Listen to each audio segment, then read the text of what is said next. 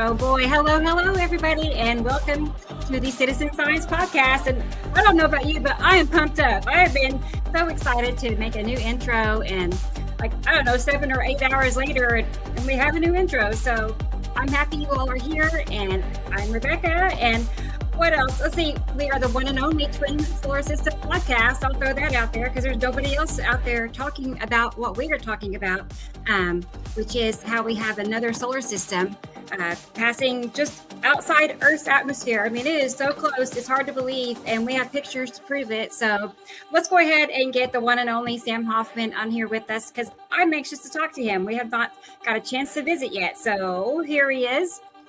Hey, Sam Hofman. Hello.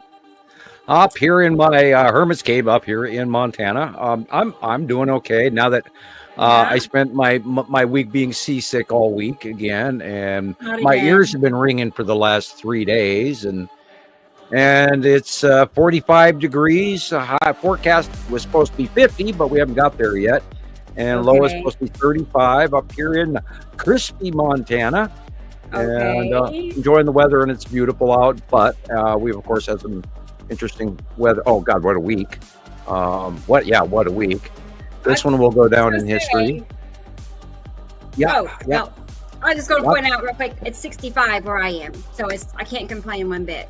It's sunny and 65. And you 3 days. Well, we had lots of rain last week. Yeah, you missed all the tornadoes this week, and they went around you. Yes. I was watching. Yes. And man, there was and prayers for all those folks that lost their homes and things, and just near Oklahoma City. And sorry for you folks. And wow, and that was an F3, so or more. There were several reports, and then there's tons of folks in Colorado. Sorry you're having to shovel out so much snow right now. It's reaching in, of course, to Nebraska and Wyoming as well. And it's going to be a one hell of a week for that rotational cutoff low, but we can talk about that later.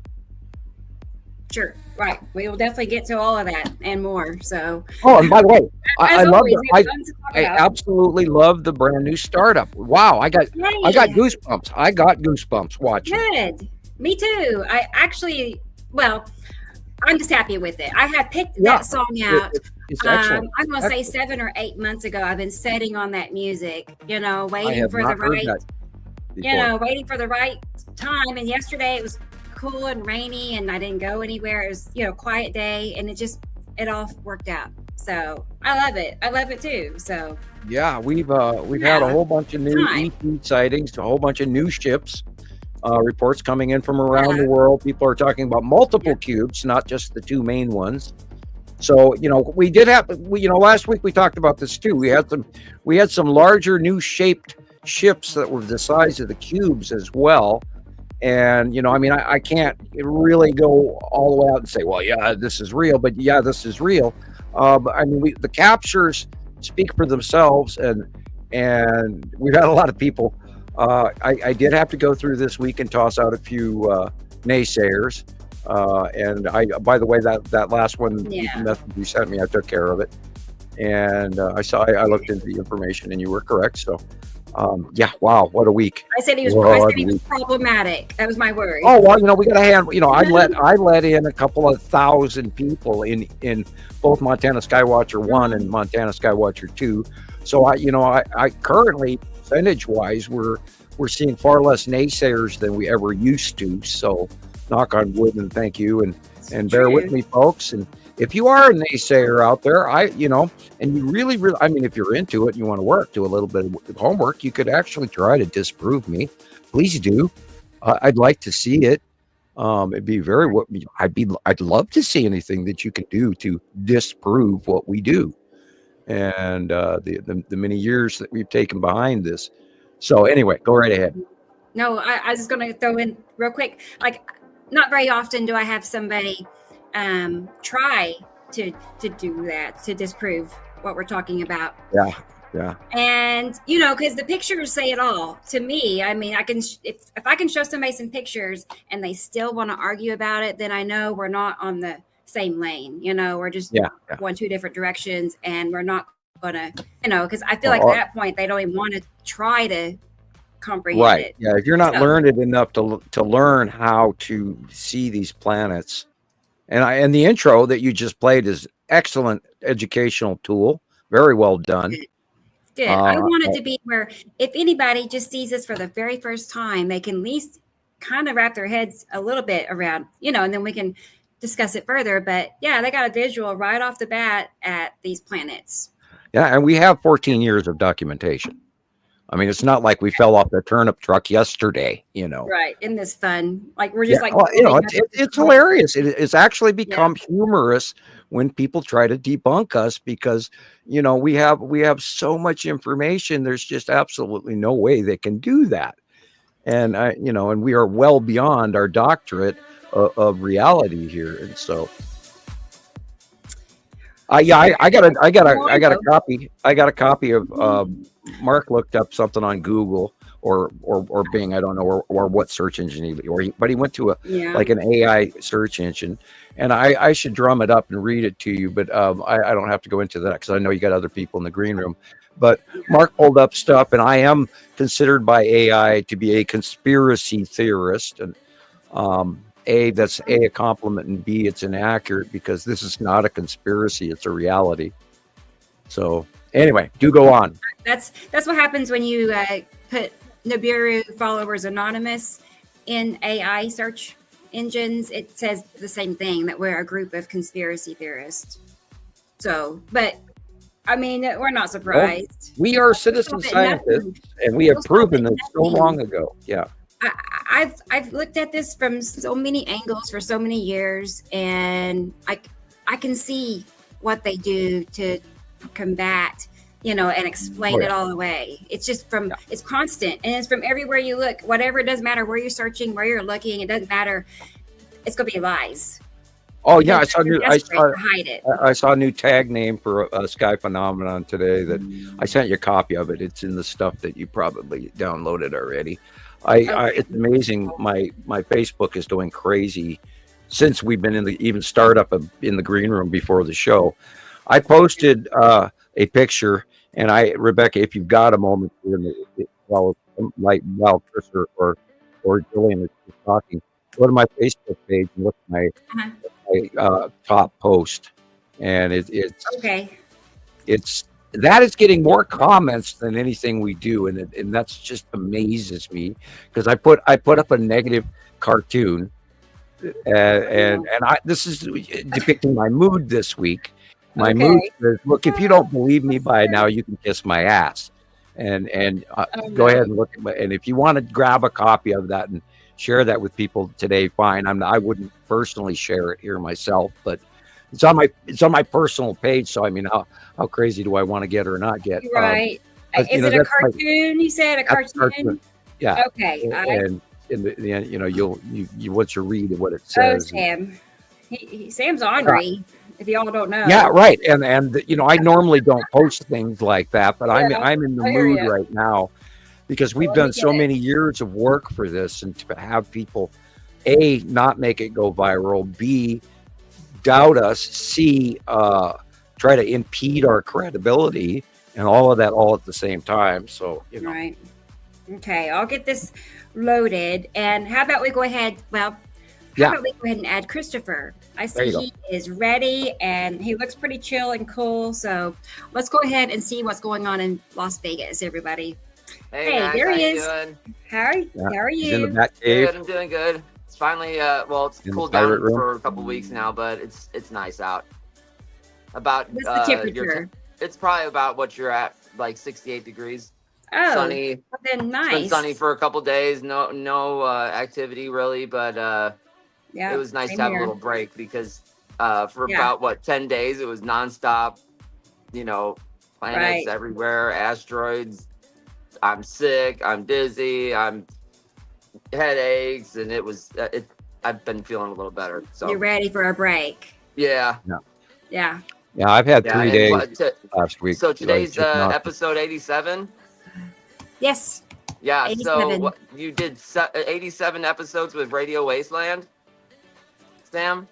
Yeah. Yeah. So I made like a little like milestone video. I posted it on Facebook Oh, so cool. everybody can see it. You're so busy If you guys lately. want to watch it, just go on any one of the groups. It's there.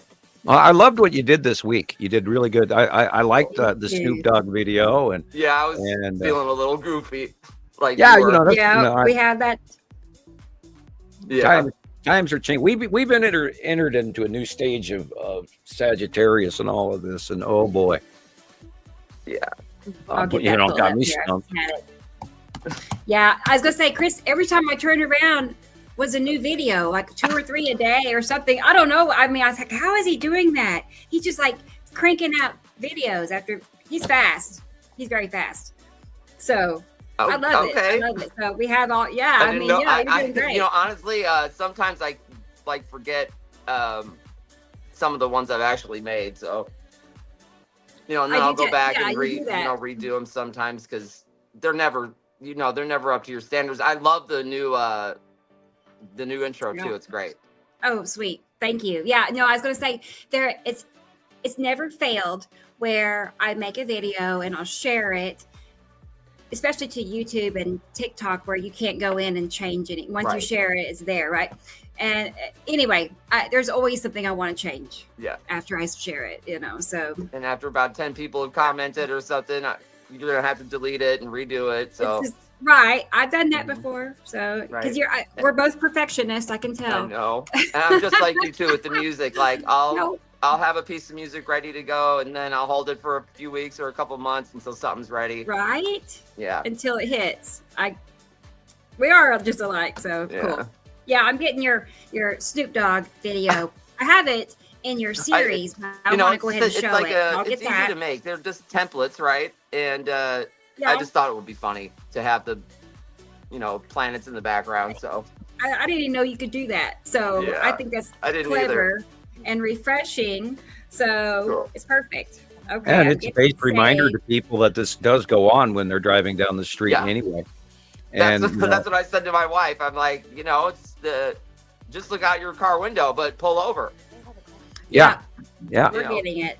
How about while I get this, we'll go ahead and get Jillian added so she doesn't have to be all alone. It looks like Jesus is going to be a little late. So that's let's go fine. ahead and add Jillian. I'll get back to where I need to be. Hey, you ready? Here she is ready. I see her in Scotland sitting there. She said it's Jillian, everybody. Hey, hi, how you Jillian. doing? Hello. Good to see you. Oh, Theo says hi. Hi, we haven't Theo. even talked all week. I guess We haven't talked all week. I thought, hey, I don't even know, because Audrey asked me what time are we starting. I'm like, I don't know. I actually don't know. That's bad. Well, Audrey how says hello. Scotland? How are things Well, there it in was Scotland? freezing this morning. It was 0 degrees. What? Yeah, I went from 16 the day before to 0 degrees. And when I went outside, Celsius. I mean Fahrenheit. Got it. So, that's 41 Fahrenheit. Oh, 41. Okay. That's 41. still too cold. That's chilly. That's a silly. little too chilly. Freezing. That's where you got frost on. Yeah, we had fog today. We had really thick fog this morning. All I could hear was crunch, crunch, crunch outside the window, and I thought, well, one of the cats hadn't come back, so I thought it was on the train track. And when I looked again, it was a whole bunch of young deers. And all I seen was their little tufty bums, like running across the farmer's field. And I thought that, my planet catcher, I could catch these deer. Do you know how hard it is to catch a deer when it's bouncing along? Oh, it was unbelievable. Beautiful. And that was at 8 in the morning. I'm so jealous of so many group members that, post pictures. They've got, land, expansive land they've got, and it's just beautiful scenery. You guys are real lucky. I've got power lines and traffic. Me too. Yeah, it was just in all directions. Beautiful. Yeah, and trees. It almost felt like we were heading for Christmas I'm not today. hearing the traffic, right? I know. That's city life. That's city life for you. So, okay, I have Christopher's video. So this is one that Sam was talking about. We all got a kick out of it this week. So I was really upset. The one thing that I did make, it said copyright, and I couldn't play its music. I was really gutted. Well, yeah, you don't want to get in trouble, so it's for the best. Easy gon' double where you been. On Highway 110, doing 110. Wow, look at this guy. Yeah, look at the Yuri on the side of the car. Yeah, roll your window down. Yo. I love it. So simple, but yeah. I mean, you'll remember that kind of stuff. But yeah, Right. I mean, he's definitely, look at his view here. He's got asteroids and mostly Yuri, looks like. Yeah, Or I maybe tried to, it's some of them, it was Yuri. really hard to pick and choose Or which Axis ones Moon. because a lot of them didn't fit in his window there. I see. That's old Yuri that right one there. worked. Yeah. That's And, 2013 just a Yuri. few of them Yuri. actually fit, so it was fun. And then there's there's another one. They're on the Facebook group. For those of you who are watching, they're just goofy wow. short Yeah. videos. Yep, that's planet right above the sun. And then we Anytime get the into the sun serious stuff, looks right? like that, right? For sure. Now, I'm just gonna say, even when the sky is like blank like that, and it looks like Right there's there, that's nothing the view to that we're see. seeing right now from Sarah Rue. Okay. Sarah I was Rue gonna is say, so large yeah, in the sky. orange She's rim, like Yeah. that orange line just goes straight across the horizon and is Yep. straight and is orange, and then it immediately cuts to a different color, like a pale blue. yeah. I Your sent you a picture of blue that is the today. planet. So, just for people that don't know, that it looks pale blue, it looks like sky, but it's the sky from another planet. So, yeah. Yeah, it was really pale blue for the last 3 clear mornings. It's been clear, but cold. Yeah. But during the So- day, it seems to be warmer, but, Our weather's all Yes. messed up. I mean, I know that Earth is tipped, and we're looking at different regional storm patterns at a different angle and comings and goings than we've ever seen. I mean, we've got another tropical storm, which was a hurricane yesterday, and now it had been downgraded in the Gulf of Mexico. It's now a tropical storm, and that's Raphael. Yeah, and it's gonna completely decide. It's gonna hop into the middle of the swimming pool, and then it's gonna downgrade to the south again, which is very weird. And of course, they've never had a hurricane. It's really rare that you ever see a hurricane in November, but it is still within the hurricane season. So, and I just hit a button on my computer and changed screens. Okay. Well, it's not safe for tornadoes in November in Oklahoma. Yeah. You know. Yeah. That's Well, that was So another glad one to of hear those. That's does that all cutoff this. low that's going on right now. As a matter of fact, over Colorado, Wyoming, and Nebraska as we speak, and it's a rotational cutoff storm. And you could call this a typhoon, except it's a winter northern hemisphere on land typhoon, and they're not telling you that, but that's what it is. It's a backpedaling, and it will backpedal. It's a backpedaling or an anticyclonic is what they call it in Europe. Backpedaling rotational storm, and that's what they got last week that wiped out parts of Spain and Barcelona and everything. And that was also, of course, the remnants of Hurricane Kirk. And it went in on land into Europe, and then it retrograde backpedaled as it cut off low tropical storm / rotational northern hemisphere backpedaling storm, and then it went back over Spain again, and then went down in south into the Mediterranean. And when it hit that warm area of the Mediterranean with that tropical moisture, that's why it flooded out Barcelona and the other city. And in a 2 or 3 or 4 day event of backpedal, stalled rotational cyclonic storm. And I don't even know if they named that one the second time it came backpedaling and then went back over Europe again and then dropped south. But I can't even remember. They named it like last. What did they call it, Jillian? You remember that storm that went over last week? They called it what? They had a name for it. You were quoting it on the last show. I don't remember the name, but anyway, they had a name for it. The U.S. stopped naming the storms, but Europe still does. Well, I know the last one I remember was Ashley. Okay. There you go. And anyway, it's worth looking up if anybody likes to go back in a week or so from the old weather patterns that are going on. And of course, now it's in India as well. and it's moved over to India flood, and you're going to see that thing keep going. And then we'll see it, and there's another typhoon in Malaysia area again, and that one, of course, barely even made the news. And there's a new volcano going up like crazy in Indonesia. Yes. So, and I have the details for that or we can even talk about it now because it's short and quick. It's volcano Luwatobi Laki. It is in Indonesia on the island Flores. So far, and I hate giving out the death counts, but so far 9 dead, 63 injured. Roughly 7,000 people are being evacuated, and it's also increasing in output and strength of the ash cloud and everything, which is changing directions. It went north for a while, it went south, and it went east for a while. But they expect it to get worse, so it's not getting better even after the first major explosive eruptions.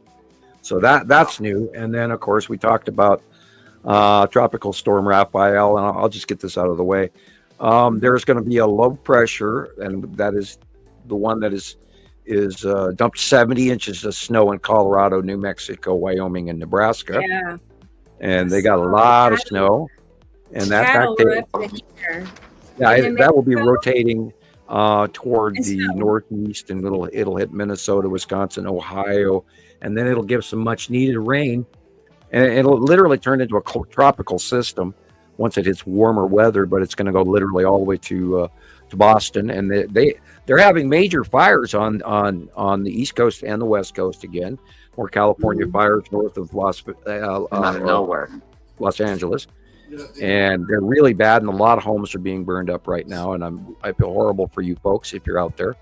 I hope you stay safe, and I hope your pets are all out, and I hope you manage to get some of your belongings back.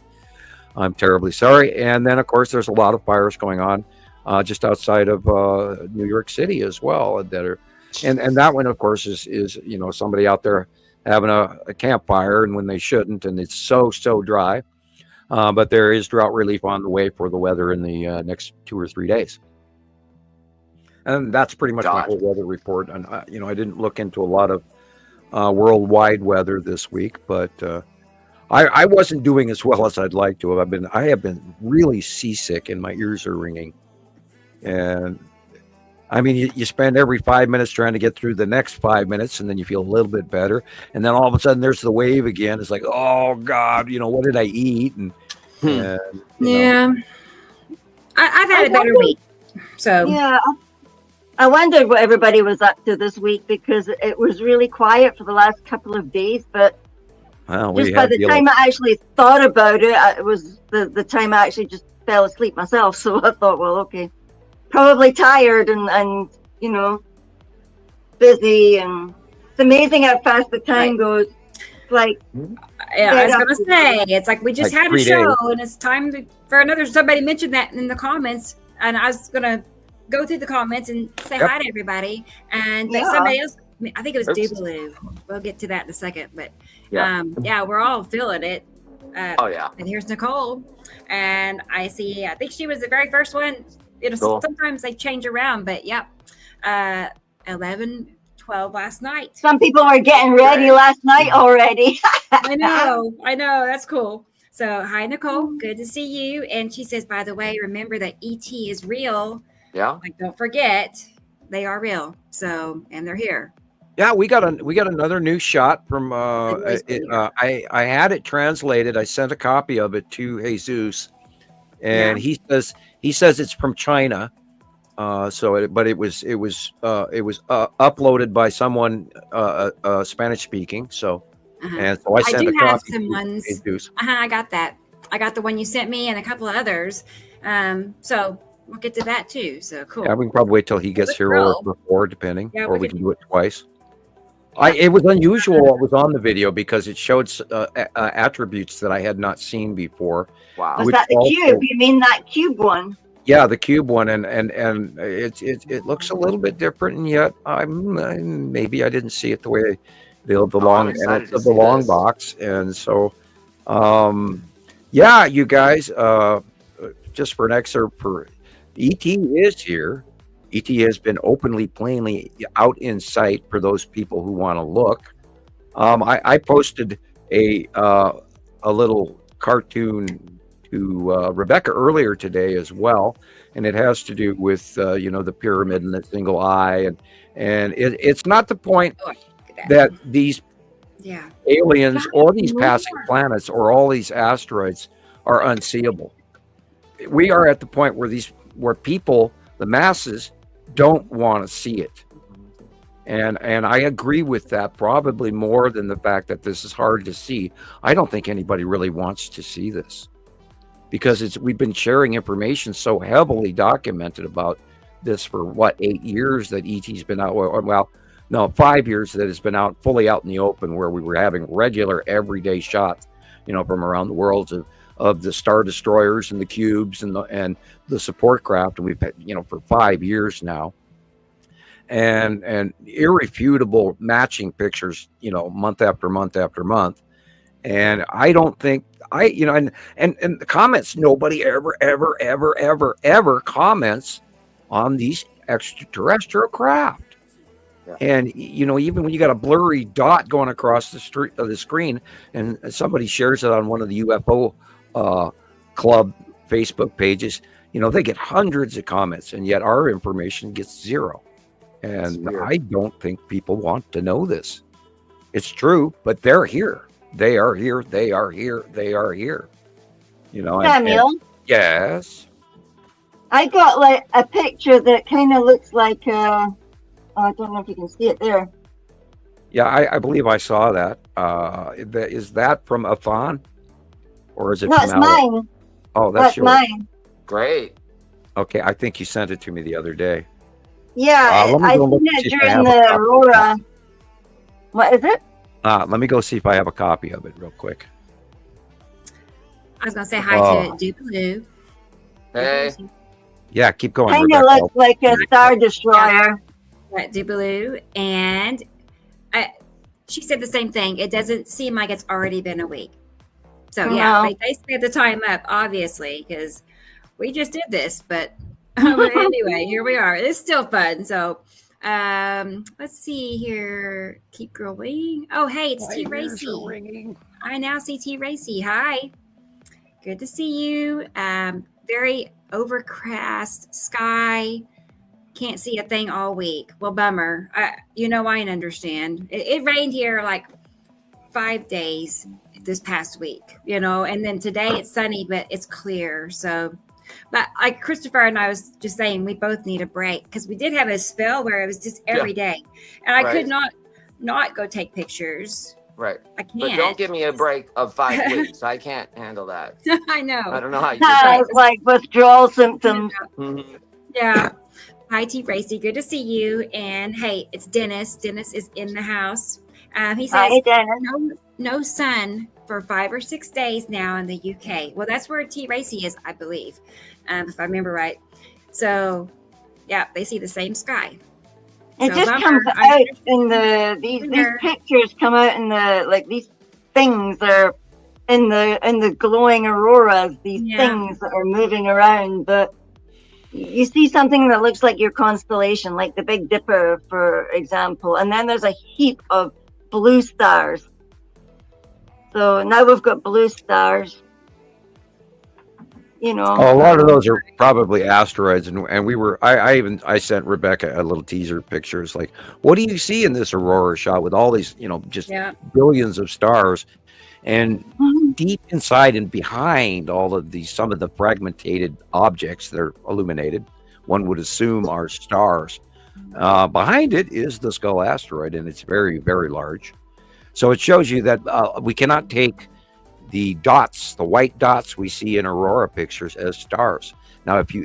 Yes, I saw the ones you were talking about with the Big Dipper in the middle of it, and notice how low on the horizon it was. Yeah. And over to the left, you could actually see, this big dark blob, and then in front of it, middle left towards the right, was, of course, this very massive shadow of the Skull asteroid, and you couldn't argue with it once you see it. Yeah, it stands right out like a sore thumb. Yeah. And we've been Also, spending, that's the last few weeks looking at the Skull asteroid and how close it is because it's so hilariously massive right now. And even NASA announced it was going to be currently visible, and it is quite visible. If you look for it, you will find it. And I've seen it in quite a few, 20 or 30 posts, so even the last 3 days even. Yeah. And so there's a lot. Yeah, it's there. You just have to look for it. There. Yeah, I seen a thing going across the sky, and it looked like it was on a straight trajectory over to the east. And it came out of it was north, like on that whole edge heading east towards the right side of the sun. Yeah, And the then spiral asteroid is quite visible again this week. I saw it yesterday. I saw it today. It's lower to the horizon. You can see the definite spiral behind it. Now, remember, it is actually two asteroids, one smaller, one larger, that concentrically orbit, which is why its spiral pattern leave behind ion trail, path eddy, whatever you want to call it. Yeah, and part of that thing that AI was talking about is that we have a citizens science approach and viewing things in a new non-standardized science, and I kind of like that because it was at least listed as science according to AI, and that's what we do. And we've discovered that submissions from around the world that match over and over again are not just local clouds. So we've been able to prove 15 we're coming up on 15 years here in a few months. wow, pretty amazing. Yeah, I just wish everybody else would jump on board with this because it would be a whole lot easier for us in a lot of ways, and we would up our donations, which we all direly need. And I know everybody's struggling, but anyway, I digress. Who's on board is Experimental. I know she's on board. Hello. And Hi, I'm going to go get a Coke. We'll be right back. Okay, Sam. She is seeing the same sky as Dennis and T. Right. Racy. I believe they're all in the UK, if I remember right. I think so. Well, actually, she says it right here. So, but yes. It's not here. It's been clear here for 3 days. It's been like, oh my God, can we just get some more auroras, please? Right. Do something. Yeah. But good to see you, Experimental. And she says the full moon is approaching on the 15th. I hope you get to see it too.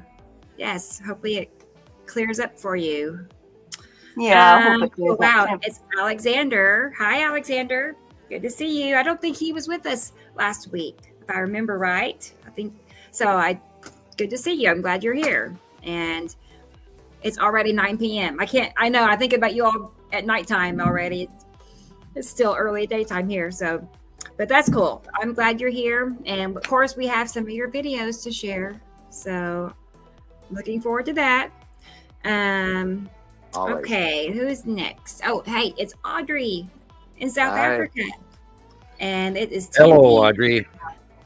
Saw your post this week. Thank you. Nice work. She bunches a whole bunch of our stuff and then she shares it with her friends. Yeah. And that's what we have.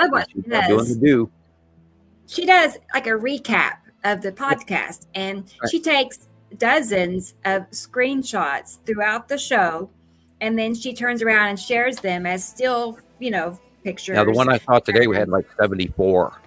Good job. Yeah. Keep up the work, I know. And for those that can't watch it or don't have time to sit here, and they can at least scroll through and see what we're talking about. So that's a great idea. It was her idea altogether. So very clever. So because we need a recap. So she took care of that. It's actually good. It's like having a synopsis of your course, isn't it? Yeah. I mean, everybody studied, so we're all visual learners here. So. Yeah, and she posted on like Nibiru Watch Africa and all of that. And by the way, I'm gonna mention out there as well. If you are a regular follower of us and you live in a different area around the world, and I'll reiterate, we miss Italian Skywatchers very much, and they were such a great source of information. And if you want to start your own sister site, even if you only start out with 5 members or 2 or whatever. But you're from your area, name it, Nibiru Watch Italy, Nibiru Watch Utah, Nibiru Watch Kansas City, whatever you want to call it, or around the world, Nibiru Watch France or Nibiru Watch Germany or Holland or whatever. and then we'll pull you in and we'll send you material. We'll add you to our list of sister sites, and because we're all here trying to learn. And even if you're not really familiar with what's going on, we'll send you a copy hopefully every month of the monthly site drawing and include you in our information. And over time, you'll hopefully come to understand that which we've been watching for over 15, coming up on 15 years, and that which I've known for about 44 years now. So. Yeah, that'd be great. I mean, the amount of evidence and photographs you guys have is it's absolutely incredible how many photographs you guys have collected over the years. Oh, yeah. Every single week, I see a new photo that I haven't seen yet, and they just get better each time. So I love it. I have on this computer, I have countless. I really need to even try to, ascertain how many. I have so many pictures on this computer, it scares me. I mean, if I was to lose these things, I would cry. And knock on wood. And I do need to put this on a thumb drive again. Yeah, I should. Because you never know. I've lost all kinds of things before. Like hundreds of pictures. I wouldn't put it past whatever. the new shape of things. There's some new. Oh my God, this planet is in so much trouble right now. It's scary, and I sit, the guy up here in my cave, my hermit's cave up here in Montana, aloha from tropical Montana, and all of that. And I was pondering this last week, and I have been trying to warn people for a decade. And I am not getting a lot of listeners, as I would hopefully assume we would have achieved. Now we've got hundreds of thousands of people over the years, granted, but I thought we'd be by 1 million at least by now. And I don't know how more accurate I could be, and I don't know how, and because a lot, and I'm not trying to be arrogant, but a lot of people comment, that I do know an awful lot, and I know what I'm talking about, and my accuracy is, unquestionable, which you saw in the brand new startup. I love that part. And yet the accuracy is undeniable. My track record is so high off the spectrum, it scares me. I mean, it's in such a high percentage rate that we all know this is a thing that is beyond me and beyond us. This is the message. This is the real thing. This is the truth. These are facts that we are sharing, and we're not making this crap up. And we would have been piranha bait in the pool, 8, 10, 12 years ago, were we talking out our britches, so this has to be shared with people, and it depends on, how forceful, I'm going to say like Skywatcher Nation, and I'm not going to say Skywatcher Army or anything like that because we're not violent. But Skywatcher Nation out there has got to push this forward a little bit, because we're chalked up as conspiracy theorists. Boy, that's a hard 2 words to slap together. Mm-hmm. I by now I this is why I posted what I posted on my personal page. I'm a little irritated. It's like, well, if you don't believe me by now, and I don't mean this to anyone listening, but if you don't believe me by now, you can kiss my, anyway. So I'm a little perturbed with the world currently. Oh boy. It's like I do have. And I this have is not a picture. My mistake. Oh, you have it. Okay, go ahead. I'll go ahead. Now is the perfect time for that. And that you reminded me. Yeah. You're gonna put that one out there. Sam's mood, There we go, everybody. Oh my God. And I put my Facebook comment, everybody's liking it. It keeps going off here in the corner of the right-hand corner of my screen. It's like, wow, this picture got way more attention than anything I posted in months. Right. And it's hilarious. And it's like you kind of have to do those, to get people to engage. And continue, looking. I got to insult you to get you to talk to me. What? It's hilarious. Yeah. Sometimes it's the only way to shake the cage a wee bit, isn't it? Like, shaking the tree. And I don't know how any other way than to tell people that this is some of the most fantastic spiritualistic guidance from other sources off planet Earth that this is supposed to happen. And when we know that this is supposed to happen, and it is happening, and this is a strong message, and unfortunately, there's a very small percentage of people that are even willing to listen to this, and that's kind of sad. It's also spooky. Yeah. And we know that the people that are supposed to get it will, but God, I want everybody to get this. Absolutely. You know, it's insane. And I grind through this all the time going, what more can I do? Yeah. And yet we're still doing it, you know, Show 87. Right. I was going to say, I mean, I don't know what more we could do. I feel like we're doing everything we really can. I mean, but by growing people like Christopher and Katie Joe and people that actually start their own groups and their own channels, you know, I mean, that is that's what we do. Yeah, growth right there, because then it just totally expands a whole different direction, and so, which is great. Yeah. So I just want to get back all these other regulars that do contribute work, and Alexander and Robert and Petty and you know, on and the list goes on, and Andy in the UK, and all of you wonderful folks. You guys, they're great friends, all good people. And you know, we don't have any infighting in the group. We really don't. And it's so amazing how wonderful all these guys that are really on board with this, and new friends and stuff. So it's wonderful. And we just need everybody else to taking the initiative themselves and share the information, and then reach out to us, and we'll spend time teaching you little things, and before you know it, it'll snowball or avalanche into your lap, and like, oh crap, there's a planet. And once you learn that, you know, these planets are quite real, it's like it's the coolest freaking thing you've ever done in your entire life. It really is. It's fun. This has so great a meaning, and yet, you know, there's a lot of people. I don't know how many times. Well, what can I do about it? Shoot, I'm just sitting here, and what difference is it going to make? Well, it makes a lot of difference in your weather. I mean, next year we're going to literally. Oh, you think we were hot this year? Oh. Don't say it, Sam. Don't. Yeah, I know. Well, I try to keep love things, but I wanted to ask as well. Like, we've been told on our news feed that we're going to get cold between the 18th and the 20th, and get snow dumped on us. And yeah. How true is well, this? it's 46 degrees here, and normally Montana this time of year we got 3 feet of snow out right now, and we don't have it. And what's going through Colorado is a rotational low, which is why it's dumping 70 inches, because it's back 70 inches. Yeah. Well, one year in 1997 here in Montana, we had 11 and a half feet. Ew. In one week. In 1 weekend. Yeah. We had 11. And you didn't even have planets to blame for that one. No, we didn't even have planets to blame for that. So yeah. Right. And I fell off the roof, and then I hit the snow, and I didn't even sink halfway.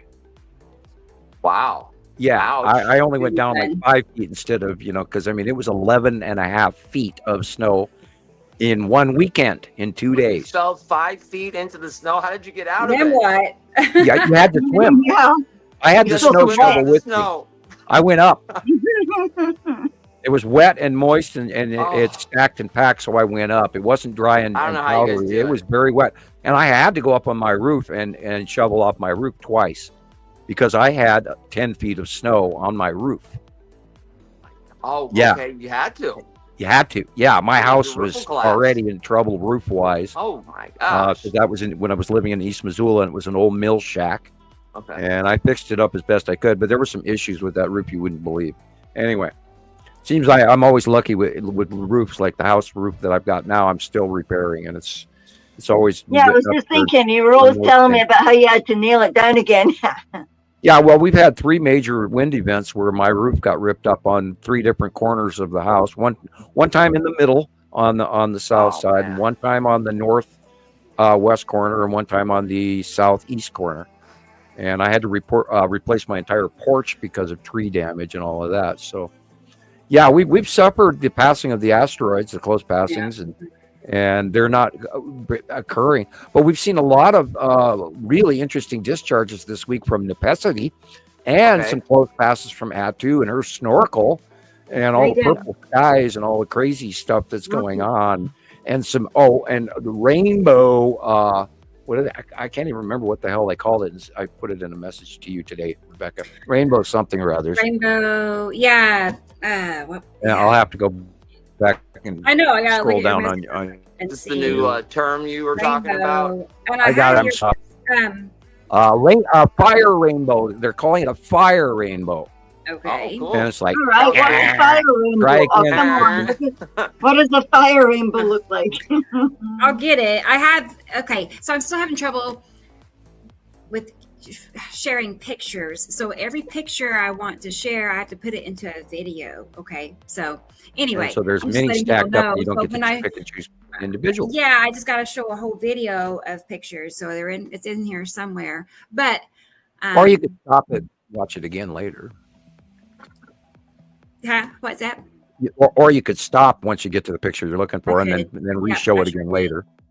You know, to show I was going to finish running through the comments real quick so we can get that behind us. Yeah, I'm sorry, I didn't mean to distract. That's okay. I came back with my Coca-Cola, and I was like completely off track, and I do apologize. Esther is here, and she's in the Netherlands, and I think that's so cool sounding. I don't know what it's like there, but I'd like to come see it sometime. So it sounds really pretty. I've seen pictures from people in our group. And one thing I'll add is we actually have a lot of people in the Netherlands in my group and Sam's group.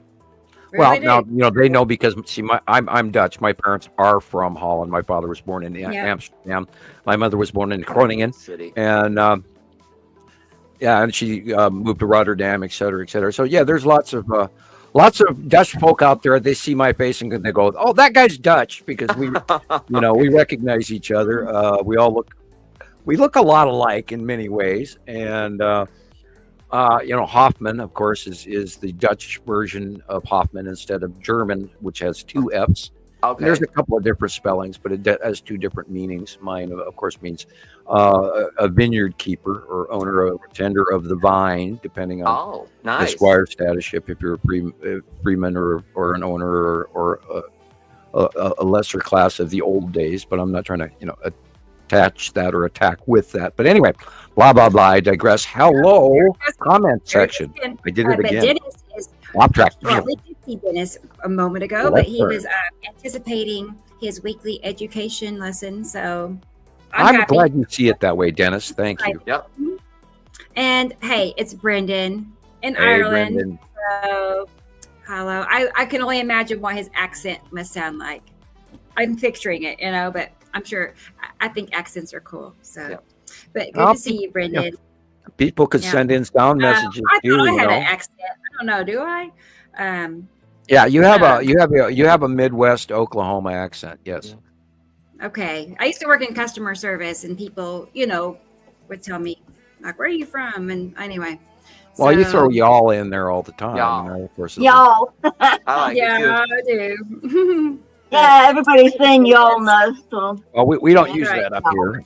It's not in Montana vocabulary. We say you say howdy. You say howdy. Howdy.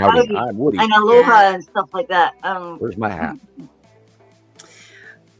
Hey, it's Maria, and I wonder what people say in Alaska. She's in Alaska, so you have to tell me sometime, Maria. Is it howdy?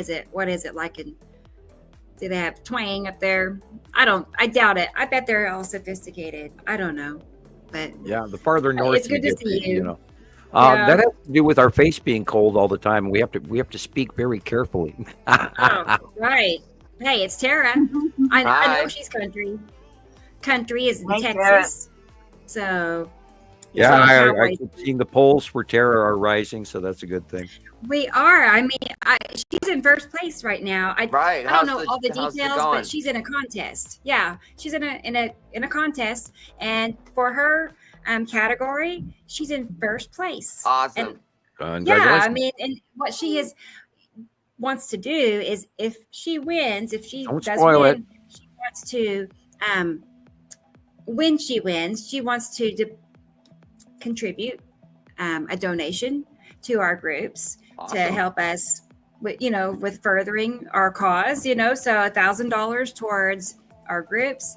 Wow, And everyone said money. she would like to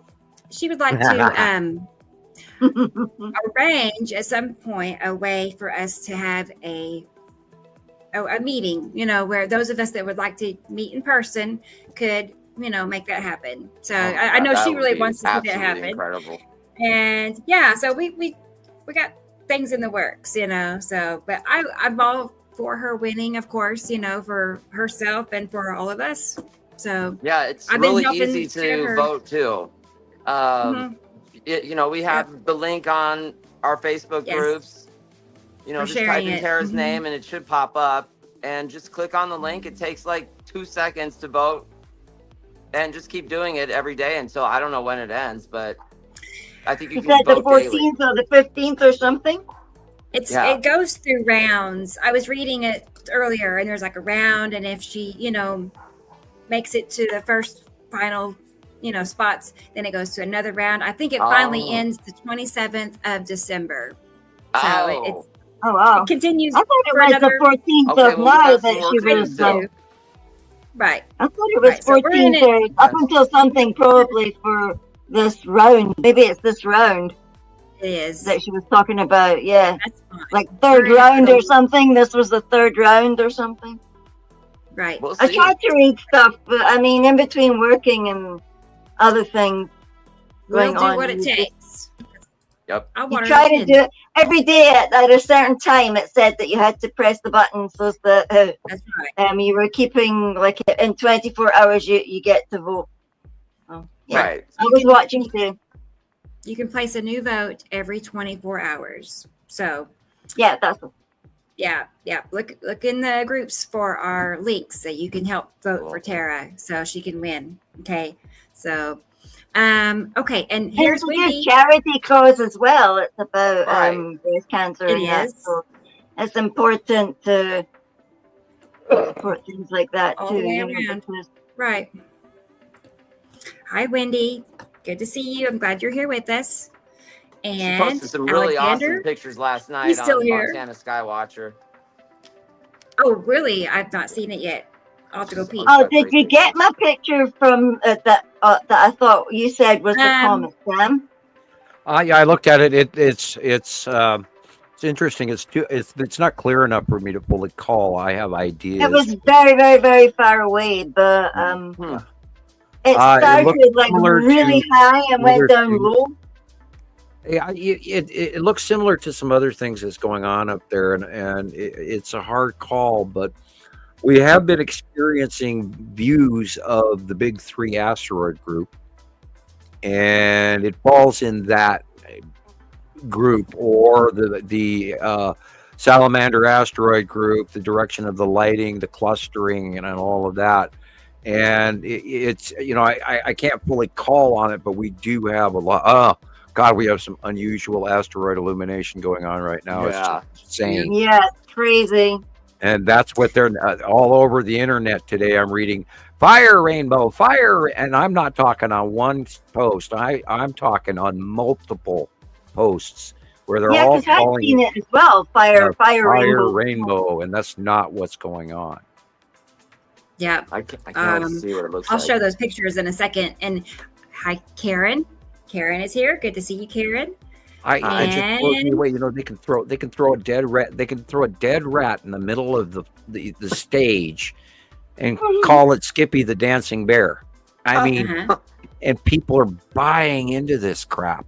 Right. Yeah. Let's see here. We all know. Okay. Sorry, I had to go. TikTok was wanting my attention, but Stephanie is here. Stephanie is here. Good to see you, Stephanie. And hey, it's Thunder. I think I said it right that time. I think I said it right. I always want to put an R on the end. I have to get like. You skipped past Alexander, but that's okay. No, I said Alexander twice. Oh, did you already? Okay, God, where am I? Yeah, I don't know, but all right, my brain. Here's the third time now. Hi, he's excited. No, but yeah, Thunder is here. Good to see you.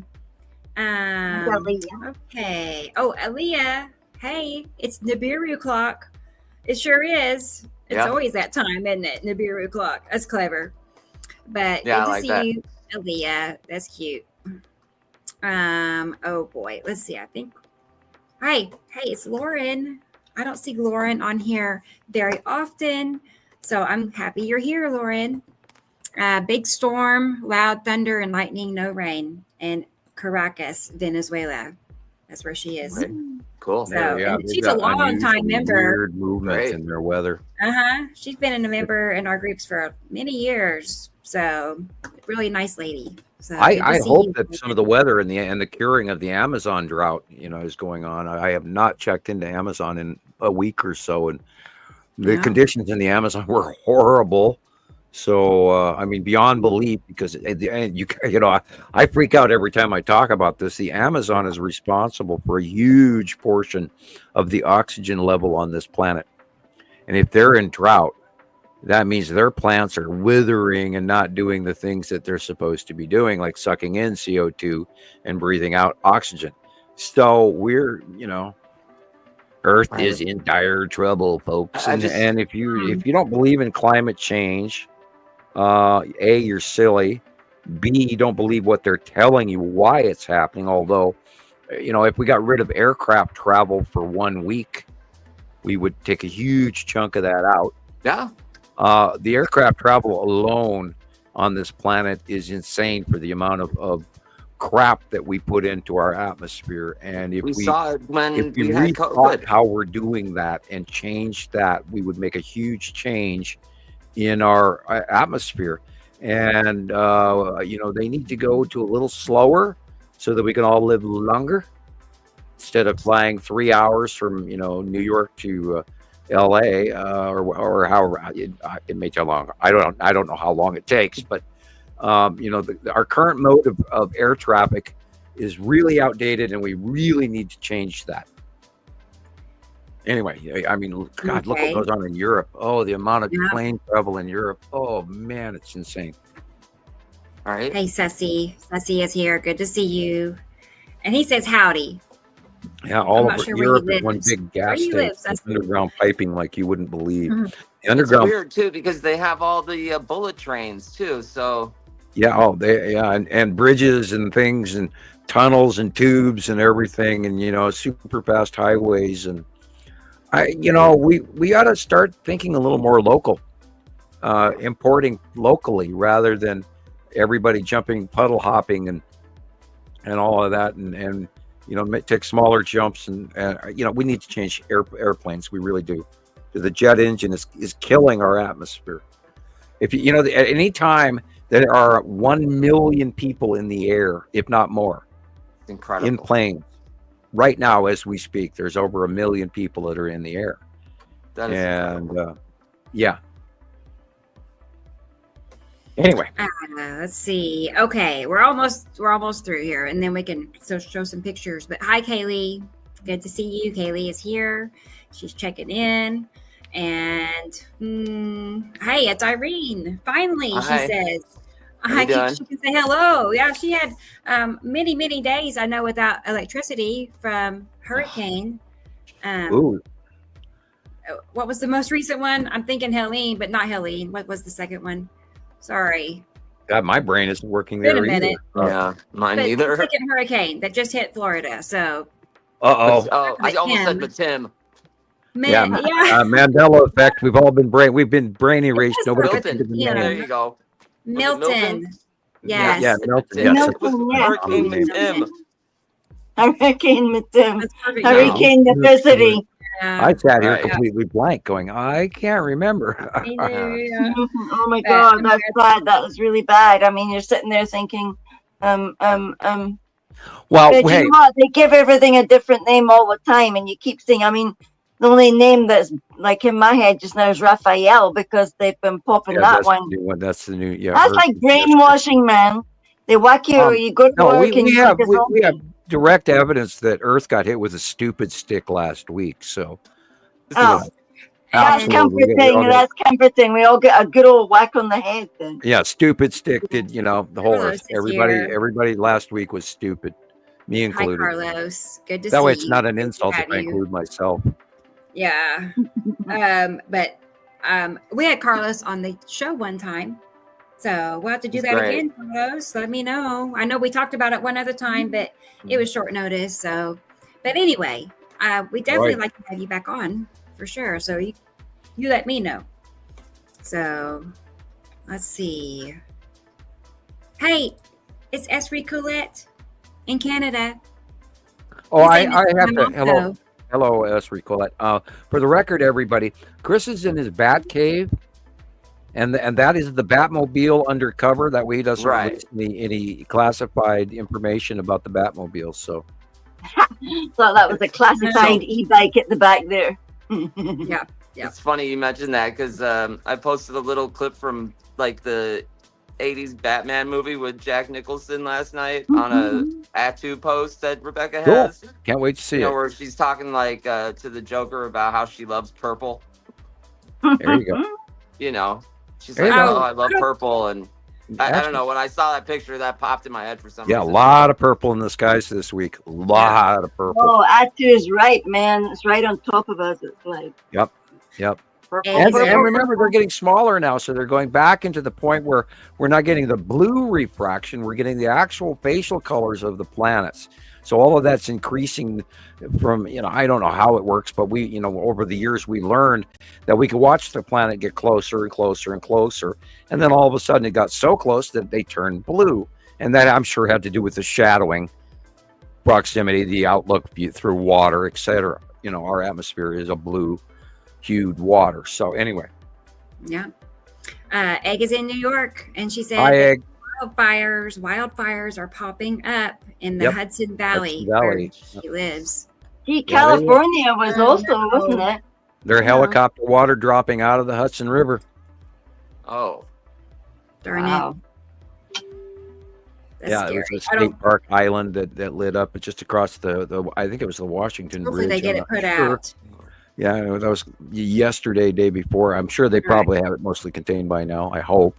Yeah. But yeah, wildfires, and now of course Pennsylvania. There's a huge drought on the East Coast, even though they had flooding in Ohio through Iowa, through Missouri and Arkansas and Oklahoma and Texas and Arizona and New Mexico, and New Mexico went through a thing here just a couple weeks ago.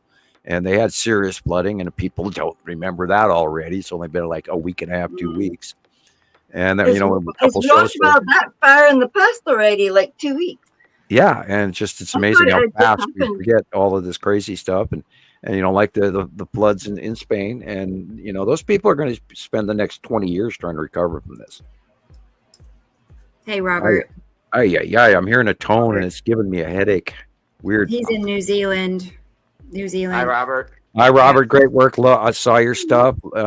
Great week. I have some of his pictures. We can. Right. Well, I hope I can get them. I don't know. I have that trouble with my pictures. But anyway, hi, Robert. We're still talking about that red asteroid photo from last week. Oh yeah, and red asteroid is predominant. Showed up in quite a few of the aurora shots this week. Wow. Excellent. Oh wow, yeah, I know. I think somebody took a picture up at the beach here, and it was a round red ball, and it. Yep. The red asteroid is predominantly showing up in a lot of shots, even at night. Yeah. And this is all information that we talk about regularly every week, and yet to the rest of the world, they go, "What is that?" Yeah. Good to see you, Freezy. I'm happy you're here. Yeah. Oh, hey, it's Katie Joe. Katie Joe's here. Hi, Katie We have a big Joe. crowd today. I mean, it just keeps going and going. But hey, Katie Joe's here. Good to see you. She's in New Jersey. I'm happy you're here. I know She got she's a real cool lead She's asteroid really shot busy. this week. Oh, she did? Yeah. Well, shoot. I didn't see that. There's video of it. Somebody tagged me. Yeah. I reposted it to the groups, and then another one of your members, Sam, last night she posted this really awesome picture of the lead object. You can see the facial markings and everything. It was the detail and how close it was incredible. Totally awesome. Send me that. I will get that added here, and we can all enjoy. I think her name's Robin. Robin Wares. Yeah. There you go. Uh-huh. Oh, she's got great pictures. Yeah. Was there two? I mean, there's two, right? His drawing of the lead object and that photo. I mean, you know, it was years ago, so it's under a different planet, right? I think it's Atu's moon on the drawing, but it's the same. It's the same as the photo. It's awesome. Well, guess what I just. Which are those? That's lines, what I just found, guys. What'd you find? I went to Facebook. Sorry to interrupt, but I just went to Facebook. Montana Skywatcher 2, and Deb Godshall has made thinking caps and Montana Skywatcher t-shirts available. Oh yeah. Now, yeah, and it's laid out in the support Christmas fund for Sam's girls. Great. So she has put up thinking caps and Montana Skywatcher black t-shirts. I'm glad. So go to Skywatcher 2, and then I'll get you a copy of the link, Rebecca and Christopher, if you guys want a copy. Who started that? And Deb Godshall, she's one of my my admins on Skywatcher 2. Deb, I have not even hardly talked to her in the last like 2 years, but I messaged her a couple of times, and she has reposted the links for the thinking cap and the Montana Skywatcher t-shirts.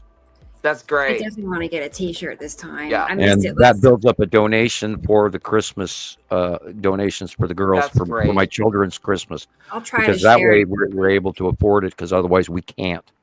Yeah, I'll try to get it in the link in here for a second. And it's on Montana Skywatcher 2. Thank you very much, Deb Godshall. That's great. That's awesome. Yeah, she's always, helpful when it comes to holidays. I noticed, I mean, ever since I've she had a loss in her family recently, and she hasn't been as active. And I'm very glad to see her material coming back again, and she's more active on Facebook. And I'm glad to see you, hon. Thank you for all that you do and all that you have done over the years. It's been really wonderful. She's been the person that has done banking for me when I could not do it online, and she's always been highly accountable and excellent, and she's been very supportive, and the money always goes exactly where it's supposed to. Thank you. I can never thank you enough. Right, for sure. So I saw it. I had to mention it. It's important. There's a lot of people asking for it, for t-shirts. And Nibiru, they're good durable. They're good durable shirts as well. As a matter of fact, I'm wearing mine right now. And the material, they're not cheap. I've washed them many times. The logo is great on it still, and they're very thick, nice cotton shirts. Right. And not rayon or anything weird like that from God only knows where, China or anything. No, these are good American-made, really quality t-shirts, and I think they're like $25. I have no idea what the prices are. Oh, that's not bad. I'd have to click on the link. I hadn't done that yet because I've got one as well that looks like an atom. It's gray and it says Nibiru here. Yep, that's the one. And those are up for sale again, as well as the thinking cap. Sweet. So, I want the thinking cap this time. That'll go on my t-shirt. Right. And then one day we all have to come on like we're going to school with our thinking caps and t-shirts. Yeah. But I don't ever wear ball caps, but I don't know. I always feel like I look funny, but Nibiru's nemesis, it's hard to say. Nemesis. Who is that? Who is does Nibiru have a nemesis, Sam? Well, nemesis is the original internet confusatory nemesis, the brown dwarf planet X that's coming to destroy us, the destroyer. And that's, we fought that argument through people, and every time they call it nemesis, they're referring to it from lore, and that's out of the mid 80s even, and that's not even the 1970s real lore, which has been over the decades been manipulated into the many varied other / conspiracy theories that everybody's still writing on, like Nibiru is red and in the winged planet, and when we've absolutely proven that Saturn is the winged planet and everything else over the years. And I'm still chuckling. Got it even a decade later, and I'm still chuckling over how many times I had to say Nibiru is not a red planet. Nibiru is not the winged planet. It's not called Nemesis. It's not called the Destroyer. It's not called Planet X. You know, I had a thought in my head there for a minute. I've been really fuzzy today, so excuse me while I rethink it. Jillian. Okay, so it's just you're talking about all the things, you know, like the blue and red Kachinas and the and Nemesis and this that's red and this that's blue. All the new if stuff. people only listen to us, they'd see that we've got an answer for everything, like what's red, what's blue, what the golden thing is, you know, and it's so simple. And it's like you say, Sam, if it's simple and it fits, then it's the thing, you know. Yeah, Brendan. And people just want these great big long science explanations for stuff, and it's so confusing. Brendan says he tries to tell people and they don't want to know, and they look at him like he has two heads when he tells them that there's a planet, or like, look, there's a craft, or you know, right there, you know. No, they don't want to hear it. No. And then the minute you start taking it personally, then you start doubting your own. Wow. You know, you start doubting yourself, and yeah, that's. But then you go back and you look at your pictures, and you're like, no, right? It really is. And you walk out your front door, and you go, no, no. There it is again. Oh my God! Because hey, look, the skull asteroid. Pee your pants. You know. Yeah. Hi, Brendan. Hello, Brendan. Got my Depends on. I'm going to go out front now. I'm joking. For the record, I do not have adult diapers. Thank you. Hey. Samuel, I better clear that one up before the trolls bite into that one. Don't do that. I'm too busy eating my crayons, remember? So good to see you. Probably got crayon poisoning by now, Sam. Yeah. That cheap Chinese wax. It's funny that you're not a blue Smurf by now. Yeah. There's Shia. Oh, that's the only way to poop rainbows. No. Why did I say Shia? But it has to be Shia. I'm not familiar with that name. I think we just had a power outage here. Oh. Huh? Oh, he's frozen. Yeah, check there. You're locked up. Yeah, your picture's frozen. Oh, nice. You magically vanished. You were there and you were gone. You're a wizard, man. Yeah, I think we had a power outage. No, wild. Uh-oh. Random. I thought that the whole internet had a power outage for about 2 days because I didn't hear from anyone, and then I realized I'd been busy anyway. On my days off, we were doing stuff. I mean, we were doing stuff, and then like on one day, and then stuff on the next day, and then it was back to work. So I didn't actually feel like I was off. So yeah. And then it was nearly the weekend. And honestly, I didn't realize today was Saturday. I thought it was Thursday. I don't even know why I thought it was Thursday. But if I phoned up that lady and asked to go to choir on a Saturday, she probably would have thought I was. Yeah. It's okay to look at your phone and see what day it is. I do that. So, because, just to double check. But good to see you, Shaya. And welcome. I had not seen your name before. Is he going to show us his Batmobile? And hey, it's Anissa Rabians is here. Good to see you, Anissa Rabian. We're almost done, I promise. I'm trying to get through this so we can keep going. I just don't want to miss people. But hey, Sharon Holloway is here. And she finally caught us on a live. So I was going to say, I don't think I've seen you. I know she's in our group, Nibiru Followers Anonymous, and Sam's group too. But yeah, it's good to see you here on this side of the the internet. Yeah. Okay, keep going. Scrolling. Hey, got back to the power went out. We might be. Hey, I think we're all caught up. We did it. Welcome everybody. I'm happy you all are here. And we got a big crowd with us today. So let's look at these pictures that Sam sent to me.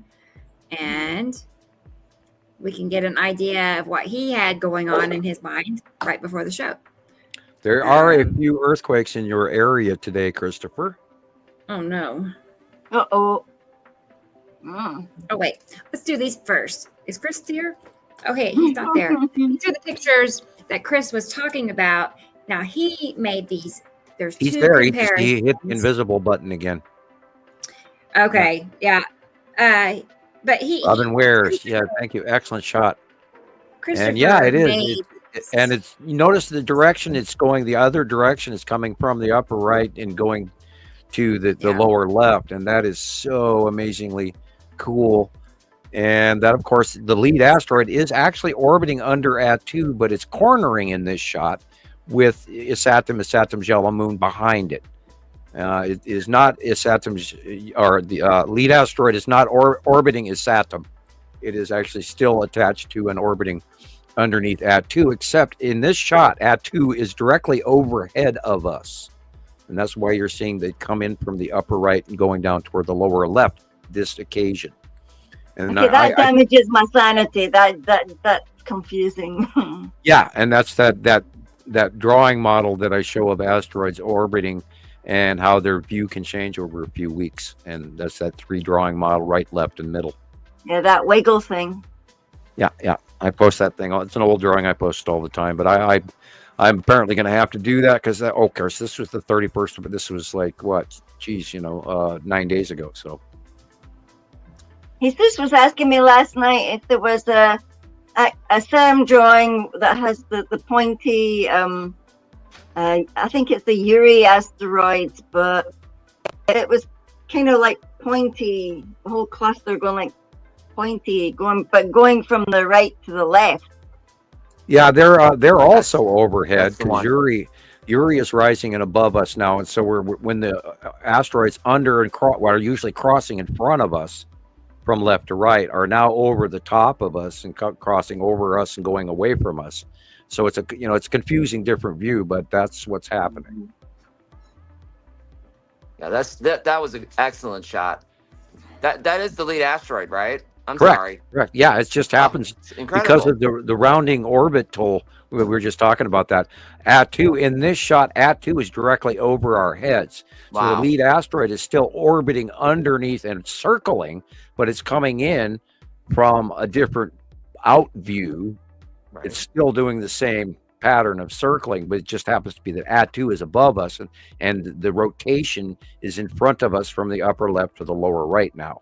This is the 3rd model, and this is the right-hand model of the asteroid orbiting cycle pattern underneath the gas giants. Incredible. And I need to put out I've been thinking about a new drawing, how I'm going to actually do I need to go buy a compass, the drawing compass with a little pen and the pencil thing, and then I can be able to draw that. And I thought about I can make my own, but I thought I could buy one at Walmart. It's just easy. So hadn't been to the paper. We'll get you one sent up to you somehow. We were thinking about getting you one like a couple months ago. So what? Getting what? Me and my wife were talking about buying you a compass like a couple months ago. So I see. We'll you mean one with a needle or one with a drawing for the drawing? Like a good one for drawing. Okay. Is that what you want? Like one with the needle on it? Yeah, they're cheap. They're like $1.50. I mean, so don't worry about it. They got really nice kits. They're not expensive at all. I used to have an antique kit that was from the 1800s, and then my daughter got hold of it. And they were all for a luxury drafting set with the black case and the black velvet and all the different sticks and high quality German made drafting set. And then my daughter got a hold of it one afternoon, and the pieces were in everywhere. And it was like, and it was made in the 1840s or something like this. Wow.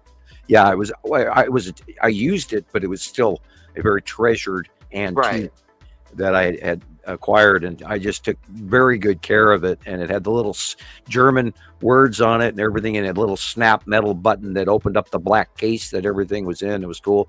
And she got hold of it, and 5 minutes later I was missing like 15 of the pieces. And it's like, oh God, never found them. I'm sure the vacuum cleaner did, but oh no. How old was she at the time? I think she was like 5. Yeah, I know I broke a few of my parents' things when I was that age, probably. Yeah, and I know Nova's I great used my father's excuses. I vinyl was a collection kid. to play Get over frisbee. it. Yeah.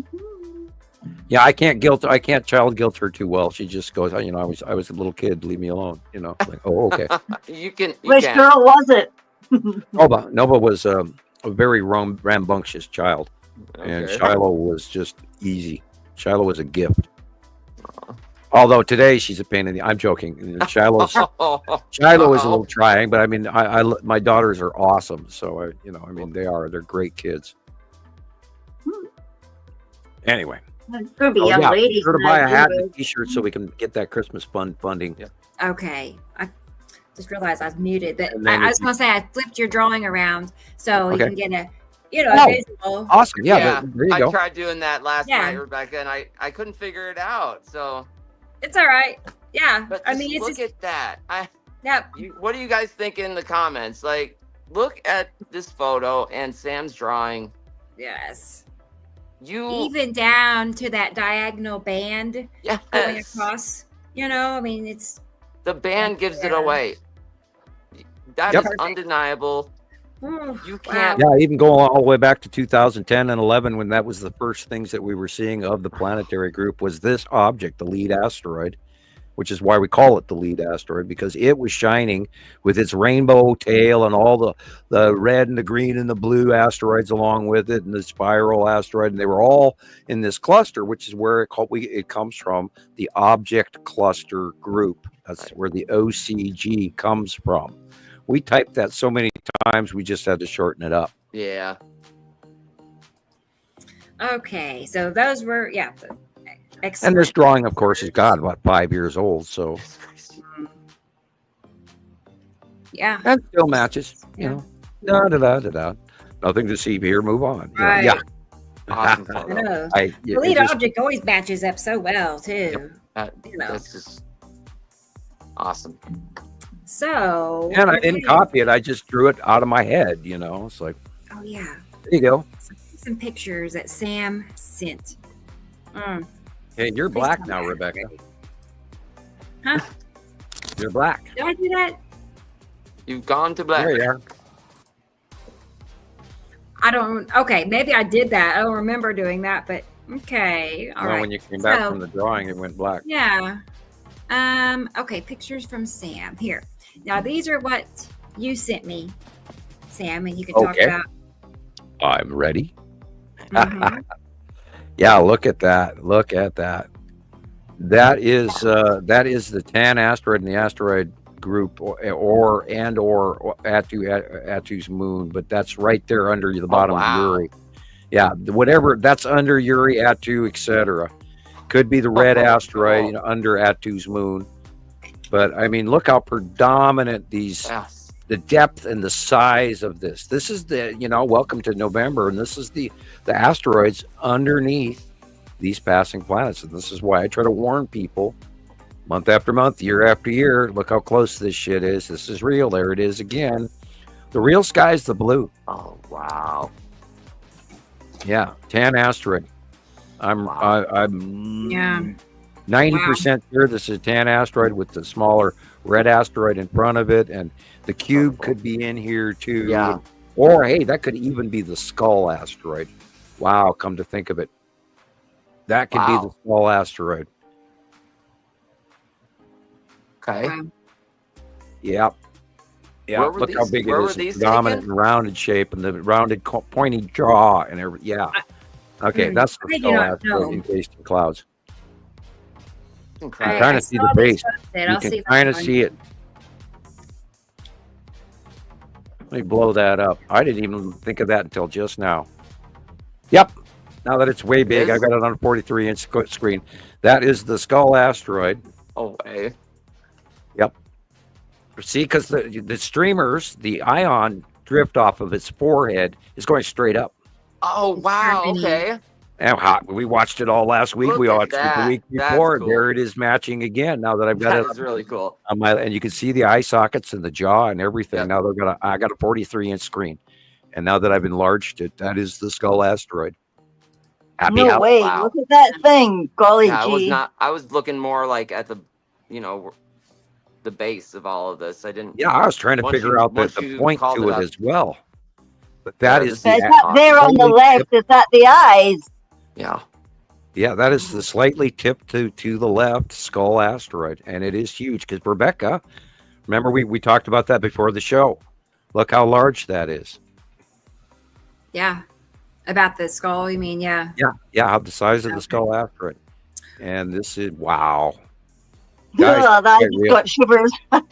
Good, because I mean, and it blows me away because of where we are in the world and what's going on in our world, and the amount of aggression and hate and anger and war and all that's going on right now, and the fact that son of a gun is right there staring at us.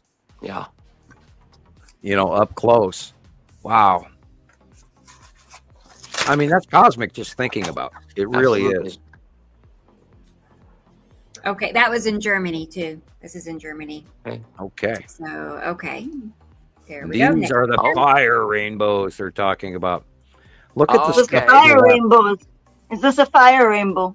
That's where this was one of the posts that called it a fire rainbow as well.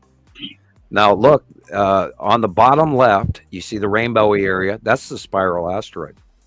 Yeah. And up above that is the salamander asteroid group of Uri. And if you look just above the rainbow, you will see the skull asteroid staring at you. He's nose. Definitely see it here. Right. Yeah, and that's the cluster of asteroids that are right between Uri and Attu. The dark gray area on the left is Uri. The dark gray area directly over the sun is Attu. Look at that stuff. It looks like craters, and it rainbows out because the light is shining between the two planets behind them and shining on the asteroids, and this is where we get the rainbow effect on the asteroids. And we've been talking about this for a decade. People will say it's moisture in the atmosphere. Yeah, ice crystals, man. That behind the rainbow part, it looks like that's the cube. Like there's a square. Yeah. Oh, it could be there too. Well, actually, no, the cube would be farther over to the right. Okay. Or up higher. It could be in this shot. I mean, okay. But look at the light. Look how gray the sky is. There's a dark brown square. I mean, blue square. Anyway. Where? The other one that they're talking about, that's the fire rainbow. I gave her another picture of that as well. And then, of course, there's the base cloud of Nepacity.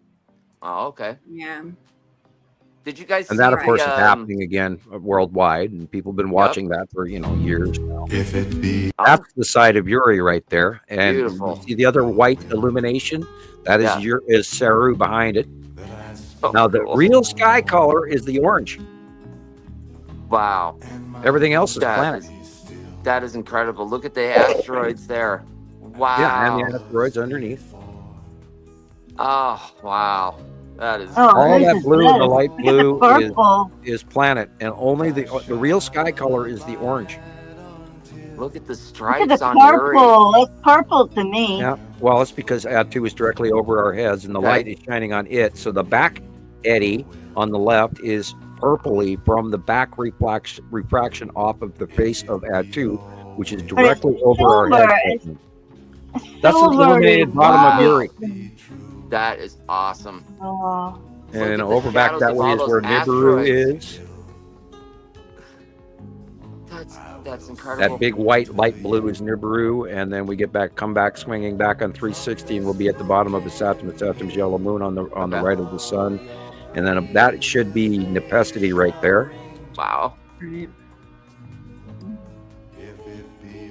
I love when the sky's like this. You know what? We're all talking in hushed awe with sort of voices like we're in church or something.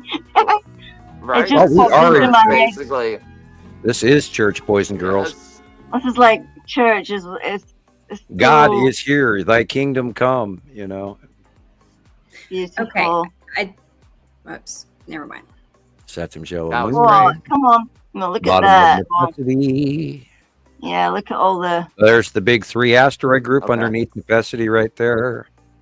And the big 3 has been showing up in a lot of shots. Alexander got a capture of it this week, and there's okay. Now that is the I didn't look in that one. This one, There's the long box cube right there. Woo, look at Definitely. it. That's the fire rainbow. Fire They're rainbow. calling that. Fire rainbow. That's the bottom of Nepacity doing its rainbow. Okay, now look. Can you hold it there, Rebecca? Yeah. Can you hit nice. pause? I can Go back one if you can. There. Okay, go forward. Oops. Oh, sorry. Yeah. 1 second. This is Forward, the picture I was backward, talking about with where you see all the. It's in the Aurora. One more. That one. There's only No, that's another fire. No, I was talking about the stellar scene with the guy standing There there. you go. Yeah, okay. there. Now look in the middle of the Milky Way, and Okay. there's the Skull asteroid. Yeah, I wondered about things like this, Samuel, because when you look at your sky, it's like something else is there, and it's not just. Oh, wait a second. Look at that. Those are not stars. Oh, look at that. Yeah, just enlarge it. Look, Those you can are see. asteroids and debris, but in front of Uri and Saru. And then, of course, dead center in what looks like the Milky Way is not the Milky Way. It's a No. light shining edge, and in the center of it is the Skull asteroid, and it's very Wow. large.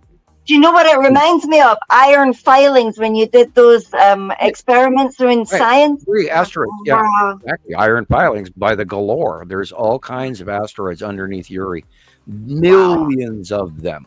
Yeah, it does not look like That's the Milky Way at all. Truly incredible. Look at that. Look at it. Not only that, the Milky Way isn't that direction. The Milky Way Right. is north by northeast. Mm.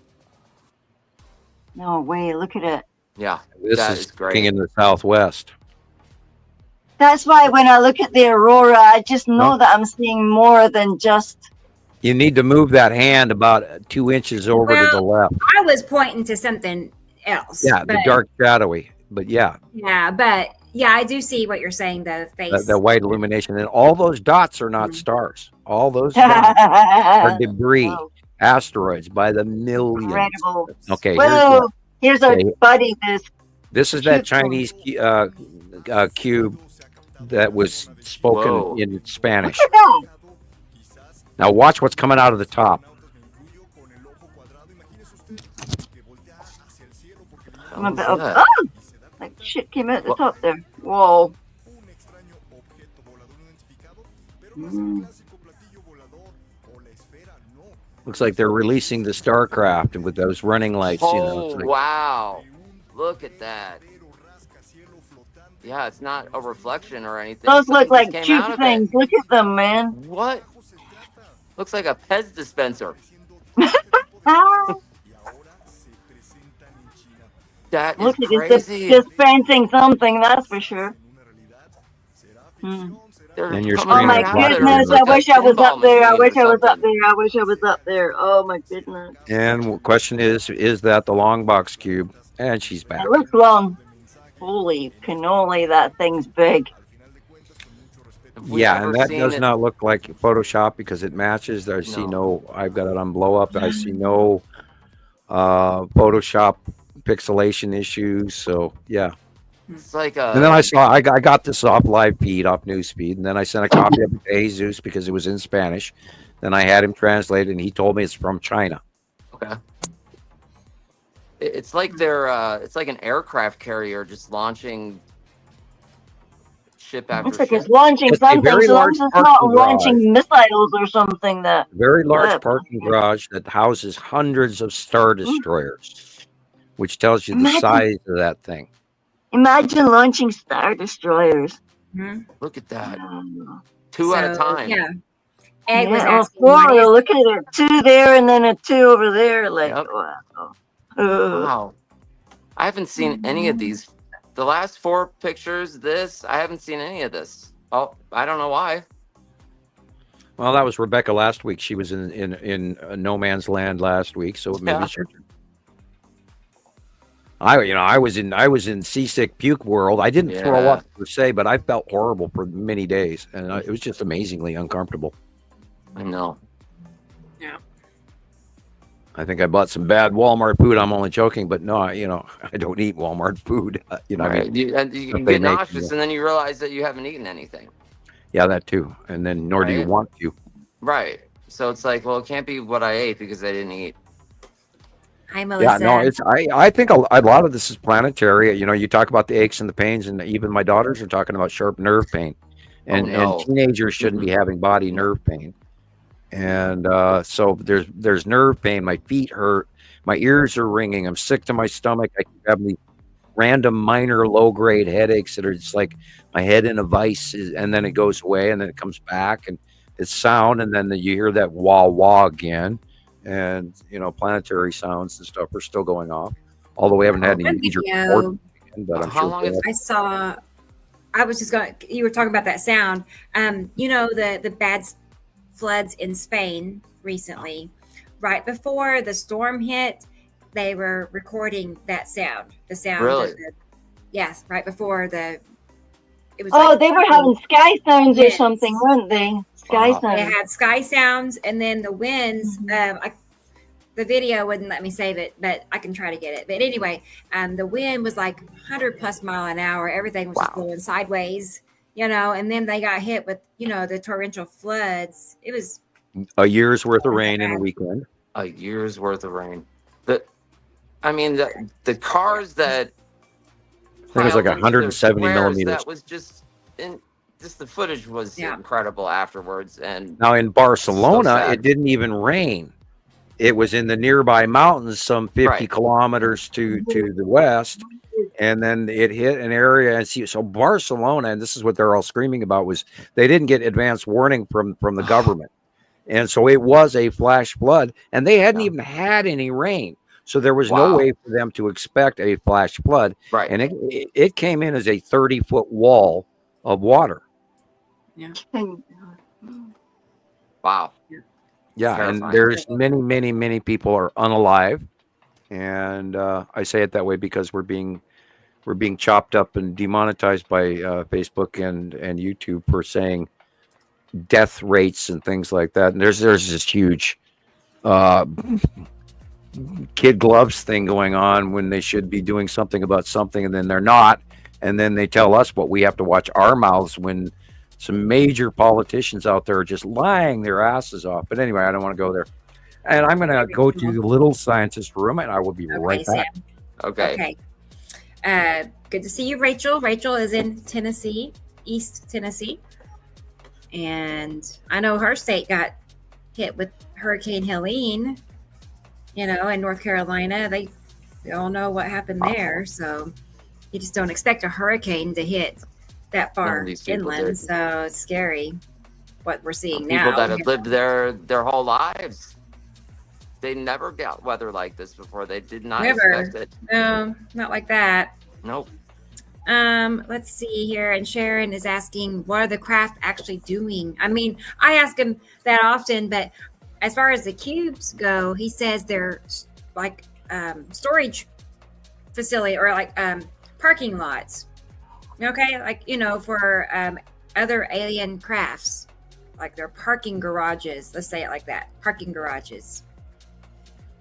I mean, can you imagine going inside one and just seeing all these ships? And it's humongous. Right. Like, I thought about that too. Like, what? The whole world is inside there. Right. What does it look like? What's going on? It's like, and then you get a picture of it in your head, and it's like a scene out of the movie. It's just crazy. Right. But the first time I heard Sam say there's Star Destroyers coming out of the cube, I'm like, what is he talking about? And then you showed a picture of it, and I thought, no way. This can't be. Think of the cubes. Parking garages, shipping containers. Yeah. They put this big box that have got all of these ships parked on it. Then they send one large craft through the wormhole. That way they don't have to send 100 or 1,000 ships through some wormhole. They send one, and then when it gets here, they offload. And I watched them do it by eye in April of 2019. I sat there in my yard for 2 hours watching ship after ship to Star Destroyers, not the little shit, right? Star Destroyers, 4 football fields long, 1,000 foot, unbelievably large Star Wars like craft, just like in the movies, and I'm not kidding. offload one after another, and then be a sport craft, and then some smaller shit would come off, and then this is where I came up with the fighter craft squadron docking stations, because I saw that by eye, and so I drew it. That out of my head, I saw it, and I went, okay, I'm going to remember what this looks like, and then I drew it down later. And there's the square of the Texas cube just bottom below our atmosphere, sticking its butt out. And they're quite absolutely real, and they are so big you wouldn't believe. And I guess that the enormity of it has to do with why people don't want to believe this, but and everybody's for years, I wish I could see a UFO. Well, all you have to do is look outside every day. They're there every day. You just got to know what to look for, and then they're there. And you years of watching, you can't argue with it. This shit. Okay, and the previous question is, what are they doing? These ships are here. They're driving around. They're having maneuvers, so to speak, from the Federation, and they're showing both the occupants of Nibiru and Saru that they're here, as well as the civilians or the governments of the Earth, showing them that they are here, and that they're so overwhelming force that we give the commodities that they ask for, and no questions asked, because otherwise they will invade, and they already have. They just didn't land, and they don't have to. And I'm sure there's hundreds of thousands of troops stationed on these cubes. So, the invasion force is here, and all we have to do is piss them off. Right. Right. Yeah, it's like it's like they're giving us a chance, basically. I mean, because they can just come down at any time and take what they want. Yeah. Why bother invading since they already own it? Right. So that says to me that they're, the Federation already owns our area, or them showing us respect in that way. Maybe. Well, yeah. On one hand, but the masses, they don't want to wipe out their workforce, right? There's got to be, there's logic over cruelty sometimes, and agenda of this faction or that faction, and their forces here to prove to the Nibiruans, the Saruans, or the Earthlings that they mean business, and they've got us out-teched whether we like it or not. So they get a share of the pie. Yeah. And they've been here in force sieging us for 9 years now. And they've been here since 2009 and 2015 and 2017. That's a great one. And they are here. Yeah. The last time I saw I'm sure it was the Texas Cube. I was thinking to myself, it was at night. I couldn't get a real good picture of it, but you could see just how solid this thing is. And I just thought to myself, whoever designed that thing, whatever. Race of aliens designed it, or whoever designed this, what Sam just said, they mean business. They built that thing. How did they build that thing? Can you imagine building that thing? Where did they build that thing? Wow.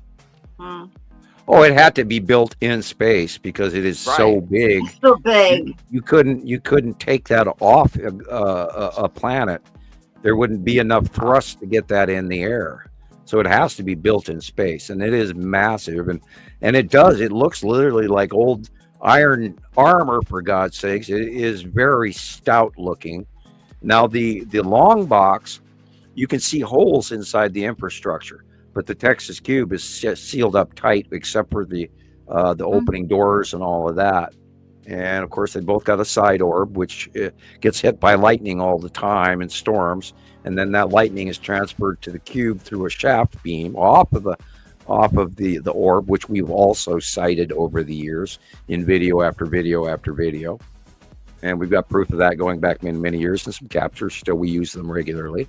Speaking of side orb, here's a picture of the side orb at the bottom of the cloud. Yep. It's at the top of our atmosphere, but the bottom sticks out. And we've got hundreds of these pictures. Hi, Ash. Puddin'. They're quite real, guys. Hi, Ash. Getting your video. Happy you're here. She sent me a video over on TikTok of a cube, So let's send it. Everybody can see it that way. Yay. Yeah. Quite real. Oh, yeah. I remember the first time I took a picture of it. I had no idea I even took a picture of the cube. And Rebecca sent me a message saying, this is the Texas cube. And I couldn't believe that it was actually in the photo that I got. And then the very next time I was able to see it with my own eyes, and it's just incredible. And it freaks you out. I mean, you look at it, you can go, oh my God. I waved, last time the long box cube went over the top of us, I waved at him for a good, minute and a half going, I know you're up there and you're directly over the top of me. And God, I can see all your ships. There's one, there's one, there's one, there's one. And then you watch them flying around and moving and switching places. And it's just like, wow, they're real, and I don't know what it's going to take to get the rest of Earth to listen. But we here at Montana Skywatchers and Nibiru Follows Anonymous, we give you the real facts that nobody else is sharing with you. Come here. There's the cube. Wow. This huge freaking square. And by the way, they don't make square clouds. Oh, that's wow. Can't blow those out of a machine. Nope.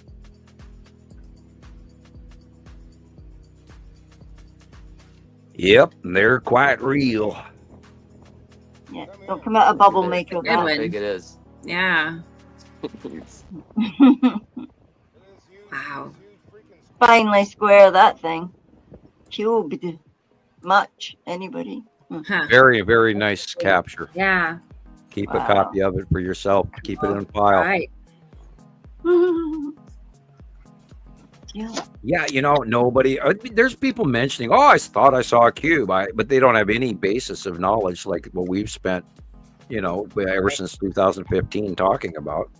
And it's called the Texas Cube because it arrived out of a wormhole over Texas in 2015. The long box is called the long box because we named it because it was like two cubes glued together. So we called it the long box cube because we cited that ever since 2017 on. And then in 2019, we started seeing it.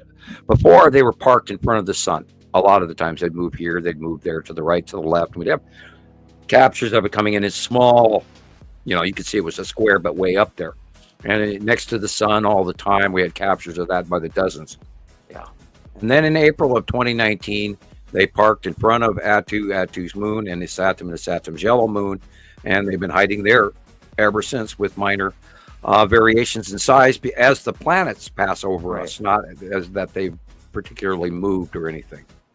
But originally in like 2017, when the long box cube got here, we first sighted it was actually orbiting Earth from the South Pole to the North Pole to the South Pole to the North Pole, and it was in close proximity to Earth, literally gravitational, almost just above our orbit. And then later on, about 2018, we saw this thing. We didn't know what it was, but we saw the rocket trails, and it was numerous, and it wasn't SpaceX or anything like this, because there was like 8 of them going off where you saw all these mega rockets on the bottom of this thing. And then right after that week is where we started capturing the long box cube next to a Saturn's yellow moon. So we believe that was where it came out of Earth orbit for doing its close pass where, hey, we just got here. Let's look at Earth up close and get our, our close by tourist tour. And then they moved into their stable orbit placement. Wow. Yeah. And now that, Saturn's yellow moon is closer to, proximity to Earth, we've been seeing the long box cube just constantly over the last few weeks. Yeah, months. Yeah. Year. As it's gotten bigger and bigger and bigger and bigger. Now we're seeing a lot more of it because you can't argue with that square because there's no such thing as square clouds. And in the same position every time.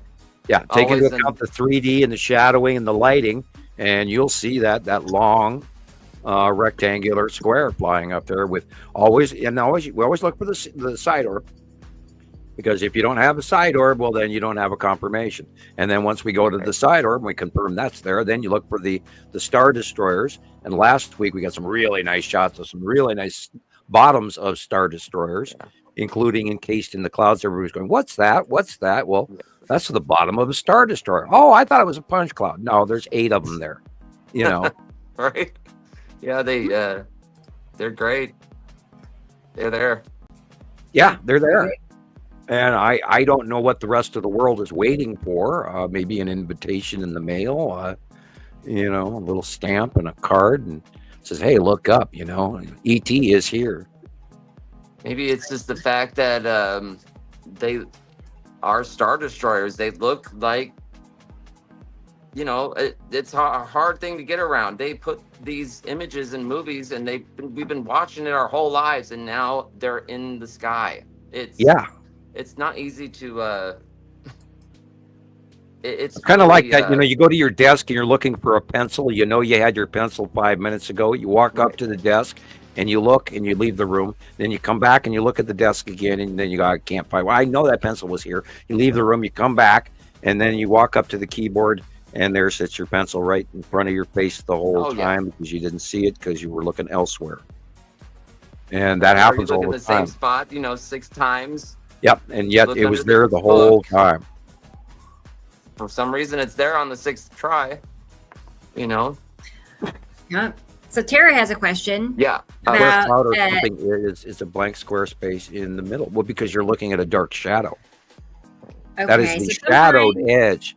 This is the back dark side of it. Because the sunlight is shining on it from at a different angle. And when it's square like this, it's actually popped partially in the middle of our cloud mix. Because they're hiding in the clouds. Okay, and so here's an they example. just happen to be sticking their bottom. Yeah, like the bottom just happens. It's the dark shadow of it. Or and in some cases it's half shadow. The shadow is cast upon the clouds, and it does look square. Wow, look at that. Yeah, see that sharp corner on the right-hand side on and that's an earlier shot from I think 2019-ish. I remember the one on the right. Yeah, Tara, you'll see it. Yeah. And remember where they are, you know. You'll see it, or you'll get a picture of it, and somebody will notice it, or you'll see it yourself, and once that happens, you'll see it. Right. There's 2 factions in Hollywood: the ones that are trying to help us and the ones that are trying to stop us. Yes, they have been. Cool. They have been introduced to us to get us ready. Because if you hadn't have known about the possibility of it, it would have been more shocking. Yeah. And then we'd have gotten a worse reaction than what we're getting already, where people are calling us conspiracy theorists. No, we are citizen scientists, and we're sharing what's really there and what everybody else is too afraid to mention. We got our nards on the chopping block for everyone. And the only way we can do this is to keep doing it and keep doing it and keep doing it and keep doing it, and bringing as many folks together to see this and agree that they too saw this. And then before you know it, eventually people will go, these guys actually talked about this. And it's probably, 10 years ago, that guy knew what he was talking about. And I hope that doesn't come to it. But that's, if you look back at the track record, that's what we've been doing. 14 years this year, 15 next. In April, and we've been warning people that this is real. Wake up!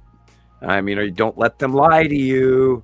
And it's what about right there on Facebook? You can go and look at 2017, 2014 on Montana Skywatchers, or go to any year in the past on Nibiru Followers Anonymous, and you'll see everything Sam's talking about.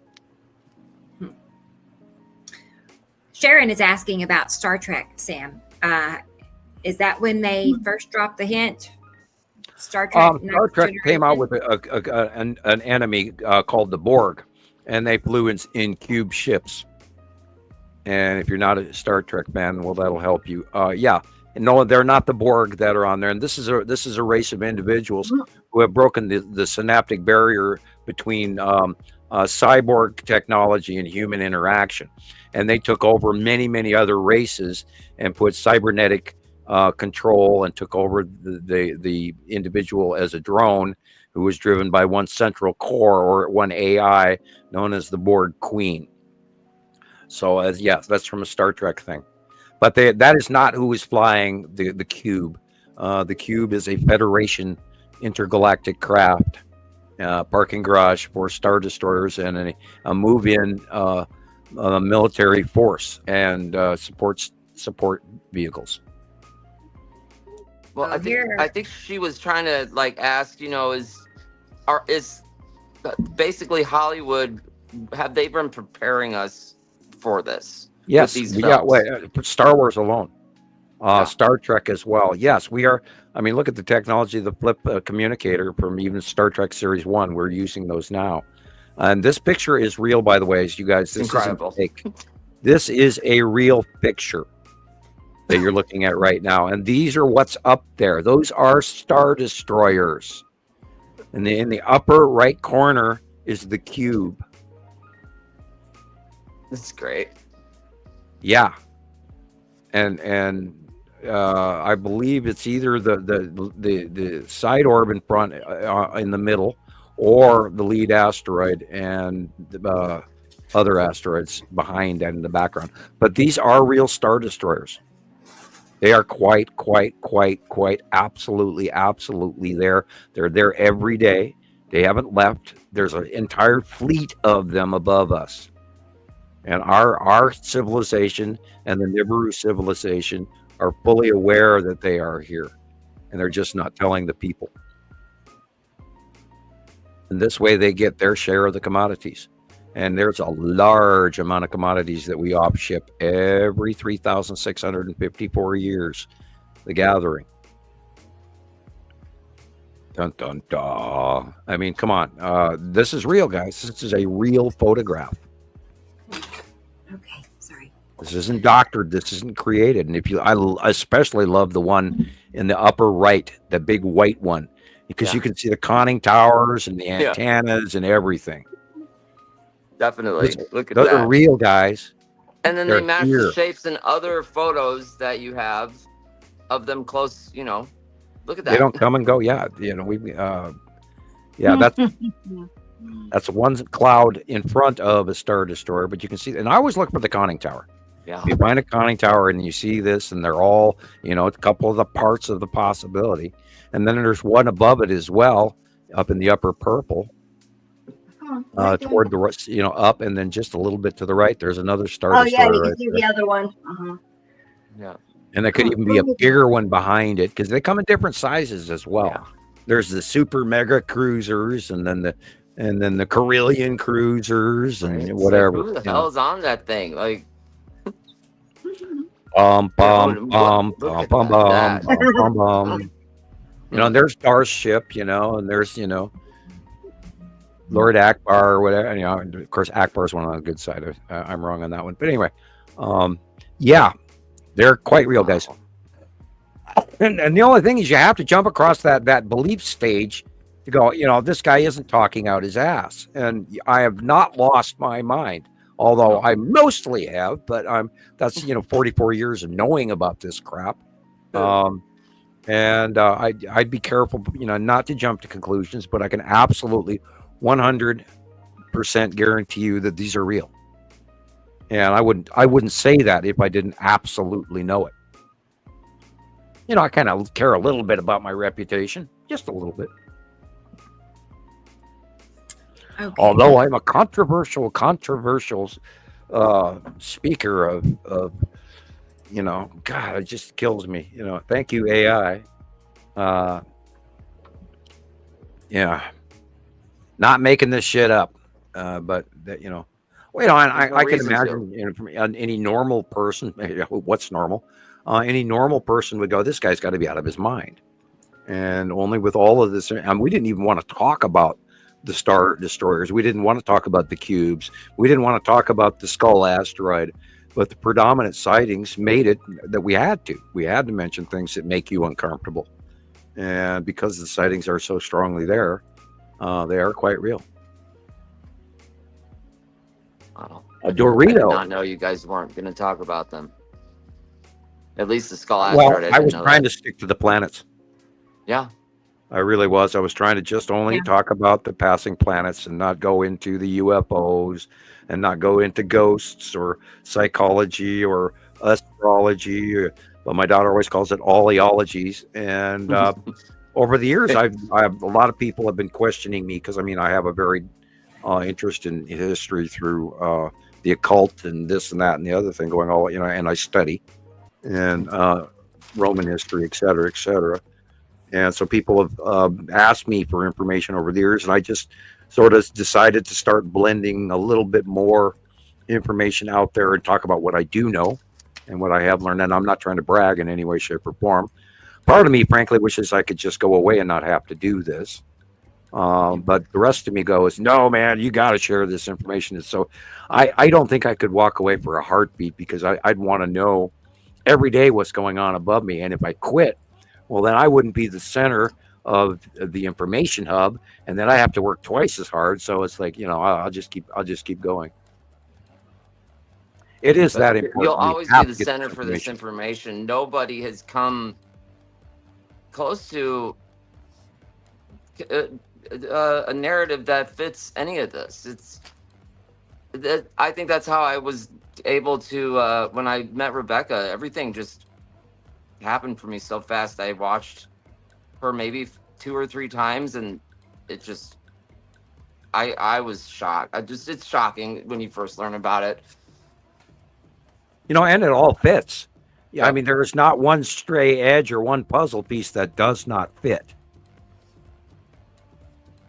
Mm-hmm. It truly, truly fits, and it works, and it's true. And I'm out of Coca-Cola, and I am out of cough drops, man. I am out of Ricola. Oh, what? I did not buy new Ricola, and I'm like, dang, Sam, you went to the store today and everything, and you did not buy Ricola. Anyway, I'll be right back. I'm going to get another Coke. Hope you've got some fisherman's. Yeah, that's not good.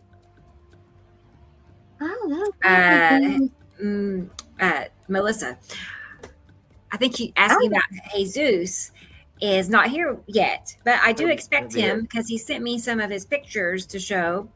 So I would say anytime we'll be seeing him. Usually he drops a comment in the comment section saying he's going to be here in a minute. So keep your eyes peeled. Let's see. And then Sharon asked a question. Does this mean people are included in those commodities? Mm-hmm. I'm not sure what. People are included in the commodities because we are a bioform. We are a constructed clone that is an owned intellectual property. And you may not want to hear that. It may make you uncomfortable. I'm terribly sorry, but we were not. Oh God, here I go. We were not made by God. We were created by the demigod as a workforce. We were placed on this planet. We were handed a food source. Genetically speaking, it is time-proven fact by our many governments on planet Earth, and released, I believe, last year, that wheat does not even come genetically from Earth, along with many other plants that were given to us as a source of survival by the demigods who placed us here as a workforce to mine rock-type planet Earth. And we've been doing it for generations beyond your imagination. That's what I mean by people are included as commodities, because we are a workforce, and by no means assume that we are only doing this on Earth. I was talking to a certain person in Ireland recently, and I was saying, oh yeah, we're probably on asteroid here and an asteroid there, and we're probably on a rock-type planet here and out in that galaxy over mining, and because, well, all they have to do is allocate an existing species on each individual planet and then change them to their genetic needs, which they've got long ago worked out. On the genome type, what works, what doesn't. Then they try a first version. If that doesn't work, then they'll manipulate it and try a second version. And by no means are we humans the first version, because we are not. And it's been going on far longer than I would even like to scare you with that information. My best suggestion. It's kind of a good thing we're not the first. I don't want to be trial and error, Chris, walking around. So, get it right. There have been bigger versions of us and been smaller versions of us, and we are not the first version. And, there's been civilizations on Earth that we don't even know about, or we can't even imagine, because there's a lot of time between 65 million years ago when the dinosaurs vanished and us running around the planet today. Just think about how many things could have happened in 65 million years. And then go look at the life extinction scenarios that we've already gone through, where numerous dozens, if not hundreds, if not thousands of species have come and gone in the time period, just in that 65 million years, let alone 200 million years. So, and then, we're talking a time factor of the war that took over this region of space was approximately 300 to 400,000 years, depending on who you talk to. I mean, it's hard to get a credible scientist to come and tell me that, when I got my information from Off-World, and that was my credible scientist. And he referred to himself as the student, and I thank him. I hope he hears I hope he's actually listened to this show, 30 years ago. And yeah, we looked you up, and because we're from the future, so we have all your information from way back when, which is old time to them, which is time that I haven't even lived yet back then. If you follow me, it's kind of a time loop thing. Always love those. Yeah, it's crazy. It's crazy. But anyway, we're sharing this. We're changing the world. We're giving you guys the facts. This is the information. It is very, very real. We are not guessing. We're not making this shit up. And the only thing you have to do is make sure you don't miss out on all the really cool information we share weekly. Hi, David. Just want to say hi to David. And Egg had a question about our souls. Like, what about souls, love, spirit, connection? Yeah, well, we have that life force that they didn't expect that we would have, because there were 12 genetic donors besides 8 that were mixed together and messed with and played with till they got it right.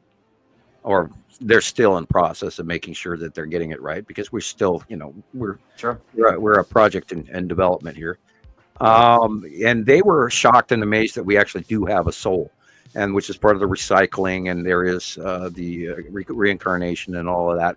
And then they even have us limited on our souls, where we don't get to evolve. That is even controlled. And then they come pick us up and recycle us. And I know you don't want to hear that either. But yeah, I can go on and on. You know deep down that this is absolutely possible. Think about your earliest memories. What can you remember? Like, I think I know some memories I have are not from my life now. It's hard to say that out loud, but I think that's absolutely very possible. True. I have memories going back that I in no way could explain to you. And I've told Rebecca a handful of this stuff, and I've asked her not to, spread it around. But I mean, I have memories going back many lifetimes. And I even remember being told that I was going to do this in other lifetimes. And I went, oh God, why me? And oh, I'm not prepared, and I'm not worthy, and all of the above. And I actually remember that event where these monks came to me in a specific location here on Earth eons ago. I don't even know how long ago, but I do have memory of this. And this is where a lot of my genetic memory, and how part of what I do and how easy it is for me with my far-seeing abilities, and why I'm the guy that's supposed to be, quote unquote, the emissary and get this message out. And I am here to kick everybody else out there that's listening to me now. I am here to kick you off into the truth. This is my job. This is what I'm doing now. And you can either listen to that, or you can chalk me up as a wacko. It's up to you. It's what you do with the information, and I've done my best that I can to purvey that. Right. Oh, Nibiru Nemesis, I believe that we have genetic memories, including connecting all the way back to the origins of the 12 donors. And there's even a direct soul link to them. So a piece of them is inside of us. So anytime anybody says, oh, well, I think I'm an alien, well, damn right you are. We all are. We are all constructs. We're clones from other races that have been blended into what we are. And our original sin is that original greed that makes us want to do the mining of the commodities and the production and the containment and the ownership of those commodities, so that we can provide to the gods and get a higher paying job, so to speak, or a noteworthy of the gods for the tribute to the gods, which is partially what our religion today is based on, although misrepresented and skewed. Well, while we're kind of on this topic a little bit, I had a few people that actually asked me questions this week on my Facebook group instead of laughing and all that. So Very nice. Esther, she'd like to know directly to Sam. Sam, can you please let out more? Or she said, can you please tell us a bit more about ascension? There's a lot of talk about it everywhere, and what does it mean in light of the twin system? Well, now, a few thousand years ago, I'm going to be generic, there was a higher race above those that are in control of our immediate species. And there are other factions in between that, lower and lower and lower to the demigods of the Nibiruans. And there's a higher faction above them that said, this is our decree. Because of the Federation, they believe that we should have the opportunity to earn our freedom, or our evolution, our ascension. And now that process was installed a few thousand years ago, and we have been nudging our way steadily through genetic manipulation and generation after generation, which is many generations to us, but to the people that live on these other planets that exist for anywhere from 2,000 to 20,000 years, it's a very short time to them. So they make a decree, and then by the third quarter in the next fiscal year, then they are going to get their product. Short term to them, generations to us. The ascension is us earning our place and our foothold in the Federation to actually also elongate our lives, change, learn more. But I got off-world information, and it is staggering what it does to you. And it is not an easy thing where, you go, oh, look, E.T., take me with you, take me with you. No, you have no idea what you're even asking for, because if you did get on that spaceship and you left Earth, everything you know would change, and it would be a psychological, sociological nightmare that I guarantee you're not ready for. It took me 25 years of chewing on this to the point of migraines so bad that you wouldn't believe, trying to deal with what I learned. And I was warned ahead of time that, just like Merlin to Morgan Le Fay, if I teach you this magic, you will burn. And I did. I burned getting here. And I wouldn't wish that on anyone. So the next time you think, hey, it'd be cool to meet E.T., I would rethink that, because it is not fun. It's catastrophic. It's sociologically, psychologically a mind F-bomb from hell that you're not even prepared for, let alone what your body goes through once you start changing. Because when you go through the changes happen. When you see things different, you see different things. And it's a huge step. But that's the ascension. We are all going through it. Some of us at our own pace. We're all individually in our own place, and we're not late. We're not whatever. We're all exactly where we're supposed to be and what we're predestined to do. It's all in our genetic memory. Every one of those people, all the way back to the Stone Age, that cared only to feed their children better next year and wanted the best for them, they're all connected to you still. And they worked their ass off to get you here. So be cool and use what they gave you from the Stone Age forward, from the 1500s, from the 1800s, from the 1900s. Be the best that you can be. You deserve it. You earned it. But they also deserve it. We got to honor the genetic memory, the genetic history that got us here. And once you start to take that into mind, you'll start growing, and things will change in your world, and you'll start to see more, and your belief patterns will change, and then your pattern of belief will expand, and then you'll learn more.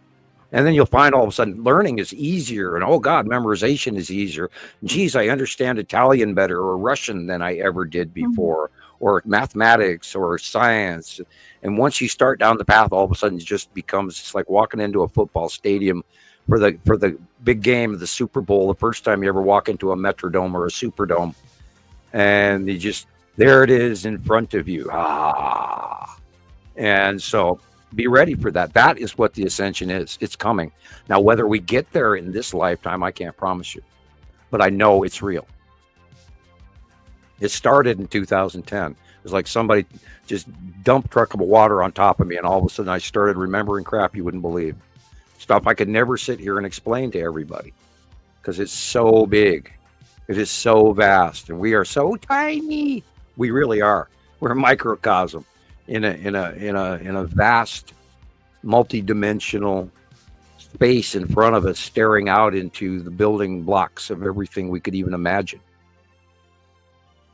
I seen a video today that said 5D is within you. It's part of you, but you have to activate it with a proper frequency. And that too is a handful of more internet wahoo. And that's because we're going into the 5th and 6th stage, and that kicked everybody, 5D, the 5th dimension, and all, and that's created all of this gossip. And I don't believe we're stepping from one dimension to the other, because we'd have to be increase in size or decrease in size. They didn't say that we were going to another dimension. They said that the dimension had to do with frequency and what. Yeah, and there's a lot of that frequency to do with going into the 6th stage from the 5th stage. And that, see, they're cross-referencing. They're blending all of the internet crap into one. And then you're going to get this guy, I'm an astrologist. I'm into, I'm a Farseer.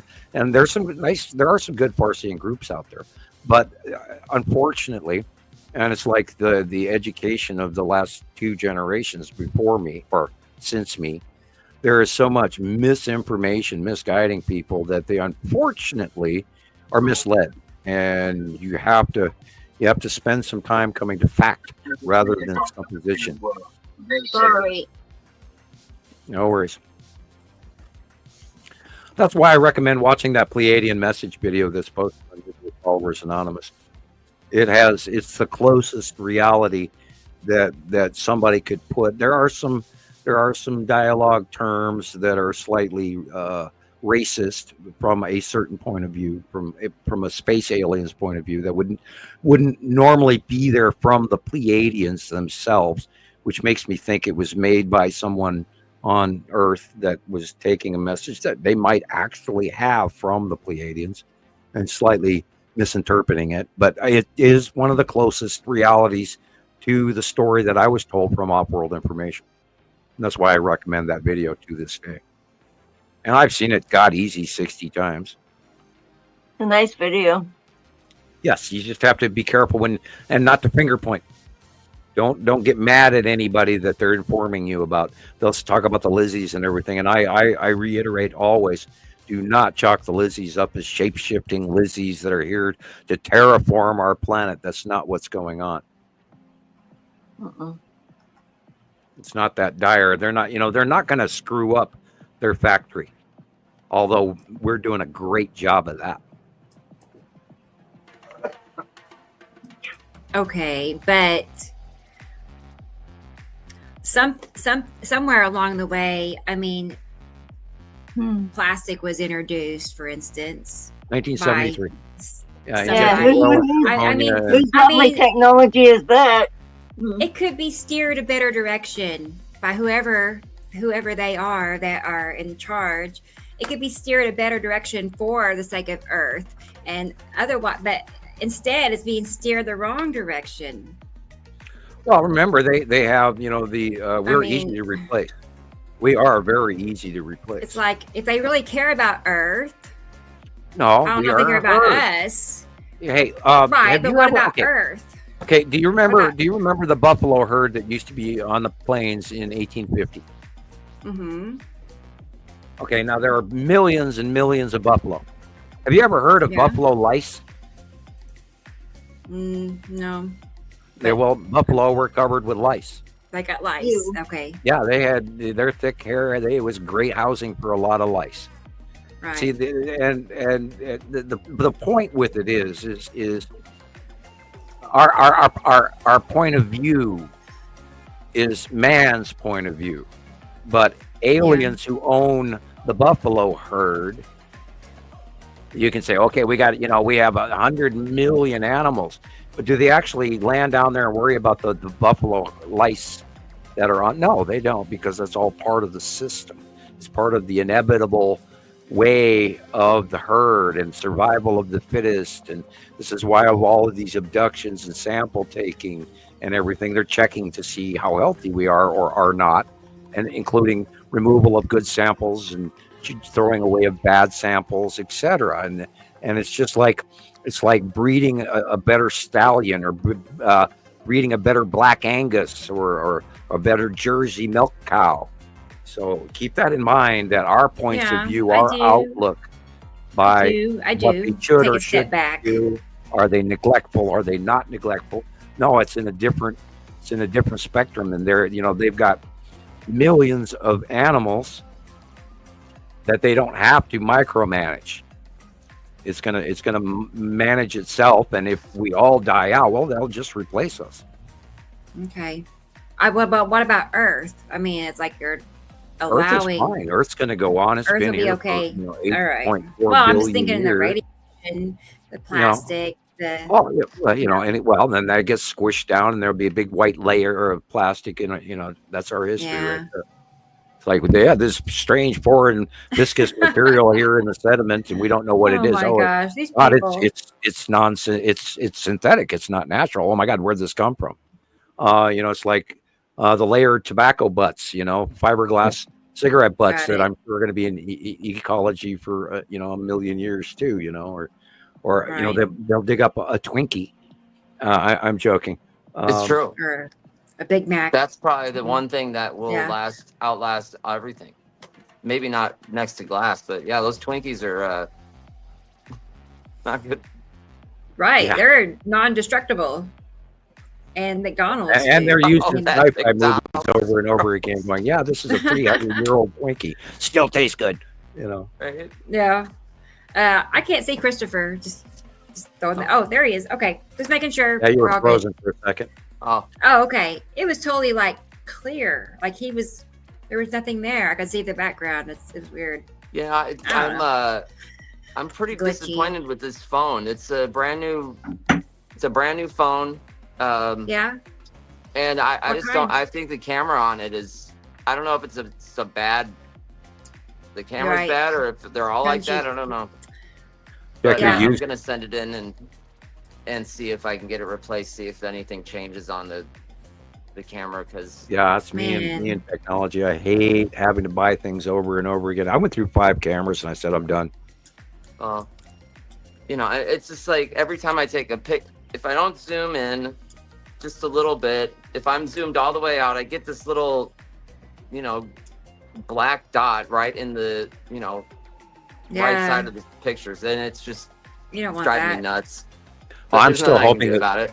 I'm still hoping that Santa Claus is going to come in this year and give me that Insta 360, which is one of the top of the line YouTuber cameras out there, with a little fold down screen so you can watch what you're filming while you're filming it. Nice. And it comes in a full plastic cover, so I don't fry it when I touch it. Okay. Somebody handed me their phone the other day, and I went, "Don't do that." No, don't give your phone to Sam. I said, "Oh, it's in a plastic case. I can touch it." And don't give me your phone. You want it tomorrow. And I'll never forget for Renee. She was a member of Montana Skywatcher. She brought her brand new, iPhone 11 or whatever. I don't even remember what it was. It was brand new phone. She was, "Oh, look at this. Is it great?" And she was taking great captures up from St. Ignatius area up in northern central Montana. And she hands it over to me and lays it on the table. And all I did was grab it and turn it so I could look at it. And it went zorch. And it went down. And she had to have it replaced the next day because I fried it just touching it. Wow. That's all I did was touch it. So I have not done well with phones and electronics, and people go, "Well, yeah, you're using your computer," and I go, "Yeah, I type on a plastic keyboard." If I held that big metal box in my lap all day, I guarantee you it would fry. So, I have a body electricity thing, which is part of Boom, and what my magic is. Mwah. I know it's silly, and but yeah, I have a body electricity problem, and I've fried out electronics most of my life, including little lightning bolts going through the car when I travel. That's always fun to have a little lightning bolt that leaps from person to car to steering wheel to the seat to your knee and gets Bill across the way from you in the groin and jumps to John's chin in the back room and in the back seat there. Yeah, had that happen about 5 or 6 times now, and it's usually if I go over railroad tracks after long travels, and then all of a sudden this bolt of purple lightning jumps all throughout the car. You can smell the ozone and everything, and it's actually painful. Yeah, but I had it happen. Wow. My superpower, my X-Man thing, I know it's insane. So I don't, Yeah. It's okay. Sorry, Sam. I'm just rambling say, on anyway. We should actually get back to showing some pictures. Yeah, we got pictures and stuff to look at here. I'm sorry, guys. I've been a zombie all week, and I'm just continuing on. Yeah. All right. Let me see here. I have a video ready for Alexander. Cool. In Germany, our friend in Germany. So he had a pretty interesting week, I think. So I hope he's still watching. I'm sure he still is. So let's go ahead and and Sharon, I appreciate you laying down the cards. Sharon, I also read tarot cards really well. I am very, very good at my tarot cards. I am a seer. I learned. I spent 50 years learning about tarot cards. And I still have my original deck. And nice. I have several decks, but I only use one. Now, I could actually do that for a living. Although that would be breaking some of the rules to take money for doing it, but I could actually make a living off of just reading tarot cards alone. You should do it, but you're breaking. I never wanted to break the Mammon rule. And so I do it for friends, and when we in my 30s we go to parties, and because I have geometry, I can pick things up and I know things about the owner and where they came from, even money. And you put money in my hand, and I kind of get an idea of who it used to belong to. And they go, oh, hey, let Sam tell you your future. And it was at a party game, and I'd be sitting somewhere, and they go, you want your future? And you give Sam car keys, and I'm very accurate. I just pop them in my hand, and I let the source to me, and I'm pretty accurate. So I could make a living off just doing divination, fortune telling alone. I don't even need to use cards. Good. And it's not, it's all fun and games, but it's not. That's amazing. You should be able to. You'd have to have me focus on one item. You'd have to narrow down what your question would be.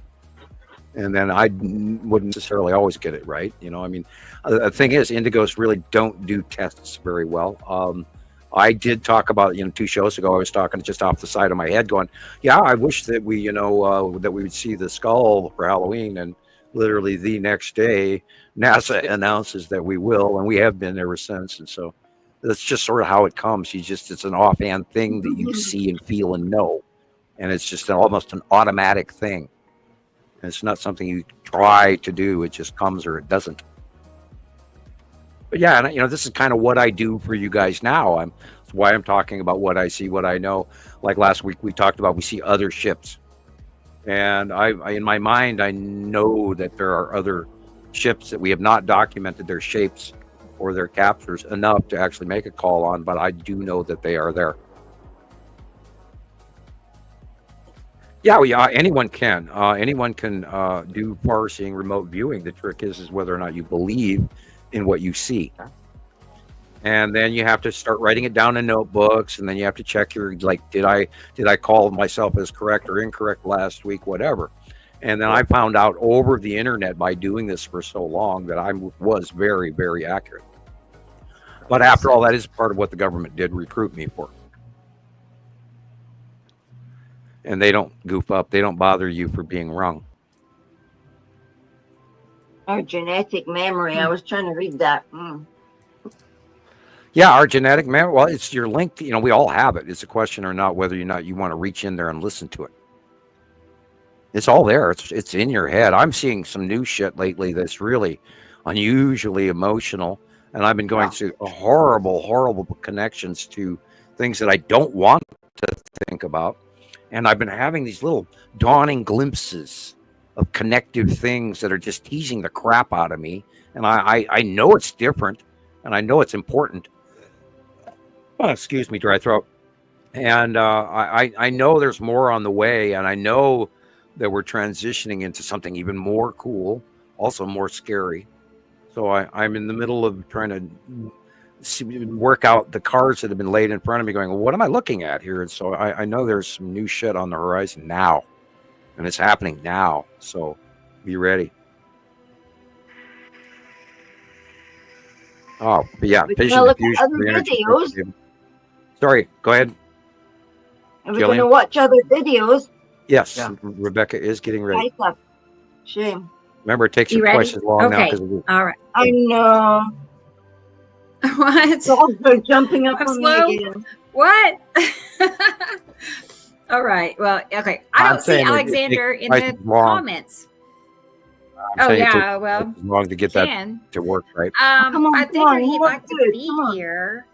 So I'm gonna wait till I see him. That's what I was just writing down. So we got it. Alexander, check in. You're being summoned to the show. Wherever you Nicole, are. Okay, so let's wait. Is asking about disclosing the rule book I use. It's not a question of rule book I use. It's a question of me not being allowed to brag. I have to sugarcoat and trim the edges. And if I was to stand here and tell you all that I know and why I know it and how awesome I am at that, you guys wouldn't want to listen anymore. B, I would be telling you more than is what people are ready for. So I have to tippy toe. That's the rule book. If I said everything I thought of right now, I'd be burned at the stake like Joan of Arc tomorrow. Nah, we wouldn't let that happen. Or the men in black would kick in my door, and then I would go bye-bye. And then, they'd say, well, he had child porn on his computer or whatever, or whatever they told you you'd believe. So I have to tippy toe. I have to be very careful. Not only that, there are dark factions that are after me. I've known about that for years. And there's been actual murder attempts when I was a child. What? Yeah. And that was right at the same time as when I met the Draco, or the lizard man that I met. And that was an interesting period in my life. I don't go into a lot of detail on that, but that was all within literally a month of each other. There was a death. I mean, they tried to kill me for a few hours, and the police were involved, and some serious things happened after that. But anyway, so there's a lot more that I'm involved with than what I talk about. There's some things that I've done that I don't tell people about. I've mentioned a bunch of this to Rebecca, but she keeps it close, and that is I give her that information so she knows who she's dealing with. Right. Well, I wouldn't want all the praise and adoration if I didn't deserve it. I'm certainly not trying to be famous over this. What was that, Rebecca? Sorry, I lost y'all for a second. I don't know. It glitched. I don't know. I just said when Sam goes into details, like a lot of it I've heard him say before, but he'll elaborate differently, but then sometimes he'll just say something he's never told me before, So that little bit of surprise, that little asterisk. Yeah, I'm just like, oh. Well, it's almost impossible for me to say that I've been supposed to do this for generations, and that would be bragging. but my bloodline, who I am, what I am, and this is what part of what the information where the Pleiadian come back. Holy Christ, we were freaked out that you sat up on the table, and you're not supposed to be able to do that. Who the hell are you? Wow. And even the TSA came back. When I worked at the airport, and 2 weeks after I signed up for my tarmac clearance with the government, because you have to get cleared by the government. TSA head of TSA out in Missoula Airport comes up and he says, "Who the hell are you?" Anyway, and there have been multiple factions, then including the U.S. government, that comes up and says, "Who the hell are you, you arrogant little bastard?" That's how they treated me at the time. But they didn't want to believe it either. And I was being honest and scared and told them too much, and they just looked at me like I'd lost my mind. And I could stand here and profess my bloodline and tell you guys all the fancy details, and right there you wouldn't believe me. So that's part of the rule book. But anyway, go ahead and show your video, Rebecca. Yeah, I'm waiting for Alexander, but he's here. Oh, is he? He chimed in like about a minute ago. Oh, cool. All right, cool. All right. Well, let's go ahead and get it going then. This is from Alexander, and he is in Germany. So here we go.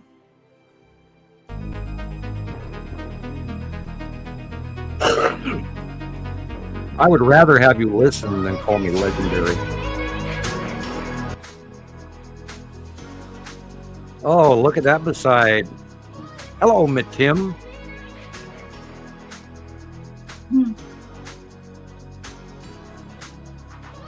Yeah, that is the big three. Okay. Nice. I saw that today, and yeah, that is the big three coming in under the bottom of necessity. We talked about that. Now, this is the 15th of October, and we were talking about the sightings back then, and yeah, this is the big three underneath necessity, and they're now bigger. Right. And I've seen pictures of them this weekend. Initially, I thought it was like a lens flare, right? And it's not. Those are illuminated objects, and that's all it can be. What else could it be? It's the big three, right? We thought it might be too small, but they are little there. I've seen them very big before. I've seen them really big, so they are little there. Thanks for sharing, Alexander. I did the moon thing as well. Yes. Yeah, this one went around. A lot of people have seen this. He has got some of the best camera gear, and we absolutely thank him for being part of this with us. That's great. Yeah, that's right there. That side illumination shows you what the dark side of a planet looks like. All you see is the side illuminated left or right side of it when the sun's on either side of it. There you go, right there. See how dark that background is. And this is a close planet. This is a moon. And it's very close. It's only 265,000 miles away. That's like magazine worthy, like Time magazine. Oh, yeah, cover. absolutely. National Geographic. Yeah, that too. History Channel. Let's do it both. Yeah. You should try to sell that. Book. And picture book. We got plans for you, Alexander. Yeah, picture perfect. That galleries, definitely. Yes, it's art. Move over, NASA. Move over, NASA. Whoa.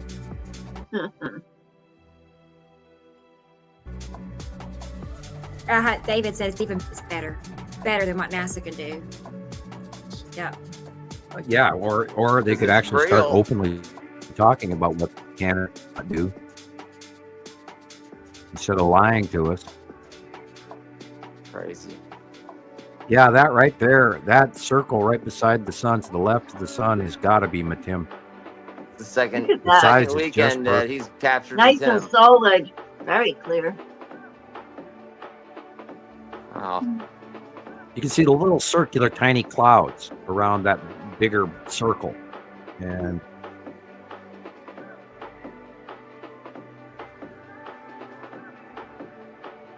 that's the only place. That's the only area that there are those small clouds in the whole shot.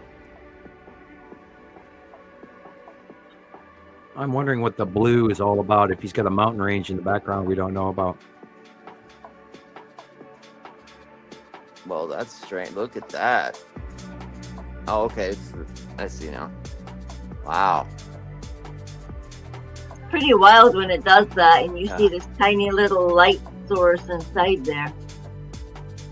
Now we know that the blue asteroid is in proximity of the sun. Does it have the blip in the center? Right? It looks way too small to be the sun, right? Yeah, so it's got to be the blue asteroid. Has to be. And the blue asteroid has been in proximity of the sun for about 2 months now. And that's on the out view. We don't know where it is in the orbit. I mean, it's staggering the size of the orbiting objects under Attu and Uri. They got this ring of all kinds of stuff. And over the years, we've had to learn about all of this as they came in. Yeah, look at that dark object going right now very quickly across the upper left to right over the sun. That was an object, whatever it was.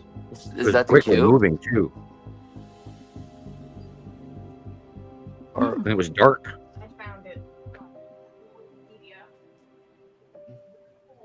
Alright. 150 HP. Wow.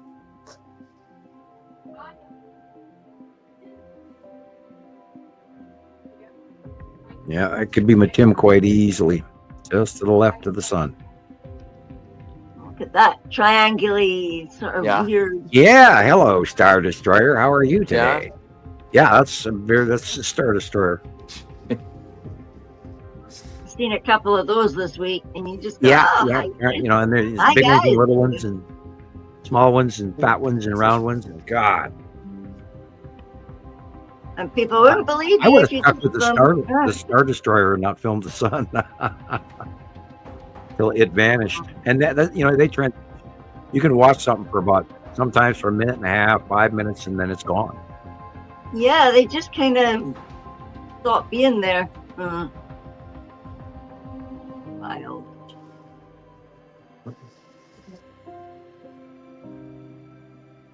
And the little dancing flares that drive you nuts.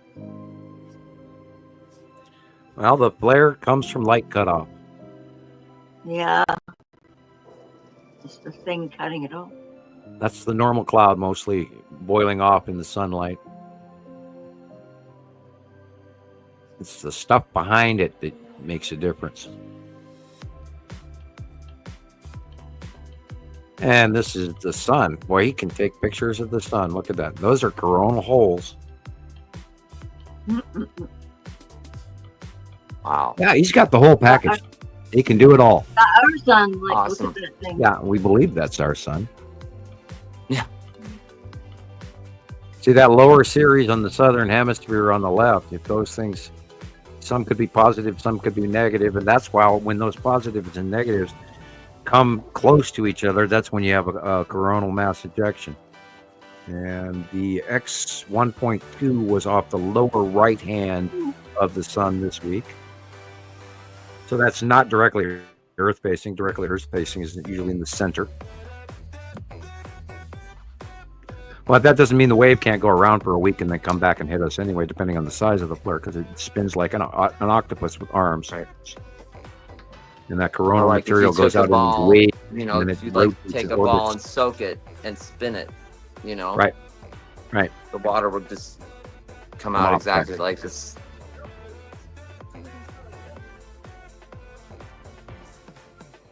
My daughters are in talking about werewolves. Part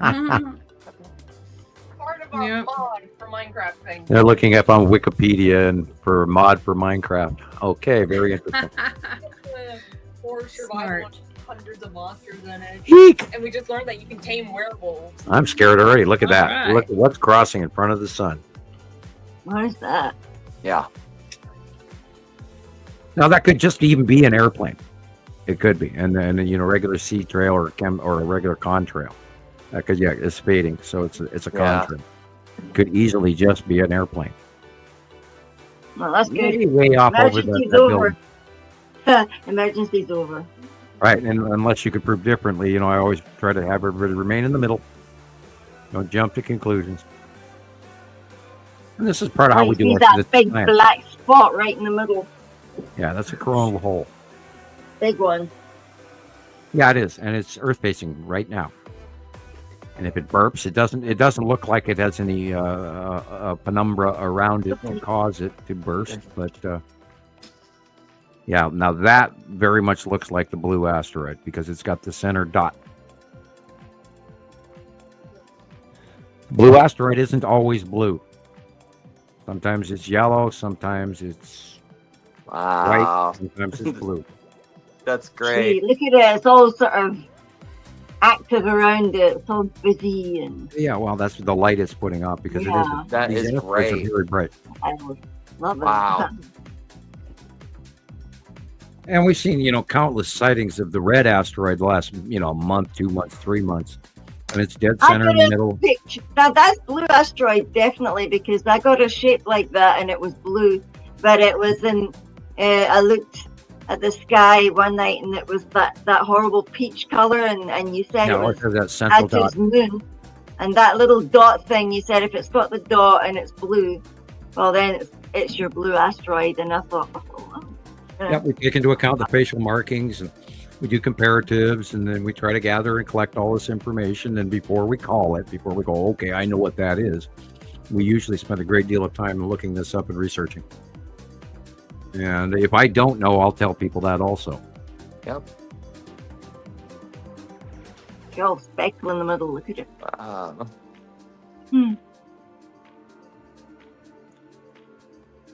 Way to go, And Alexander. Alexander said, yes, that was an airplane. Yeah.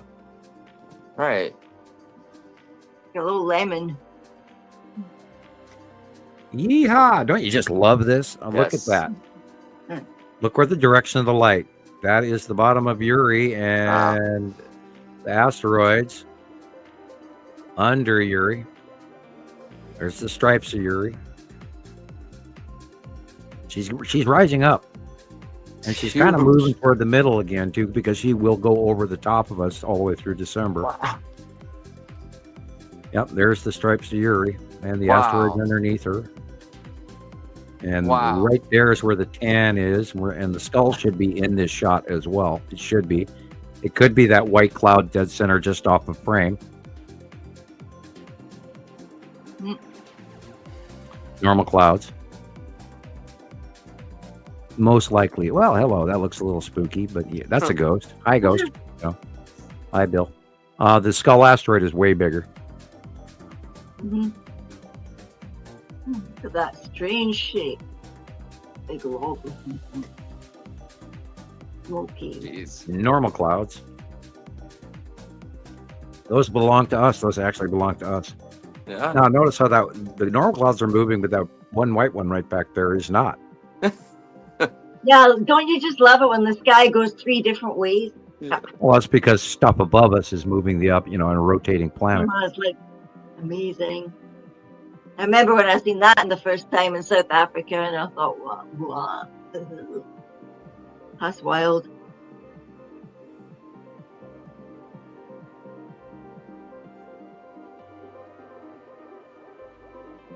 That stuff has just got such a grey blue.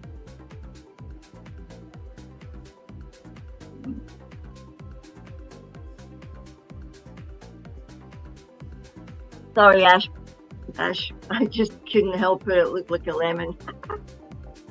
Comes from working in a kitchen.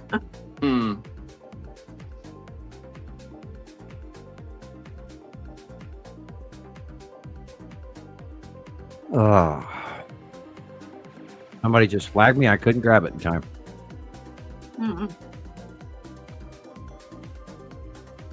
Alexander, I don't see any shaking at all, so don't be apologizing for anything like that. Boy, look at the colors in that, the rainbow going on there, the purple and the yellows and the greens, and look at that green right there. It's beautiful. Yeah. Look at that.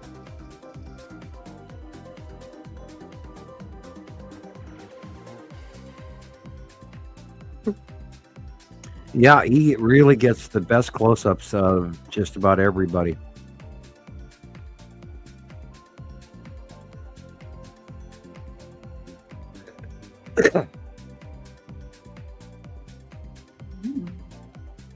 And of course, everything blue there is planet. And when you go down, be sure when he goes back down, look at that cluster. Skull. Right? Skull. Hmm? When he goes down to the horizon, that's your real sky color. Oh, that's incredible. Flashing.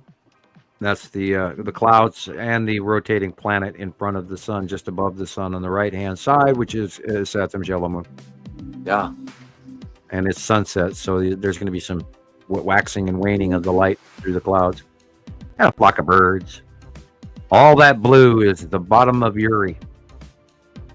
Big. Hello, Oh, Cube. wow. Hello, Texas Cube. How are you? And some Yeah. stars. Oh, there it is.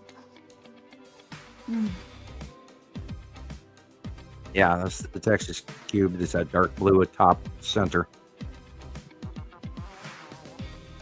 Wow, what a great pass. This one's great. Hiding behind the That's planet, in the shadows, in the Wow. clouds. Hmm. Right there, watching us. Hi, guys. How are you? Hello, Federation troops.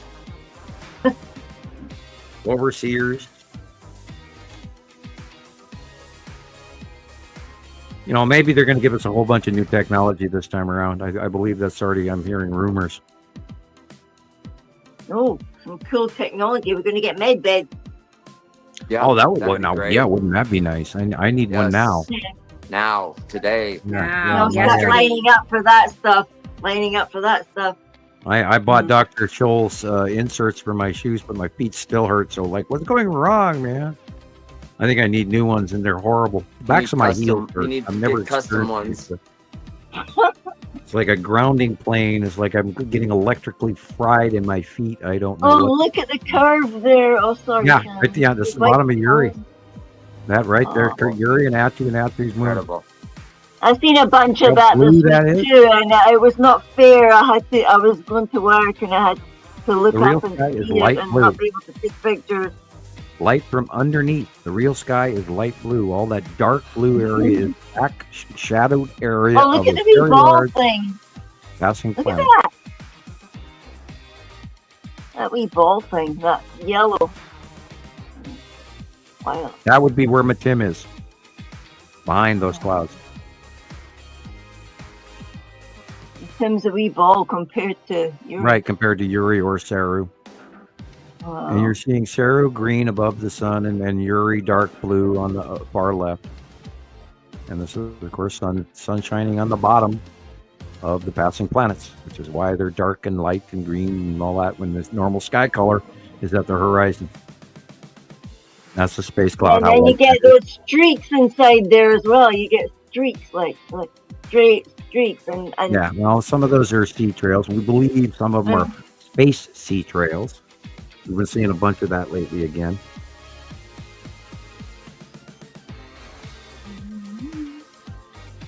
Planet. Yes, Alexander, I do see the big ball on the left-hand side, and that would be Matim. Small, tiny planet second time, Matim is getting Alex. bigger. You got it last week too. shiny gold things. Look at it. And then there's Yeah. tons of asteroids all in that same out view as well. And Red Asteroid and Little Sister and Lorraine and Pappy and let's not forget Casper this time. And there's so many asteroids coming in, we can't keep track of them all. And I wouldn't want to, be laying out new names and, marring up the site drawings and adding a bunch of stuff that maybe some people aren't ready for. And I posted on my personal page, somebody did that, and it was like Kerry Scott. And he posted a picture of what looked like the bottom of Uri, but it has these horses coming out of the clouds. And I posted that because it's literally like asteroids coming out of the clouds. And I went non-science, but, and I posted that on my personal page, so I can get away with that. Wow.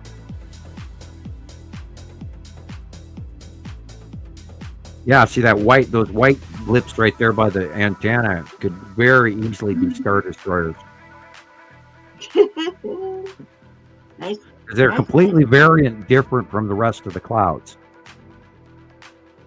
Yeah, that's the bottom of 2 Star Destroyers, one parked next to each other. One going one way, one going the other way. Right there by the antenna. Those Yeah, right these there. guys. Those are 2 Star Destroyers, if not more. In front of the long box cube, which is the light blue lines going from just above the antenna to the right. They're there, guys. E.T. is here. Thank you, Alexander, very much. Always excellent work. We are so happy to have you. He's just sent me another short clip, so I'm downloading that now. Alexander, just now saw that. I'll be 2 seconds. I'll be right back. Of the moon, or no moon, at night, no moon, he says, with 40 megapixels, lots of details. Oh boy, I can't wait to see that. Okay. Cool. So we'll get that saved. Okay. And I see Tara messaged me. I think she's got some pictures to throw in the mix, so we'll get that added. I know. There's never a shortage for things to show, ever.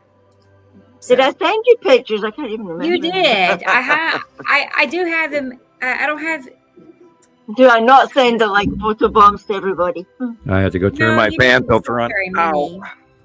But I just don't have them all the way ready. It just take me 5 minutes to finish what. Oh, and I figured I'd mention this. I did not. I was working on a new picture because we did. People asked for a new picture, and I was working on it, and then I couldn't. It didn't turn out right. It's like, oh darn, I screwed up, so I have to do it all over again. Oh. Still working on it. I need to put up my screen again, and I just don't want to take a bunch of pictures of my tin cans and my rice. Yeah, you're supposed to make a new picture this week. Yeah, it is in my mind. I'm going to do it. And there you go. Hey, I even washed my hair today and everything. Yeah. Awesome. I have got the scariest, longest beard I've ever grown. And my sideburns are way longer than my chin hair. It's kind of freaky. Feel like I'm looking at somebody from the Victorian era. And my daughter told me it's not a good look. And I've never grown a beard this long, but I'm Movember, where you donate, you grow a beard and then you have people pay you money to shave it off. And that's, if you can look that up on the internet. It comes through people that I watch on the internet, which is Escape to Rural France. And I love that show. And he's rebuilding a burnt out chateau. And I've watched it since day one. And from some of his previous video links, because he used to be a gardener for this other chateau. But anyway, you can look that up for yourself, Escape from Rural France. And so anyway, because of that, and in Montana, we like to grow our facial hair come winter. That way, when you walk out the front door, you don't freeze. And maybe, I'm kind of wondering when our snow is going to come. And we might have a weird winter. We know it's La Nina.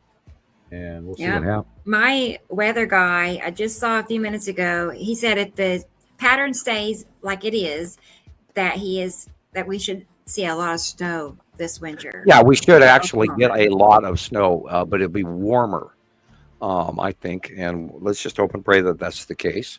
I don't like scary, nasty snowstorms. We don't get much snow anymore. In Montana, though, sometimes we get 40 below, and then you lose power. And 40 below, and I don't have a fireplace, although I've wanted to put one in for years. I just never, ever got the money to do it.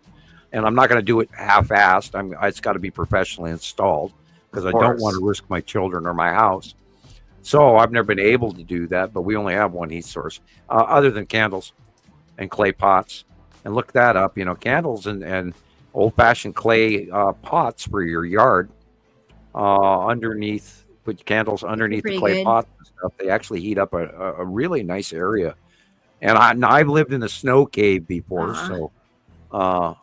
Yes, Colette. Thank you. Thank you. That's very thoughtful of you. And looky there, I'm moderately prepared. We have a little, looky here. See? Oh, cool. Okay. Thank you, Esri Colette. Yes. Oh, and I have to mention that a little thank you card. I have noticed that mittens has become your number one thing you I think know, about. my favorite. Oh, Let me cool. show you guys Yeah, real quick. that was cool. Yeah, let me show you. I was playing around, like you said, Christopher, with the Don't you green love screen. it? I love those templates. It's so They're easy. great. Let's get it. Let's show Little Mitten, my favorite. Is yours called Phil? Oh, the cat? Is your cat Yeah, called the Phil? cat we found, or the cat who Where followed is me it? home. Yeah, well, I was calling The him cat Phil, that found you. Hang on. and I don't know. We tried to come up with a bunch of names, like Jackie came up with Atom, like Atomic Atom, and I got a cousin named Adam, so that wasn't gonna work. But maybe Atomic Phil or something. I don't know. Just Phil came out. He looks like Neutron. a Phil. Yeah. That's a good one. Yeah, still would work. Okay, So, here it is. yeah, he needs a name. My little. Your new obsession, huh? Ever in the history of forever. I think I'm gonna start over. this Hang on. right here is my favorite thing ever in the history of forever.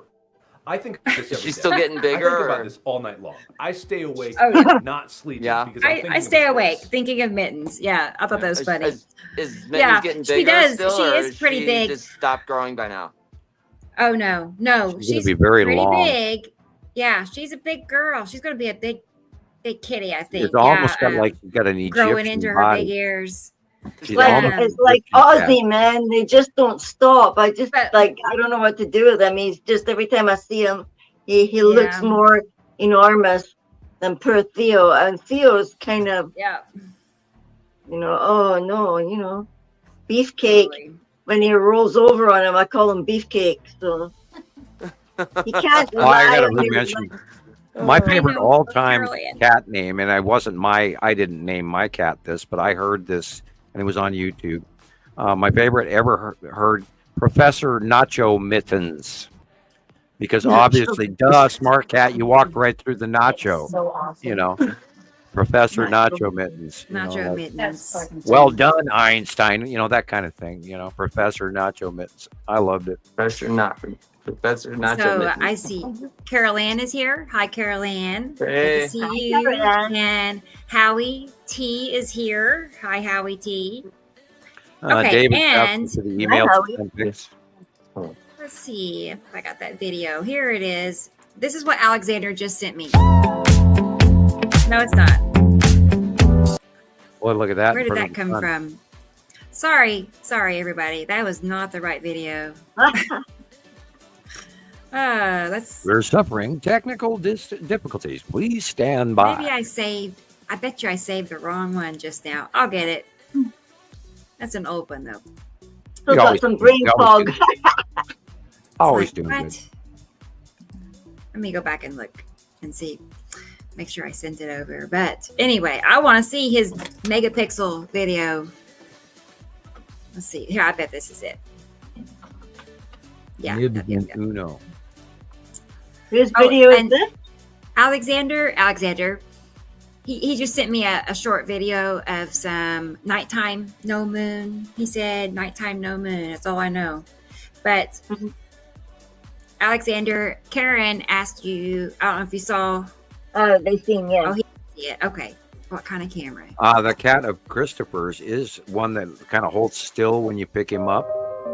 And you could make him a little superhero suit, and you could call him Cosmic Kitty. You know, good job, Ash Puddin'. Cosmo. Yeah, Cosmo or Cosmic Kitten. Yeah. Cosmo.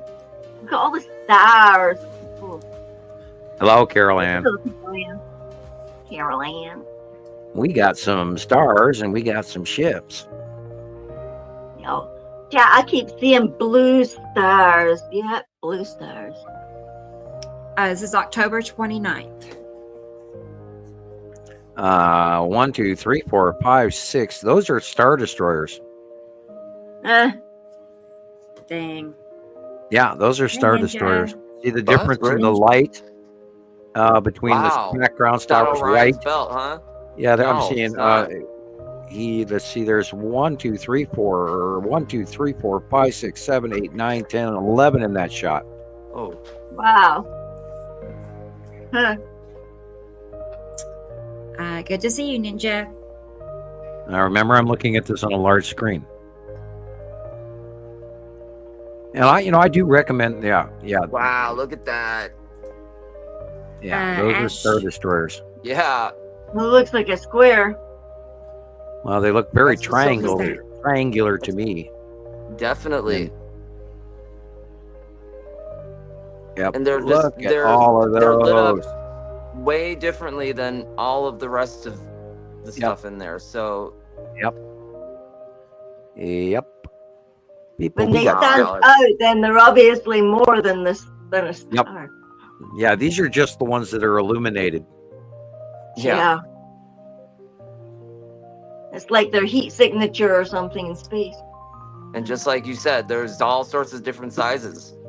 Yeah. Yeah, there's big ones, little ones. There's a support craft. There's square ones. There's elongated ones with middle.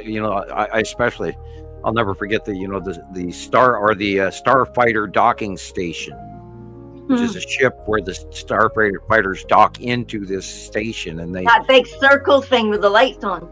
Yeah, well, it's got a conning tower on one end, it's got a pointed nose in the other, and then there's this middle empty area where they just like parking bays. Plug in. Right. Okay. Yeah. Plug in like cell phones, man. Yeah, well, they just docking areas, and they dock in between these these I-beams that stick out, and I mean, and then I've got photographs of it going back years from Canada where we got captures of them being up there, and they're absolutely a match to what I drew. Now that central item there is most likely a star off in the distance, because notice the wave, it's got a red top and a blue bottom. Yeah. Did he capture the a nova of some star away off in the distance? Yeah, no, that looks like another star or maybe a moon. But those white triangles, those are Star Destroyers right there. This I don't know about. Yeah. Thank you, Alexander. They are real. They're up there, guys. And you can not listen. It's up to you. You don't pay attention to what I'm telling you. It just blows me away that here people have been waiting for this information for all their lives, and my non-disclosure agreement finally ends, and I can talk about it, and then they don't listen. Bob Parker, man. I've learned a great deal this week just figuring out how. Oh God, I gave man too much credit. Kind of disappointing. I don't want to go there. Go where? We lost Rebecca. You're right. I'm back. Right. I had to gotta check on find one me of the- my cats. Oh boy, one of my kitties got hurt a couple of nights ago. I don't know. We don't know what happened to her. She goes outside. Yes. Yeah, and she's not been happy since Mittens has been in the picture. And so she's, we have several cats, but she's the only one that just wants to stay away mostly, And so anyway, it's gotten worse and worse. Anyway, a couple of nights ago, she didn't come home. And when she did come home, she was not okay. I mean, injured. Like she got in a fight probably. A cat fight, but there's no marks on her, but she acts like she's been in a cat fight. Yeah. If she eats any normal cooking, any human food, try and get some onion powder, onion extract, garlic, a natural antibiotic into her. Right. Even garlic. We were told that onion was poisonous to animals. No, there's a natural. Well, I didn't say like stuffing them down their throat and onion porn. Oregano, like an onion powder to cook with, or a garlic powder to oregano cook with. oil. Yeah, it's I don't know what it is. Oregano oil is like supposed to be very, very strong natural antibiotic. I gotta remember that. Yep. I've never seen oregano oil. Carolyn. Yeah, I know onions. Yeah, if you put it in like castor oil or something, like a carrier type oil, it's it'll help penetrate. Yeah, I love the castor oil generation. Stuff. Here, Johnny, take a tablespoon of castor oil. You'll feel better. Yeah. I did the Fisherman's Friend. Should not eat Jillian, not eat onions. those things are Okay. very strong. But my voice is cured. Okay. It says cats Fisherman's should friends not eat cough drop onions, when garlic, chives, or leeks. Okay. So, but I know for humans, onions is good. You know, especially when you're sick. I make onions syrup. Right. You're, you know, Well, that's onion what honey. in prior to World War II, what they used to for an natural antibiotic was garlic, Yeah. mustard Yeah. plaster of garlic, and that was before they invented penicillin. So, Right. and I am all you for put it. mustard and onion and all Oh. kinds of things that smell horrible, and you put it on your wound, and then moss. Moss is really good for wounds and all of that. Anyway, Wow. tea tree oil, etc. Tara. Thank you, Tara. Thank you. That's super thoughtful. Okay, let me give you a little I thank need you to come card. back. Hang on, let me find you one. I I'm trying to be prepared today. That's cool. like the cute. little unicorn looking. It's like- the little Yeah, look It's at like it. Valentine's Day early. Right? I'm busy looking at the little spaceship with a unicorn horn on it. It's cool. Thank you, Tara. That is, I appreciate it. We really do. So where was I? I think I showed. Did I say I was going to do anything in particular? If not, we could. Oh, you know what? I made a slideshow of a fawn Oh yeah. in Good work. Maldives. Yep. A You fawn did on great work Med. this week. So Man, this is just a history of some of his pictures and videos because I'm a I fan. think he's not in the Maldives. I think he's floating on some floating island somewhere above us. We don't because the pictures he gets are just Yes. That Can you leads Out imagine? of this world. Can you imagine being born in a vacation destination? oh, he's like he told me and I've lived there my whole life. I'm like, okay, well, that's Yeah. nice. nice. Yeah. I mean, his view.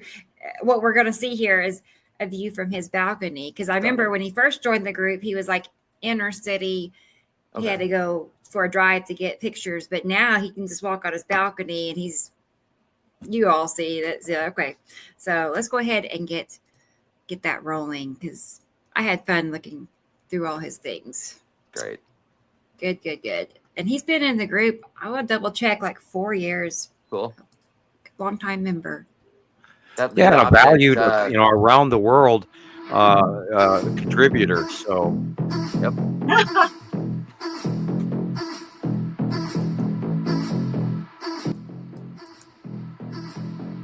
There's that this one last capture. night. What is it, Sam? What Red is that? asteroid. Is it? Yeah. Okay. With a square Well, front. Okay. Well, It's- yeah.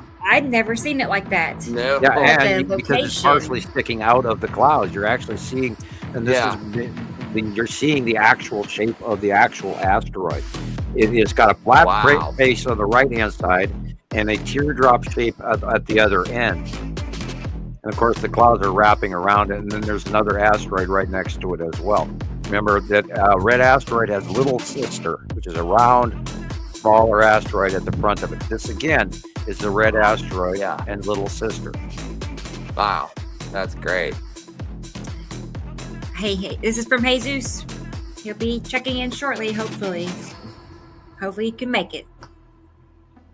Okay, see where the light is coming from. That's purple Atu with Nibiru behind it.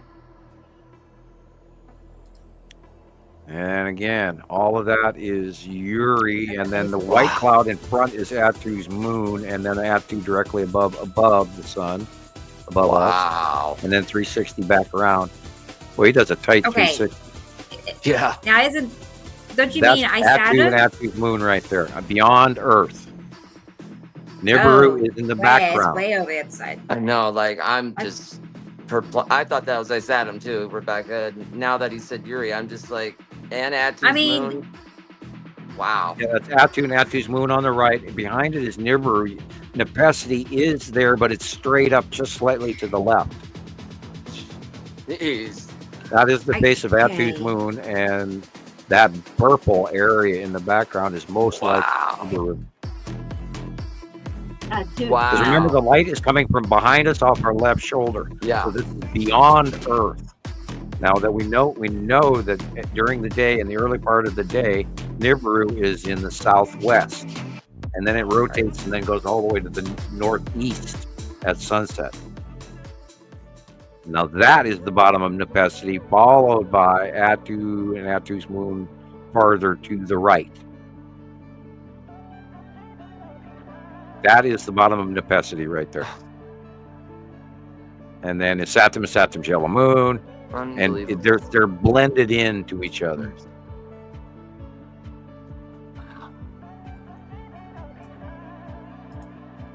And Nepenthe is getting smaller. That's why it's blending into the other bigger stuff. Oddly, because Nepenthe is small. That's the Saturn's yellow moon and the long box cube and lead asteroid. Again. Oh, that's so much. Yeah, that was all in one breath too. Right? Yeah. That's where Nibiru is right there. That's the base of Nibiru, that blue, that light blue. Nibiru is behind and to the right. Now. How are you doing it if you don't have recall? I'm still talking. Actually, that's why I did the Fisherman's Friend, because it actually did bring my voice back. That is the Saturn's yellow moon, plain and simple, right there. Wow. And you're seeing the ion tail reaching around. See the ion tails reaching around from the left to the right. In the base of Attu, or Saturn's yellow moon. Nice. That is Attu's moon, and the asteroid. That's the red asteroid coming down. Wow. And there is a lead asteroid right there in front of Saturn's yellow moon. Coming in from the right, going left. Now, earlier we saw going the other way. You know, this is that one that we had. That's the long box and the Texas cube right next to each other. Wow. There's two cubes there. And this was a couple weeks ago. It's still incredible. Look.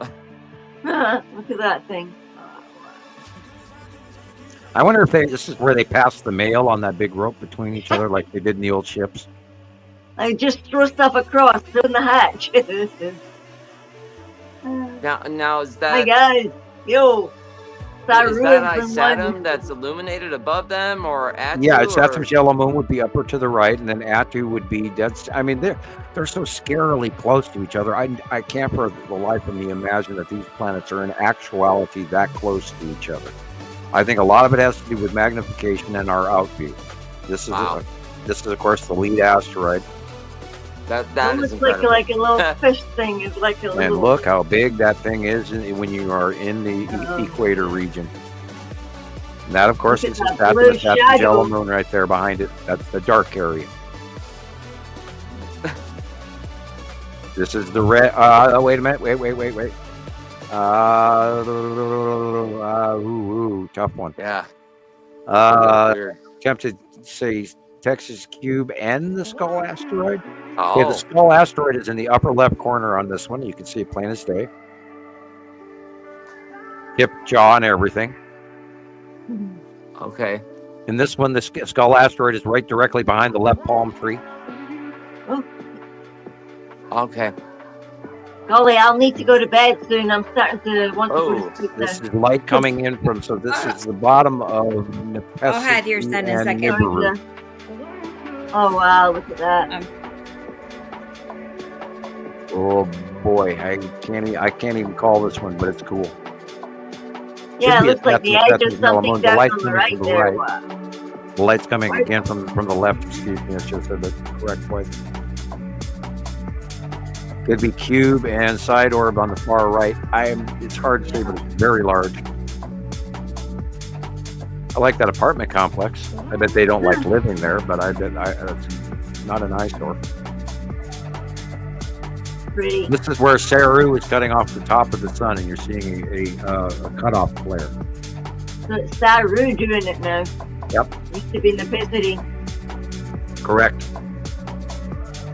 And that's the skull asteroid. Wow. So that. Skull asteroid. Yep.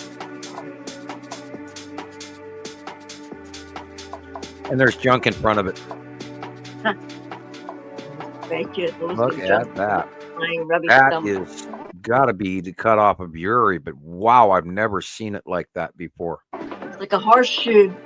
Yeah, that is unusual because it's just cutting up underneath the bottom of the planet. This could be Uri, or it could be Nepesi, but I'd say Uri. That's insane. Yuri going over to And the base cloud is below the planet. It is not on the planet. It is way below. Red asteroid in front of us, or Atu and Atu's moon. This is the asteroids under Atu's moon, and Uri going the opposite direction where they're coming from the far left, and they're going downward, almost vertical. Oh, look at that thing. This is Saturn's yellow moon, and it's Saturn Like a great big coming funnel. over the top of us. Look where the light is. Beautiful. Again, it's Saturn's yellow moon, and lead asteroid.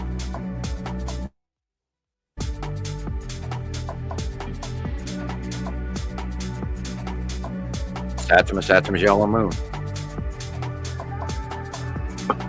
Light is coming from the left.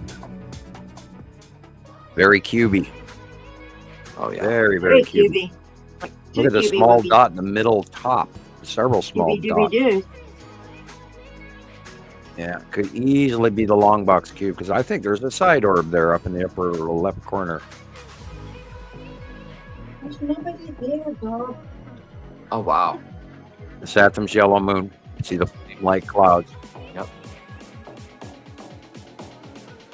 It's going to be very big. We're going to see. Oh, look at that. That's the bottom of Uri. Look at Uri stripes right there. Big time. He's rising up too, and this is a direct example of that. See the stripes? Wow. She's getting smaller too, guys. It's going to be cool next year. We're going to be able to see them and go, oh, yeah, look at that. You can't argue with all that. You look at that. You can't argue with it. Because we'll be able to see their stripes. We'll be able to see their colors. We'll be able to see all of that. That is awesome. Nobody has ever seen skies like this, ever. And you have to take that. This is, again, Uri is the above in the upper left. And Saru's line is cutting into that as well. See the green in the upper corner? And up in the right. Wow. Yep, upper right corner. And that would probably be the big three right there underneath, orbiting underneath Nepesi. And that would be Nibiru's base ring. That is the base ring of Nibiru. Wow. Very large. And those could be a Melsaru and Nana for all we know. Wow. Because they're tiny. They are tiny compared to Nibiru. But yeah, that's the base ring. Amazing to think that they would be that tiny compared to a great big planet. It should really have a great big moon. Wow. Saturn is Saturn's yellow moon. Saturn is All that very busy large stuff. in this shot. And of course, top dead center is lead asteroid. That's This your is a drawing. cutoff halo. There's something coming into the view and cutting it off. And with that blue line, I would say is probably on the upper left. So we would be seeing the blue asteroid on the side of Matim on the left. And I'm smelling pizza. So before you know it, I'll have to jump up. Look at that. Yeah. Oh man, if I didn't know, God, how could possibly the Skull asteroid be on the right-hand side? But is it there on his area? Because that the upward shaft lifting and everything was just like it was the Skull asteroid, but I've not seen it on the right-hand side of the sun.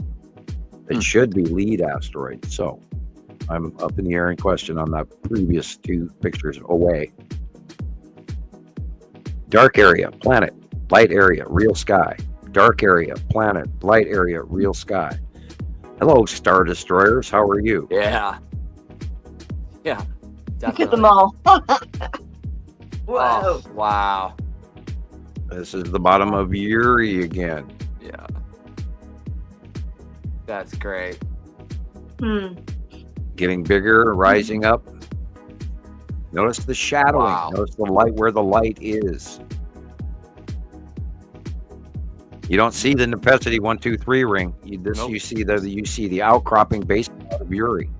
And how could this cloud that we see usually like in the, Midwest be over, well, where's the Maldives, in the Atlantic? And how can they be causing a storm? How big, how tall are these storms? It just boggles my mind to think they're making that close of a pass without us being told. Although if you look at, we talked about the Spain, they got a year's worth of rain in a weekend. And sideways winds. Yesterday's news, right?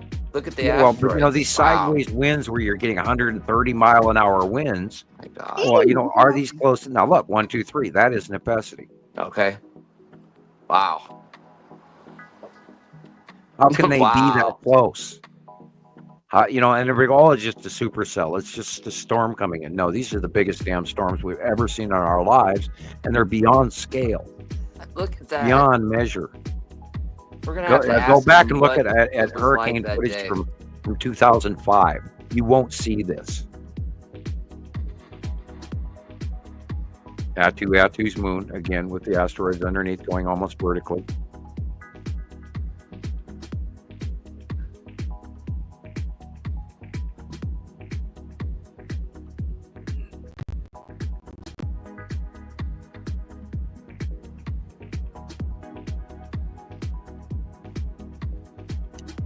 And all you have to do is keep watching. If you keep watching these videos time after time, you'll see the same base cloud patterns on the same descriptive thing, and it happens over and over again, which is how we know they're not just clouds.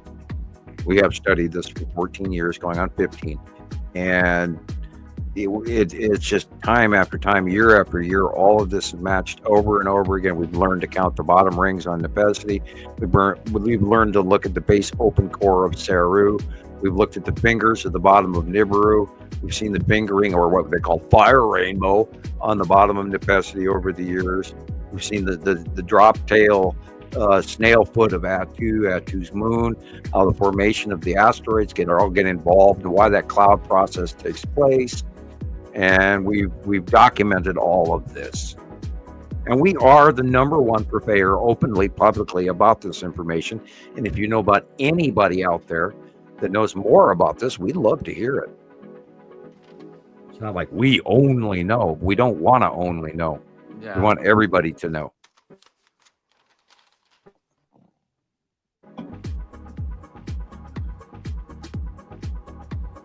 And I have to give a special shout out to Chris H. From Fort Worth, Texas. And thank you very much. I am now enjoying my paperweight, which says Fight Club from Bell Industries. Cool. And we'll give them a little plug.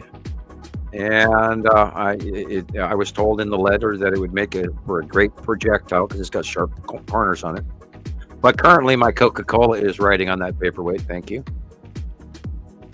Wow. Now look at the illumination inside that storm. You will not see that with a tornado. You won't see that with a normal supercell. You won't see that internal illumination. Asteroids from Uri.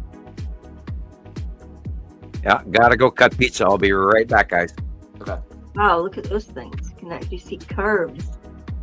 It's incredible, 1, 2, Jillian. 3, 4, 5. Wow. Doesn't stop, does it? Look at this curves. I mean, I've seen the curves as well this week. It was unbelievable. Thing is, I've seen them in the morning when I was riding. I had to ride, and you can't get off, and you've got to go. How close are you to the ocean, Jillian? Like this, or? Yep. Yeah. I thought so. Yeah. Yeah. Well, when I drive right past, it's like just a hop, skip, and a jump down there. You can actually ride down right next to the sea and pack your bike and just walk down the dunes, that kind of close. But when I'm at home, I'm not quite that close. because then it's like Bye, Tara. 10 minutes if you walk, I suppose. I don't know. Yeah. Never tried to walk from here. Took me 40 minutes to walk the dog to get groomed. He wasn't impressed. It took you 40 minutes to walk to the groomers? Yeah, well, you know what? Yeah, well, he wanted to explore all the options, you know. Because he's a boy dog and he's smelling girl dogs. It's like, oh, look at that stuff. That's incredible. That's obviously that has to be part of that too. I don't know, man. Sometimes they add the colors. If it's filtered. Wow. These are great. Oh my gosh. Dude. Wow.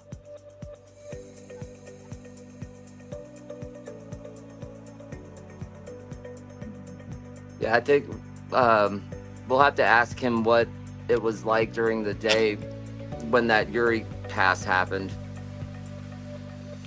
Yeah, we had a big, mighty Uri pass. I mean, the spokes of the thing was just spread like that, then it looked like a giant square. But I thought a square could never be that big, could it? Right.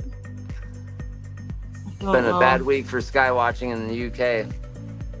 I'm sorry. I don't know. We got to see quite a bit. I mean, and for the last 3 nights, it's been aurora nights. We've seen just the green and the red. The one somebody caught the circle red thing down at the beach, but yeah, it's quite low on the horizon. I think here I can't see because the houses are in the way. Oh, okay. Because we're up the hill and houses are up next to me. You know, look at that thing. That looks like a Scotty dog. Yeah. Hey, it's Rudolph the Red-Nosed Reindeer. Come on. Right? Come on, now get it right. Scotty dog, man. No, didn't you see the red nose? Naughty dog, naughty. It's nodding. Wow. That is the bottom of Saru. Beautiful. Saru. Gold illumination, very thick yellow band is the base cloud of Saru. Awesome. Those are asteroids. Oh, pig stuff. Coming in, boys, coming in. Out the way, man. Here we go. Actually, those are going over, boys, going over and beyond us. That is the bottom of Nepenthe. This axis is far more tipped now, and it's rising up and getting smaller. That is, of course, the red area is the ion tail from Saturn's yellow moon. The above the building where it says 13 is where the long box cube is. Okay. This is the bottom of Attu's snail foot, beyond the sun. Probably the red asteroid is the yellow area. Yeah, that's probably the red asteroid. Wow. And then the ion reach is going to the bottom of Attu's moon, which is what forms the snail foot, as you see the formation developing here. Okay. So I was the red or the yellow illuminated area is the red asteroid. Right. So when that happens, Sam, is it only with Attu's moon, or can it's proximity to where it is in the orbit pattern underneath?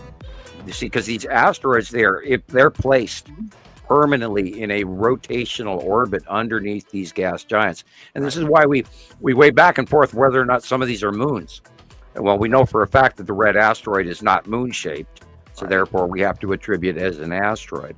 And you know, the tan asteroid is still up, and you know, that's always the one that's bothered me. Like, is that a moon? And we've never had a close enough picture of it to see the actual land masses. Now, if it has craters, it's a moon. If it's smooth or it has funky ripples in it or is metallic looking, then we believe it to be an asteroid. Now, most asteroids are glacious looking or conglomerate clusters of multiple jammed together rocks. But it depends on some of the close-ups. Now, we've had close-ups of Nepenthe, the land masses on Nepenthe. We've had close-ups of land masses on Matim.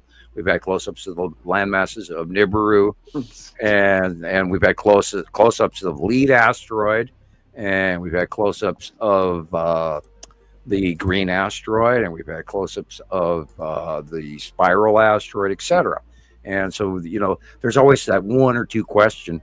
What are we really looking at? And hopefully we're absolutely accurate. Although there's another talking about my supercalifragilisticexpialidocious. Anyway, they're still commenting. I go, I love this. Anyway, and I'm never like that. I never throw out negatives usually on my sheet. But anyway, this time I'm kind of shocked and grumpy about current events and the fact that we're trying to share this information with the rest of the damn world. And I'm not trying to be insultive. I mean that with swearing for as expletive to, importanto. We're trying to get this information out to the rest of the world, and I think it's horrendously important. And it's kind of depressing and irritating that, we're on show 87, and we got 700 views on our last show. I mean, great. We got more comments too. Please keep it up. Like, subscribe. That's higher. It is. Yeah, higher. It is higher. We added another 100. And thank you all for listening. And I'm glad you're here again. And I hope you're back with us. And we hope that we hope to earn your subscription today. Right. And all of that. And there's just no other way we can do this other than if I did this once a month, everybody yell at me. So we have to do a weekly show, and we've all got together because, we are all obsessed and we all like talking about it. And this is the best way you guys get to share in our phone call. This is like our Skype meeting, man. But you guys get to watch it live. It's fun. It's great. And Donald's here. Hi. Donald from TikTok. Hi, Donald. He's my TikTok friend. Yeah. So cool. I'm happy you're here, Donald. Yep. He takes I've been meaning to go in and one time, I think once or twice I'd used his videos to make a TikTok, and so I've been looking for another one to use of his. So stay tuned. I'll be thank you. my eye out on a couple. Yeah. So he's avid. He's out daily taking videos and sharing them. So and he understands, from what he's learning with us. What he's seeing, right. So, and he follows you too, Christoper. Yeah, I know he doesn't use Facebook, but I gotta encourage you to make a Facebook profile so you can just come on Facebook for our group because there's so much that you're, if you want to see stuff daily, you gotta go on the Facebook group. And I know it's like we only can do so much with TikTok. The larger the screen that you view this on, if you're watching us on your phone, you're not getting the full effect. If you're watching us on a tablet, you're not getting the full effect. If you're watching us on a laptop, you're still not getting the full effect. I've got a 43-inch screen, and I wish I could go to 55, although they don't last. If you want a TV that lasts, you buy a 43 or smaller. If you want a TV you're going to replace in a year, then buy those big ones. Because they slap 4 TVs into one and they don't get along. But yeah, if you really, really want to do this subject, get a computer, and you will be amazed at what you missed. And I constantly post that one picture. It's like the Earth doesn't even know what Earth is missing. The Earth doesn't even know it doesn't even know what it's missing. Yeah. And this is the greatest, coolest. Yeah, he says, be patient. Yeah. I've been patient for 44 years. So, I am slightly entitled to get occasionally miffed and lose my patience every once in a while, especially when man has a tendency to show that either they are afraid to know, they can't know, or they're apathetic, not even enough to even bother to look. So I'm in the middle on that one. So I do apologize. This too shall pass. Yes. And I'll go outside, see the coolest thing in the whole world, and all of a sudden I'll be reborn and I'll be happy again. It's all ebb and flow. It comes and goes. Thank you, Dennis. I'm going to go ahead and play Jillian's video real quick so she can go to bed. Or I know she's getting tired, so you don't have to go to bed when I tell you to. I'm just saying. Right. I'm just saying. I always just tell her. In case you want to. There. Sam just tells me, he just outright tells me to go to bed. Yeah, I pull the deep vocal father authoritarian voice like, Jillian? And if I knew your middle name, I'd throw that in there, but I'm not going to, broadcast that. But anyway. Well, there's 2 of them, yeah. Jillian, go to bed. Look at The those. voice of reason. There's got to be Star Destroyers, right, Sam? Yeah. Not unless you got a whole bunch of really cool luminescent bursts. Yeah, those have got to be started first. Right? I mean, look at the one on the bottom and then the one on the, they're like the same. And there's a whole bunch of new ships that we have not seen. Yeah, look at that. Those are actually ships. Yeah, stars don't have wings and tails. Yeah. Well, I thought they were smears. Like, I look at them and I tell myself, damn, you should have stood still. But I am standing still. Yeah, and I lean up against door frames to give it support and stuff. So I don't see why they can be little shapes like that. Like triangle shapes don't come if you're wiggling. It could be, if you guys have ever watched Scrooge, those could be ghosts flying through the sky. I'm joking. Yeah, the ghosts do fly. They usually fly over your head. Deal.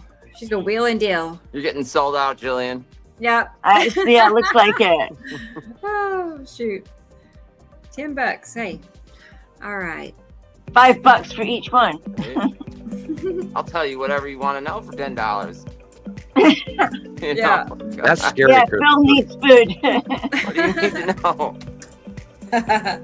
I know what Phil eats. It's Deadpool, so Oh man. I saw the entire Avengers series this week. Okay. Yeah. Well, it's gotten to the point where I start to realize that there is so much more factional things going on that are affecting humans, and they're not even aware of it. And it's people, ladies and gentlemen, we have stepped into a new era of how the world is going to run in a very short time, and I'm not thrilled with it.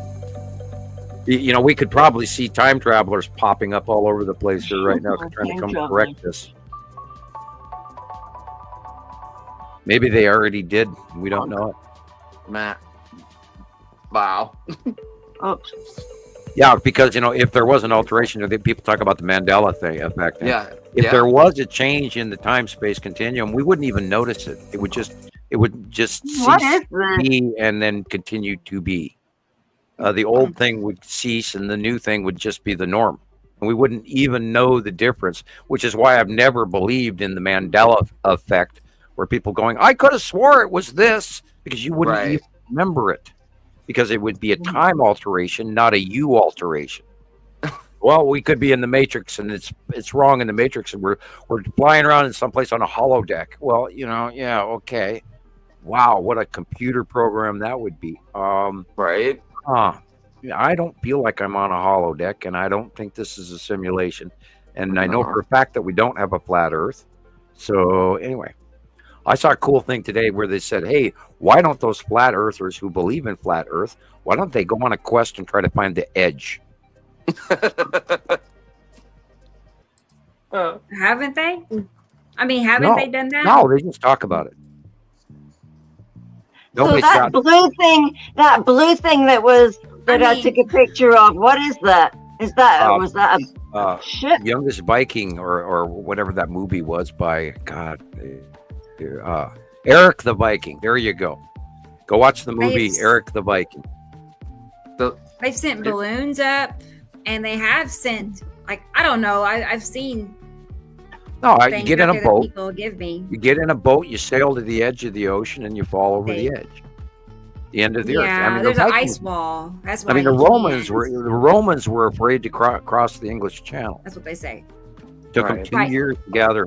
They went from one emperor to the next, from Caligula to anyway. He's a nice guy. To the other guy, I can't remember. I need to go back and remember that, because I should know those names. But anyway, it went from one emperor when they were standing in the shores of Goth, which is France, Normandy, whatever, and they were looking over, across the English Channel. It took them 2 years to get the guts up to go out into the end of the known realm of Rome.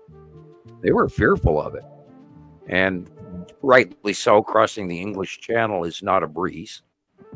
That's why they put a tunnel in, to go under, which is amazing. And people are using that every day by the thousands or millions. The world we live in now is not what we. Anyway, don't even get me started. We're in deep shit. Toto. Well, what happens what happens when the ice wall melts? I mean, isn't Antarctica like falling apart? And yeah, I guess if you consider that there's this supposable big ice wall or big mountain range around, flat earthers. There's this big imaginary zone, and other people who are out there and pardon me, I don't mean to down anybody, but the Zeta group people who are believing in a firmament that we're kept in an area of space, and then ET looks in on the fishbowl, that kind of thing. The firmament people are, they're out there cosmos wise, and then there's people that believe that we live in a Dyson sphere.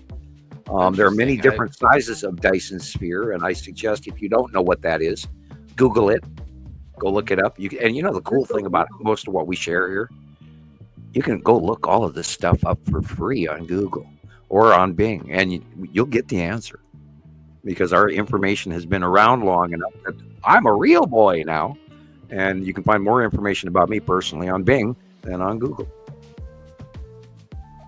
Just to let you know. And yes, I'm in a silly mood. right? Mm-hmm. Yeah, we're at 3 hours 50 minutes. That's about the time I get dingy. Yeah, that's about right.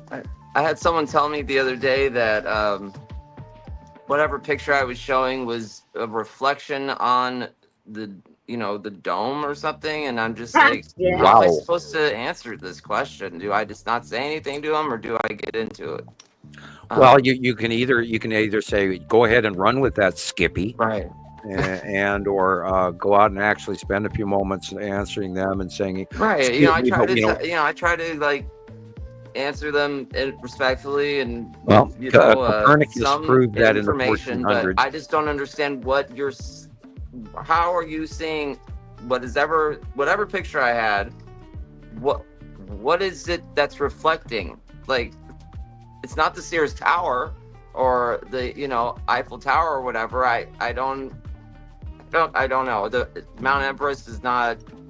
I've never seen shadows of anything on Earth in the sky, so I just didn't get it.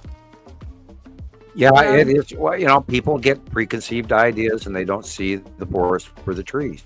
And the one thing that we are asking everybody to do is actually, unlearn what you have learned, as Yoda says. And Maria has sent me a whole bunch of Facebook pictures. Thank you, Maria. Those are the stripes of Uri. Yeah, stripes of Uri and asteroids, in case you're listening. Thank you.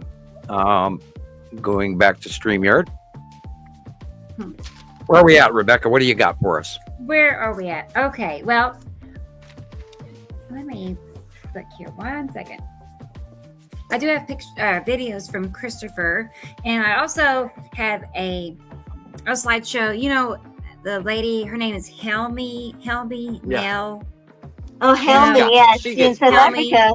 In South Africa, and we had not looked at her pictures before, and I'm a fan, so let's do her. Okay, all right, perfect.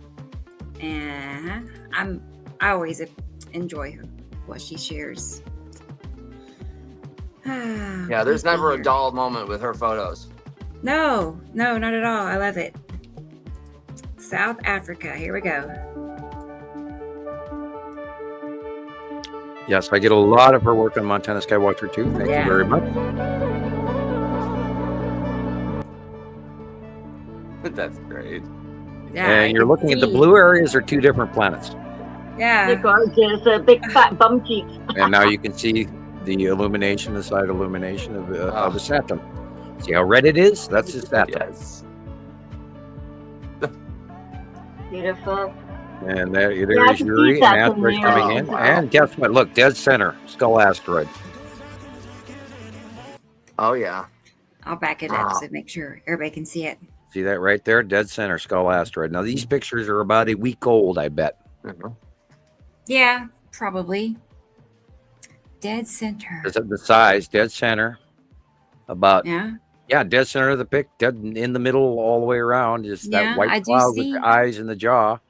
And there, if you go to the Oh, left, yeah. Okay. it's the He's Chan little. asteroid is dark blue coming in Little. from the upper left. Wow. And you have the bottom of Atu, and you have the side of Uh-huh. Uri, and you have part of Saru, which is cutting The off the skull top of there. the sun. And Yeah. you see the greenish of Saru on the right-hand side above the sun. And it Is is that a the cutoff skull there? there. Uh-huh. In the very middle. In the very, Yeah. very, very middle. Yeah, it's tiny, it's small, it's about the size of your pinky tip. Yeah, no, it looks like a cone. Oh. Yeah, that's the skull There's two asteroid. black That's why I said it's dots. like a week old, because Nice. in the last week the skull asteroid has doubled in size. Okay. And NASA Yeah, warned us just test because for it was that going to be thing. I've obvious. seen that bugger looking at me a couple of times. And they didn't want people freaking out and jumping off the bridges, so they announced it. And that is, again, to record date, that's the only thing of the Nibiru system that they've actually admitted is there. Look at that. It looks like a backbone. And it's the bottom of Nepenthe. Oh yeah. God, you can even see its like features. Wow. The side How of can Uri. people not see Wow. the incredible shapes? How can they not fall in love with all those shapes? I don't know. Jillian. I don't know. That is the illuminated edge of Atu. That is the spiral asteroid. Wow, that is cool. Gotta get some coffee, everybody. Okay. Coffee. That sounds I've good, messaged actually. Taylor twice. I was like, please. I guess he hasn't looked. Yeah, I think we're all fading tonight. It's like everybody's got Well, everybody's tired. background lethargy. That or is, it's got some something. yellow moon and some asteroid activity. Hello, puppy. I know, we'll go to bed. Good night, Alex. Foofies. Yeah, puppy dogs want to go sleepies too. Yeah, Jillian, you need to go to bed. I do, Sam. I really do. Wow. Saturn's yellow moon. I'll go to bed as soon as Becca comes back with her coffee. Somebody will have to press the button that makes me disappear. I want to get a laptop. I want to get a laptop, but I don't know what to look for. Well, definitely stick to HP, Yeah. Hewlett Packard. Don't buy a piece of junk because it won't last you 2 years if you do. And then look into the pixel display, and then the number of megabytes of memory. What's a good memory? Oh boy, I do not know laptops well enough to give you that information. Check around, check what's in this one, what's in that one. Also Gotta check have for laptops with terabytes of memory. In whether or not you got an HDMI port or not, or if you can, what you can plug into the thing. If it's a cheaper one, you won't be able to plug everything you want into it, headphones, etc. I happen to be a fan of the port where you can stick an actual mouse into a laptop. I have one of those because I do not like that finger scroll crap on laptops at all, because I'm a mouse person. I still use them every day. That's the Saturn's yellow moon right there. That's the Saturn's yellow moon right there. Wow. Hectic. Look at the fire cloud. Yeah, the little flame-like clouds. You can't argue with what then, there is Atu's moon and the asteroids on the left-hand side of the sun. And Uri's in that too, but they're all mixed up into the out view. That white band, of course, is the bottom of a planet. From one planet to the other, all mixing in and out view. You can see it there again. The corner where the birds are is the real sky, and everything above that is planet. Most likely the bottom of Uri again. Light pinch, that's why the shafting is there.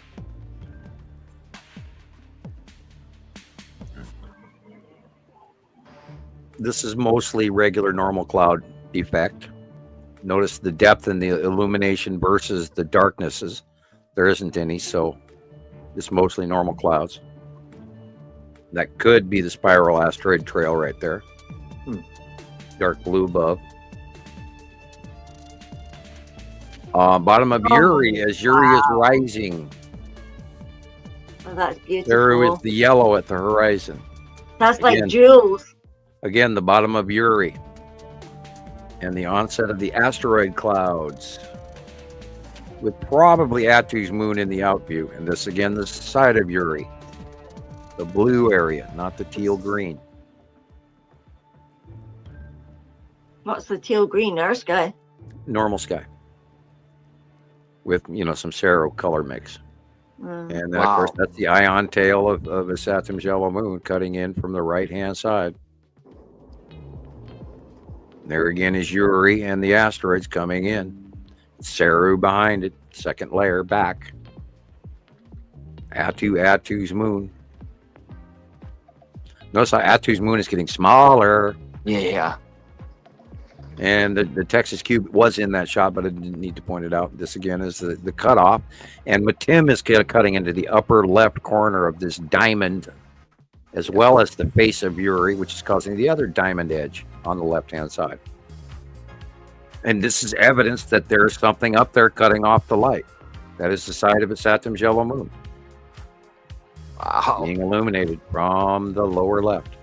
This is again onset clouds, small pattern, tiny little micro clouds of Uri bottom. Micro clouds. Not ours, not within Earth atmosphere. The sunlight red shining underneath Esatim, which is why it's red, and then Esatim's yellow moon is in the top.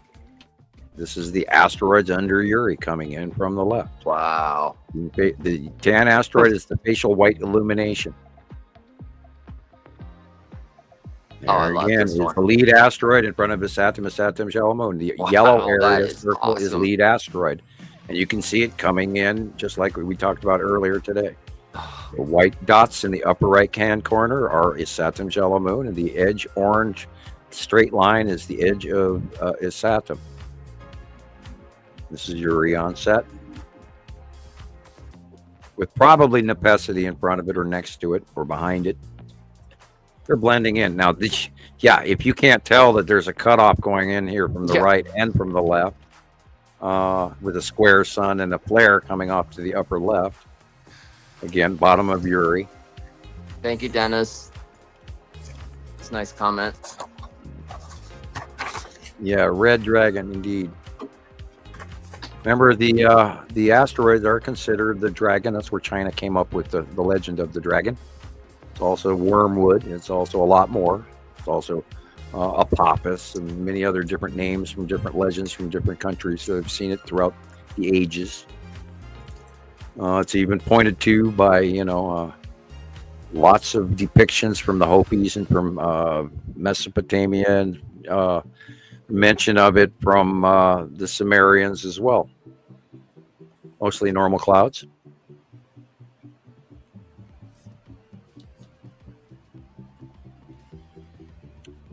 Very green, probably the bottom of Nepesity. Green Nepesity with base cloud, all red. And then the big three coming in on the left.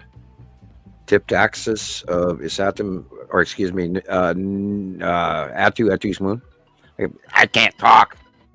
My brain has gone to mush. And the illumination perhaps of Cero open core in the background, just above the tree. Wow, this is freaky. Yeah.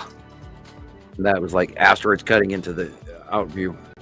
This is probably the bottom of Nepesity, and of course, remember the orange and yellow is the open core of Cero. This is the bottom of Nepesity.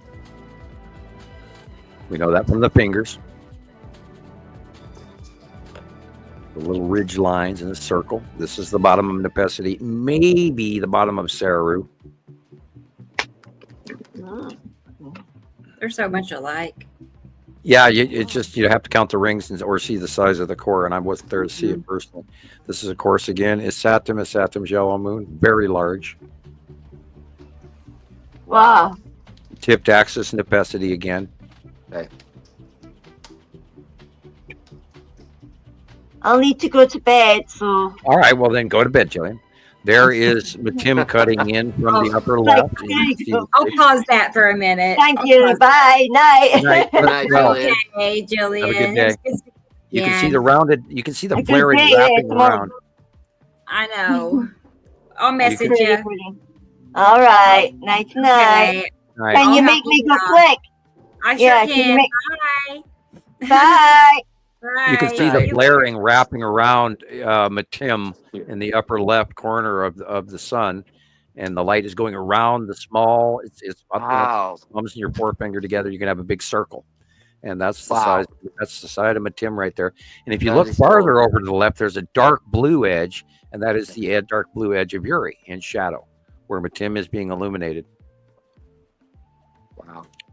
And I see one Star Destroyer on the right, and a bunch of small clouds, and okay, anyway. And then there's a cut in from the upper right as well. These are the effects of the sun shining on red planet is Saturn. Most likely, the white in the top of that was Attu's moon. This has to be an asteroid. I can't tell you which one. Yeah. It could even. Well, it's not the skull.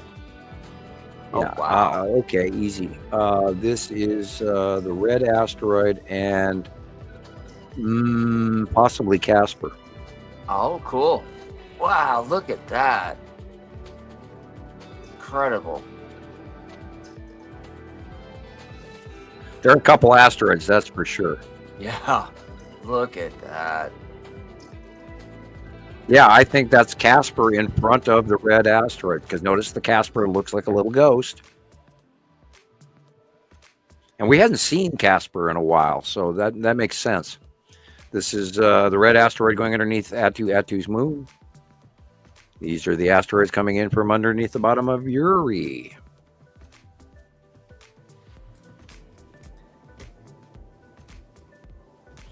Saturn's yellow moon is now dark blue and purple. Very big. Very big. And planet, I can tell you that. It's a planet, I promise you. Remember, the sky color is at the horizon. Very likely we're looking at the side of Isatum mostly. Hard call on that one because I don't recall Isatum being fingery. This is, I don't even know where the sun is on this one. All right. Again, Isatum's yellow moon. This is where the long box cube also is, because the light is coming from the left, and it could actually be the side of Nepacity. Wow. I could be wrong. Yeah, though that dark area is the asteroids crossing. Incredible. Right in front of us. This is the stuff we warn you about. We are worried about. Those are asteroids. And they're zooming past us every day. Every day. Now, this one, think of the white area as the planet, and the red area is the normal sky. Wow. That could, yeah, that's literally the side of Uri to be that white. That's great. Being illuminated, and that cutoff line is just insane. Yeah. It argues with your mind. Which is the real sky? What am I looking at? Or is it like, yeah, that's incredible. Yeah, that's the white. Uri is very white, and it illuminates in that manner. Yeah, we have several captures that Thank you very much. copy that same everything. It's it's repeated itself several times now, just like that. So awesome. Southwest Atlantic. I'll have to share that on the group so Helmy can see. Okay. And Afon. I'll have to share them. I was reading Howie T. They're just awesome. Comment. Yes. Okay, let's get it. Howie T. Where are you? Here you are. Is this one? No. No. My prediction. Yeah. Okay. My prediction is that asteroid is going to hit in the middle southwest Atlantic. Okay. Where is the south? Okay. Southwest Atlantic. That would be, well, from your point of view, that would be off the shore of the Americas, and that's also matching Edgar Casey's prediction that there was going to be a large meteorite or asteroid to land off the coast of South Carolina and cast in a 300-foot tall tidal wave and devastate the East Coast. And so you do go look that up in Edgar Casey's quatrains that are published, and he's got quite a few of them, thousands and thousands of them. And I've often pondered that as a possibility. Yes. We had the Chelyabinsk event, I believe. I got to remind myself of the year of that. I keep saying I'm going to do that, and I think don't. It was 2013. Yeah. Okay. I was thinking 2011, 2012, but 2013 Chelyabinsk. That's where we had that one come in and then blow up. Oh, thank God it didn't hit. That would have literally massively blown up a lot of people. But it did injure thousands when all the windows for 20 square miles blew up. Glass blowing out everywhere. Go look that up on YouTube. The fact that above captured Earth. on people's car cameras and thousands. Oh yeah, of cameras. I watched that for weeks. It was incredible. They were it was awesome. Pinpoint and then exactly all where the it rumors. came in from all ET those came in behind and blew it up. Well, it's entirely possible. It could have been another Tunguska and all of that. Yeah. But it's entirely possible, but without some really good video technology to go in there and look close on it, we don't want to jump to conclusions. But there could be, and we do expect a possibility that some of the object cluster group could actually detach generically. They are electrically attached to the gas giants, and they aren't going to normally separate. So we don't really have to worry about that. But there's a possibility there's crud floating around along with it that is not necessarily attached. We do get warnings of we know that stuff is coming in 2025. We know that stuff is coming in 2036. We know that stuff is coming in 2050 that are all pretty much documented that are going to really cause us major chaos by actually hitting or scraping past. So there's a lot of big stuff and you can go to the NEO list, which is Near Earth Object Listing, where you can learn about that. And I suggest you learn the math behind that. And if you have any questions, contact me. I'll explain it to you. It's not that hard. Don't need to go into it right now, but for everybody, if you want to learn, then I'll spend the time. It's not that tough to figure out what they're trying to tell you, and it has to do with angstrom units and lunar units. Angstrom units is the distance between here and the sun, which is 93 million miles, and a lunar unit is the distance between here and the moon, and that is 265,000 miles. And once you learn that, you multiply that times the fraction that they're giving you for distance ratio from the planets, and then you get your distance of how many miles or kilometers, depending on how you lay it out. And you'll find that a lot of their announcements that they freak out about, this is coming in or that's coming in, and it's named SG 2024, blah, blah, blah, XR, whatever. And then you look it up and it's like, it's going to pass 3 million miles away. Okay, we won't have to worry about that one. The one you got to worry about is between Earth and the moon. Anything closer than 260,000 miles, then worry. After that, don't worry about it too much, and depending on size. And then, of course, you have to learn how to look up the size in meters and when the proximity and when it was discovered. And all of that is important, pertinent information. So it'll help you look up the NEO list, Near Earth Object. And you type that in neo.gov. And I look at it every week. Every week to know what's coming. Is there anything going to be close? Yes, no, nope, bye. Move on. And I look up, worldwide weather and all kind. I go through my routine. Anyway, I do my homework. That way, I'm not talking out my nose or other parts of my body. I got so much crap over 2 weeks ago. I talked about, that thinking that a website with, fun with farts would actually. I mentioned it again. Yes, I did. How that would probably get more likes than we do. Right. Wouldn't you love to become famous for that on YouTube? No. Yeah, this guy has the best fart videos out there, man. Yeah, I'm doing it again, aren't I? Hey, it's the truth. There's this wacky stuff that does not make silly sense. Stuff gets all the views while we do all the work. 1 million plus views, and we're showing the planets, life, and the most incredible images of our skies that I've ever seen, and it's like, crickets. Yeah, 700 views. I just wanted to show you all this light pinch that Christoper shared today. Yeah, and look at the shadowing on the left, and that is where Matim is. That's where Matim is. It. And the blue is the blue asteroid. It's directly above the sun. cool. It looks a little rainbow. It almost looks like the French flag. Yeah. Yeah, I I'll like take, all the I'll little take a details. few pictures of the sun throughout the day, like right when I wake up, and then this was like 12:30. Yeah. Definitely not our high noon, but it is winter now, so and then That's I try awesome. to make sure, like, you got to angle your camera the right way to get the right, or I want to make sure that I'm getting a picture of the sun and not just like crap everywhere. I don't know what else to call it. So I just try to get the most true picture of the sun that I possibly can. Right. Yeah. I love it. I mean, light pinches, whenever I, take a picture and I see it pinching, I'm way more happy than I am when it's not, Right.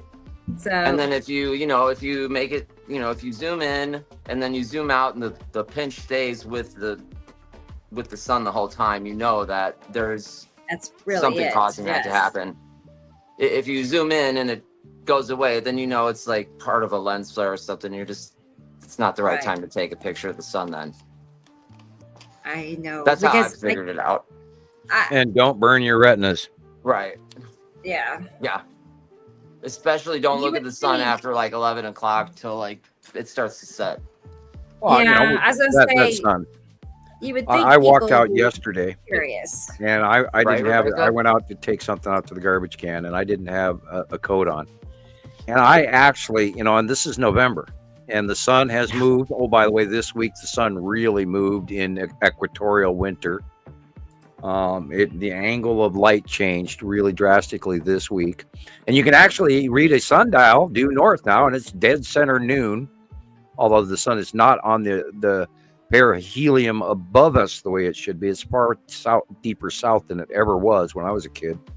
But anyway, we're in winter orbit now. And as I walk to the garbage can, just a few steps, and drop the item in there, and I turn around, and the back of my arm is on fire because the sun is shining on it. And it's like, Christ, it's November, and and I know that the sun is in equatorial winter mode, and yet I'm getting within 5 seconds, I'm getting burnt. And that was never, ever like that when I grew up as a child. That never existed. I mean, you'd come out on purpose. Getting sunburn. Well, while sledding or anything, you'd go on purpose to stand in the sunny area just so that you could get warm. Now you expose your skin and it's too hot. Yeah, it's not fun, and it's not It ain't normal at all. Yep, Sandy Cheeks, and where's SpongeBob? Sandy Cheeks is always here, but SpongeBob is never here. And what about Patrick?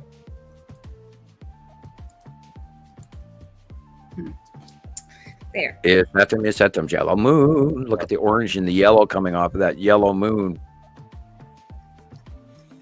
Yeah, that's just like your recent drawing. Let me get that pulled up. Yep, it sure is. Let's see. It's such a cool draw. It's such a cool drawing too, and when you actually get to see, I sat him, yellow moon, and the lead object like Sam's drawn it here. It's absolutely mind blowing. Well, we should pull out that video again, because it is absolutely mind boggling. It's if I stuck a piece of tracing paper over it and then copied it 2 days before it happened. It's like, does he time travel to these places beforehand? No. I cheat. Yeah, I cheat. Yeah, somehow I get my way back into a way forward machine, like Mr. Peabody from Fairy Tales. I go forward in time, and then I come back, and then I go, oh, look how cool I am. I can see the future. Right? Well, I would show it, but it won't let you. Trouble. Of course. Well, isn't that normal? Oh, well, it'll here show it up is. in one of the videos eventually. I must have 2 folders labeled drawings. So here. There you go. See how orange Isatum looks, and yellow, yellow, orange. Anyway. Oh yeah. That. And the base cloud. Yeah. After he drew it, now I see it all the time. The orange. The clouds move, towards the sun to the they move to the left, and there are these triangle-shaped clouds. And they're pointy and fire-like, and this great. matches. And I drew this freehand, sitting in my living room. I didn't copy it off of anything. I drew it out of my head. And I did not put the date. Oh, it does say October, but I didn't put the single date on it, which I think should you did do. it like the 23rd or something. Yeah, something like that. And then literally a day or two, I mean, we're seeing exact copies of it. And then you did in your video, you did the layover, and I saw that and I was like, wow, and it's exactly as we're seeing it in the skies. And it's just, that blows me away how I see something in my head and then it happens, including, the Skull asteroid coming to visit for Halloween and all of that, Is this too? Yeah, that too. And this was, of course, like a couple of weeks before I did the drawing, but I didn't base it off of this. I love how blue Saturn's yellow moon is there in that one. Just like that, Right. yeah. Yeah, it is. Just And because we know what it does. And in my mind, I've seen so many pictures of it for so many years that I can just, I know what's coming.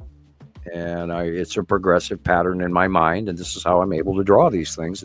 And I am the number one authority publicly on this, and you guys are 2, 3, 4, 5, 6, in our group of experts. And so we know what we're talking about. We are not guessing at this. We are not.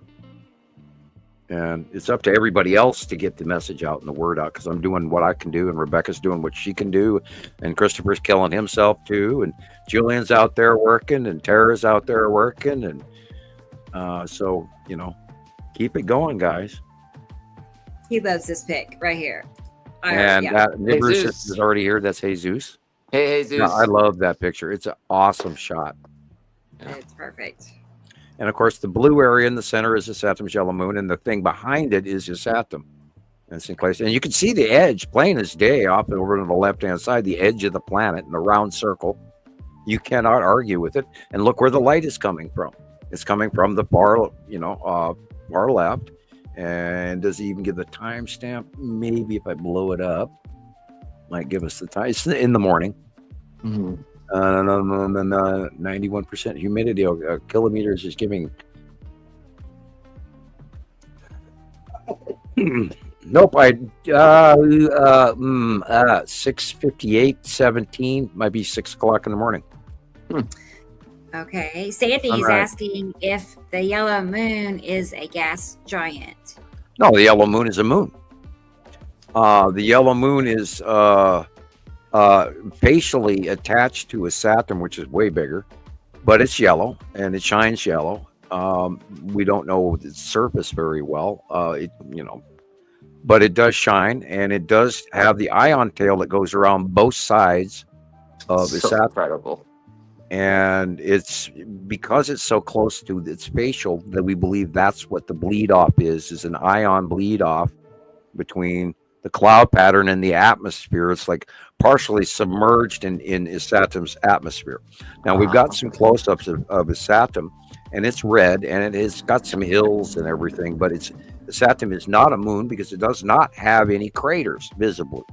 So we see patterns and sort of mountain ranges, but there's no water or anything like that, or per se land masses, other than the whole dang thing's red. So and we've got pictures of that going back all the way to 2014-15, where it was way smaller, and we saw sightings of it when it was on the left-hand side years ago, thanks to Sharon Arbic and stuff. She took a huge majority of the pictures we still use today. And this, of course, is green, and that white dot is one of the big three underneath the bottom of the open core of Nepesi. Incredible. It's just repetitive. And every picture's so incredible. It's just, and they all match year after year after year. And it's except the size changes and their placement changes. But we know, and we've seen it. Yeah, I looked at this one, and this has got to be the lead asteroid on the right, and the red asteroid on the left, in front of Saturn's yellow moon on the right. Has to be. I've never seen the lead asteroid so shiny, though. Right? Okay. It looks like a ski ball or something. It could be the Empire Orb, and I could be wrong, but the size dictates that it's the lead asteroid. Although the coloration could be that way because of the yellow moon and its Saturn being on the right-hand side of it. Oh, We could be seeing refractive colorization. interesting. Wow. Where? Oh, wow. Wow. Oh yeah, the cool. punch clouds everywhere they're going, oh, what are these? Those are two star destroyers. Yeah. Just like that one picture that you guys showed a while back. Yep, and they're just masking themselves in the top edge of the clouds. Look at that. Or the bottom Same edge of the thing. planet that they're orbiting clouds. They're just orbiting the planet above. If you look at the blue line all the way at the bottom down there, that's the separation of real sky between our sky and then whatever sky that is above us. They're Look how striped that is. Well, what planet is that? What planet? I couldn't. Yuri?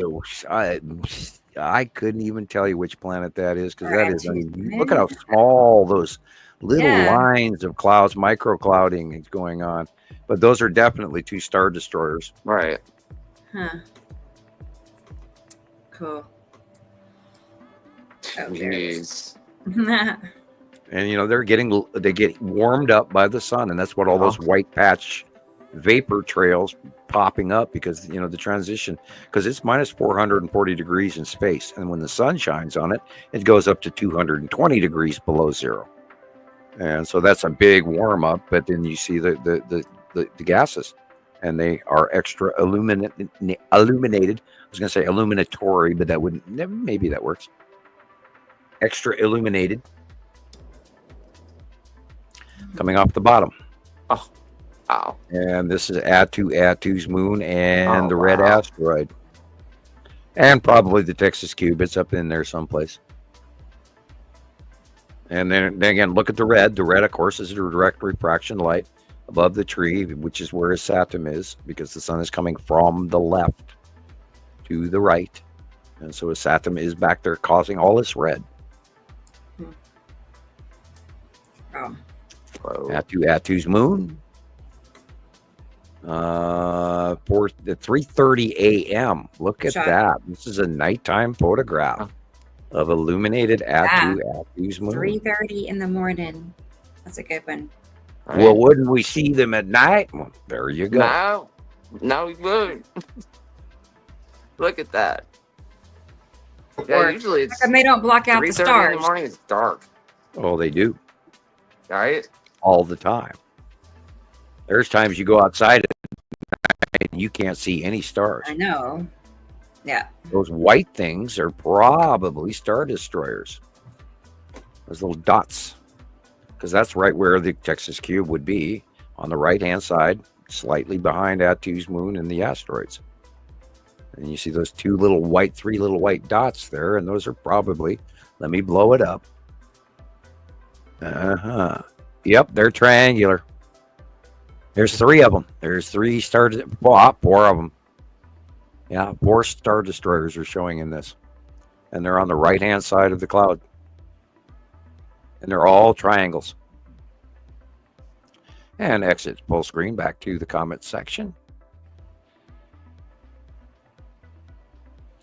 Oh, you think the Texas cube is in the center? It could be.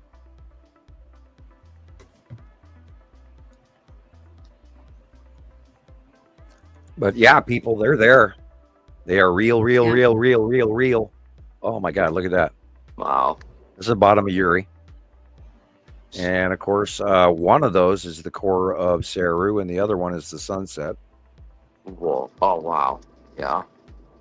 And the purple comes from back refraction of the Atu, which is above us and slightly behind us. But this is the bottom of Uri. And the red comes from his Saturn, which is over to the right. Yeah. And saying that bottom of that Uri is just getting big and small at the same time. It's getting huge, going over the top of us. Oops. Spiral asteroid. Yeah. Definitely. You can see the absolute spiral of the cloud. You can't argue with that. That's a spiral asteroid. And a bunch of little stuff. There's a whole bunch of other new, smaller stuff being seen with the spiral asteroid. Now we've seen it for like 3 weeks now. I wonder how they you know, like how did they make sense of this? You know, Oh, those are clouds. that's just clouds making this perfect spiral. These are clouds. Oh, it's waves of moisture from the jet stream. Oh, okay. Or what would they call it? A derecho, way off in the distance. Yeah, and of course, a derecho is a sandstorm, straight line sandstorm in the South West America only. When they call it derecho up in Indiana, they're lying, because that's not what that is. And not only that, all of those major storms that went through this year, from April, May, etc., and all the tornadoes and all that, none of those were straight line storms. They were all bow shock, cut off lows, cyclonic, anticyclonic, rotational cyclones, and that caused. And of course, a lot of people lost their homes all over the country this year, including the hurricanes that we had in Florida and Georgia and South Carolina and all of that, and Kentucky. And we pray for all of you folks, and we hope you have a quick recovery. Absolutely. But this is bigger than us, and this is close passing. This is why it's all happening. And don't believe a word anyone is telling you different.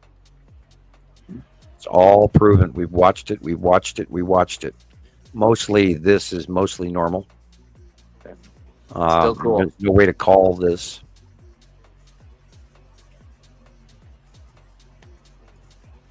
Smear. Nibiru's nemesis says that it looks like shadow puppets on the cave walls of Plato's allegory of the cave. That's a cool comment. Wow. Okay. I didn't catch any of that. I missed it. Sorry. Meanwhile, it sounds like Stephen Colbert. I mean, to me, it looks like dragging, like something's just dragging by and it's leaving these, Yeah. It's a beautiful photo. Yeah. Now this, what do you see?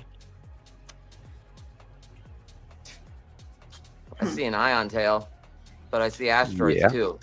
Yeah. Skull asteroid. Oh, okay. Wow. Huh. I didn't see that. With two small ones in front, three small ones in front of it. But if you look at the background in the dark blue in the chin, see the chin sticking out of the bottom of the middle of it, all of that. That is the Skull asteroid with a couple of other asteroids around it, in very close, very large, on October 20th, which is way before what NASA was saying it's going to happen after the 31st. Well, no, it's going on right now, and they lie. But yeah, this is because that chin point. Talking about the dark shadowed chin point says Skull asteroid with other asteroids in front of it. I have a minor headache. No. I've had it off and on all day. There's a sound outside my ears. They're not ringing as bad as they were earlier. Oh, that could be an asteroid coming in, or that could be a SpaceX launch. Yeah, looks spiral enough going vertically that it could be a SpaceX launch. Okay. Rocket launches have odd spirals that are not regular. And ask yourself, is that orange thing behind the yellow thing behind the white thing, is that orange thing planet Nibiru? A massive gas giant that holds both the stars? It's huge. Yes, it is. It is huge. My God. Notice it's not a regular halo or a regular sundog. That is beautiful. Because they are white and they do not have a color change on the inside. Halos and sundogs are white. This is Katie Joe's. Great. That's great. Yeah, we know that Nibiru, and we don't talk a lot about Nibiru. Nibiru is a very, very, very, very massive gas giant, and it holds the two stars and the two solar systems. So it's really big. And it travels horizontally through space. Well, the two stars and the two sets of solar systems all follow around in a concentric spiral. And every 3,654 years, we trade places. Okay. And that is the flower of spirograph drawing that all of the major religions are talking about, the great holy flower. is the flower that's created by that spiral of the two solar systems, and they're giving you the secret of the binary system in code, and you don't know it unless you know it. Is today headache day, Carol Ann? I would believe I it. thought it was heartburn day. That was yesterday. Oh man. I don't know. It is for me. Like, go away. Yeah. Do I hear the rattle of Tums? Heartburn's the worst. Yeah. Yeah. Tums. Yeah, Something. that was me yesterday. Oh, look at this. Oh, go back one if you could. Okay. Mhm. Look at little white triangles up in the sky, up in the off the cloud on the look at right hand that. side. Wow. Sandy, it's not nice. Wow. 1, 2, 3, Nice. 4, 5, 6, 7, 8, 9, 10, 11, 12. Oh wow, look at that. That's great.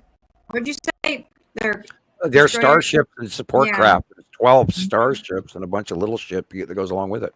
Do you see him, Albert's Rebecca? here. I do. Wow. Yep. That's cool. Hi, Albert. You'd be amazed what we miss. Good. I'm glad you're here. Yeah, thanks for stopping by, checking it out. Let's see.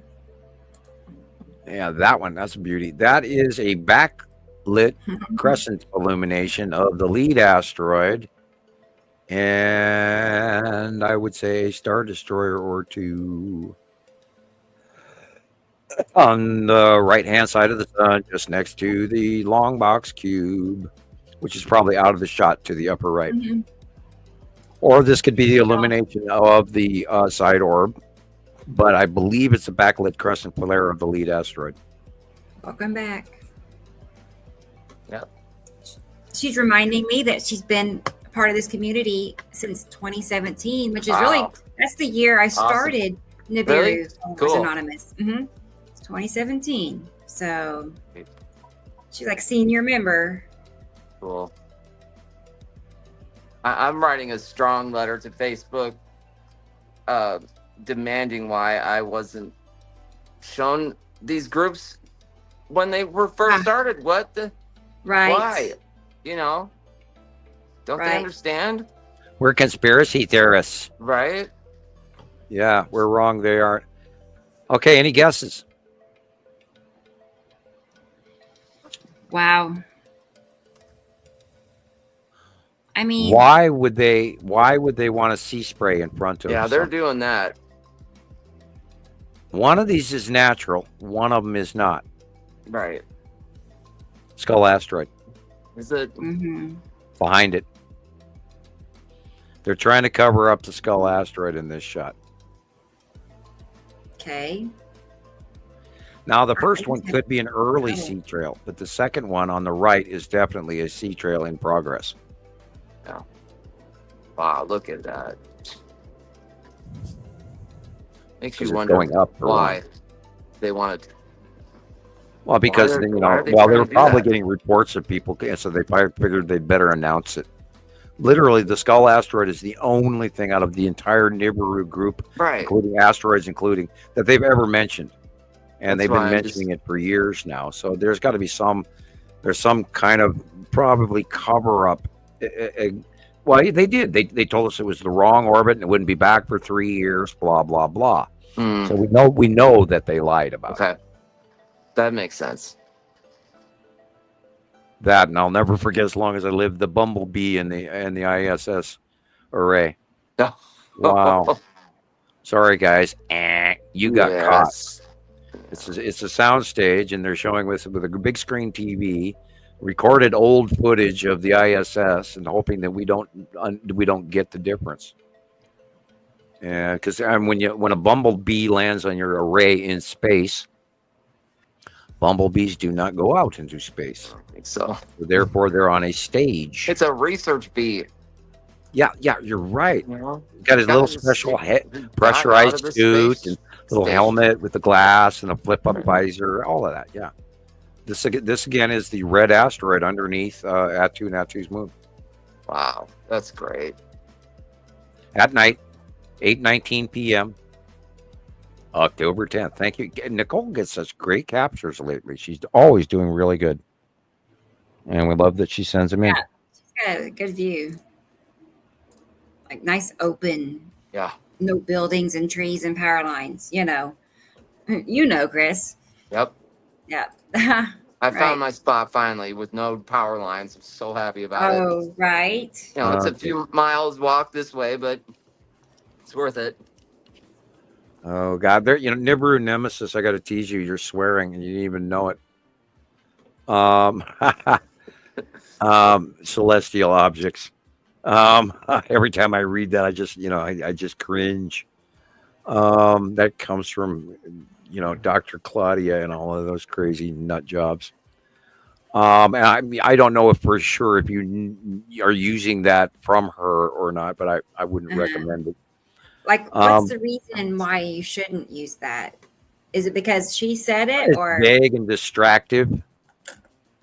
Because I say planetary celestial objects means they're things from space, but it's like trying to say soft and hard at the same time. It's just it's an inaccuracy. Planets, passing planets, or passing moons, or passing asteroids, which is more specific. And I that's why over the years, because I mean that lady put out so much soup that we couldn't haul it away to other cities and give it away.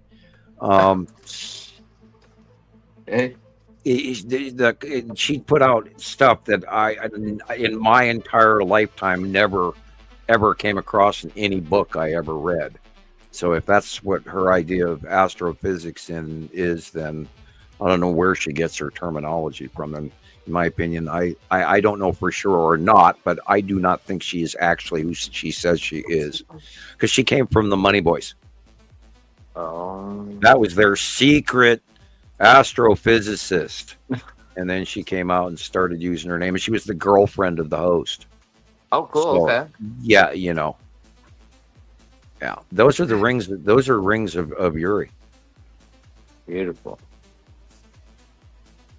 Earn it. Okay. Those are side rings of Uri. Very plain and simple. We've got numerous pictures that match this. Yeah, like that. And I don't mean to down those people, but we have a standard of science terminology, and Nibiru does protect itself, but you've got to remember it doesn't have to do gravitational lensing. Each one of these planets has their own atmosphere around them, and they do all of these things all on their own naturally, so they don't even have to try.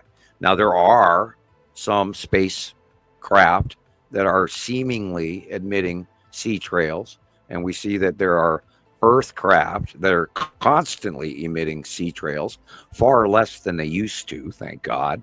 Thank God. But, and we've all learned years ago that once they start, look, they're going to hide something. Let's go out and look.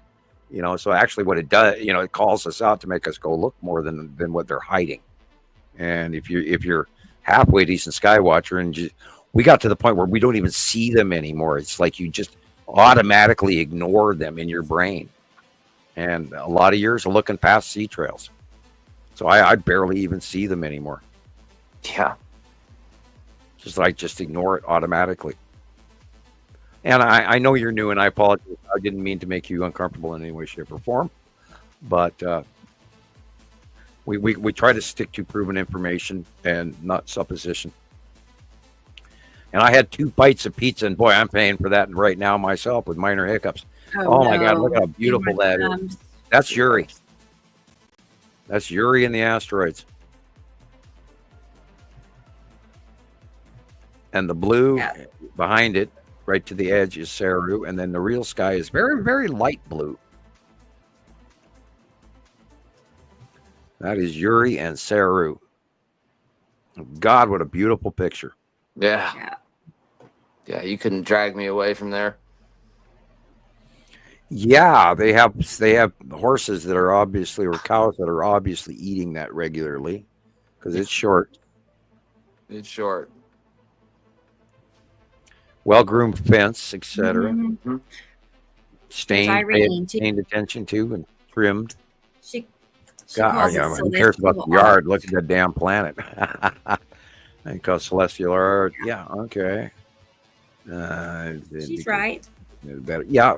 Irene, you are a kinder person than I, with more patience than I. I do occasionally lose my temper and want to be more scientific and stick to the logic and I am a little bit, swinging my axe or my war sword or whatever, trying to get this information out. Maybe I could do it softer, but anyway, this is intriguing. Looks like the edge of necessity, but I can't prove that in any way. Okay. It could be HARRP, no, or AARP insurance. No, I'm joking. Yeah, a lot of people say that they believe in HARP doing that, and that's debatable. And there are more HARP sites around the world than what we talk about, and some of them are floating.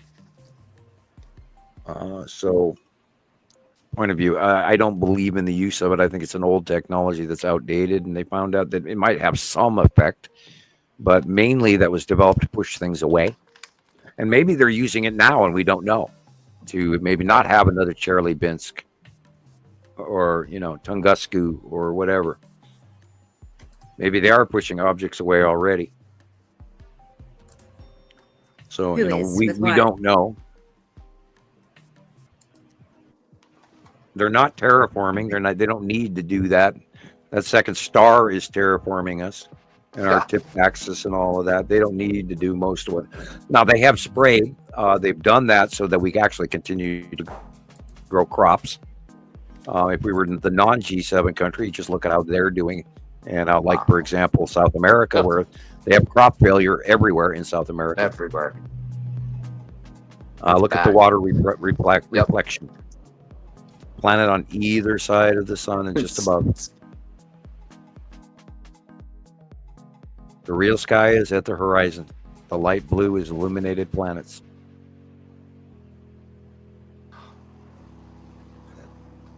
And that's why the shape, the light is pinched. That's why you can see it's pinched on the water.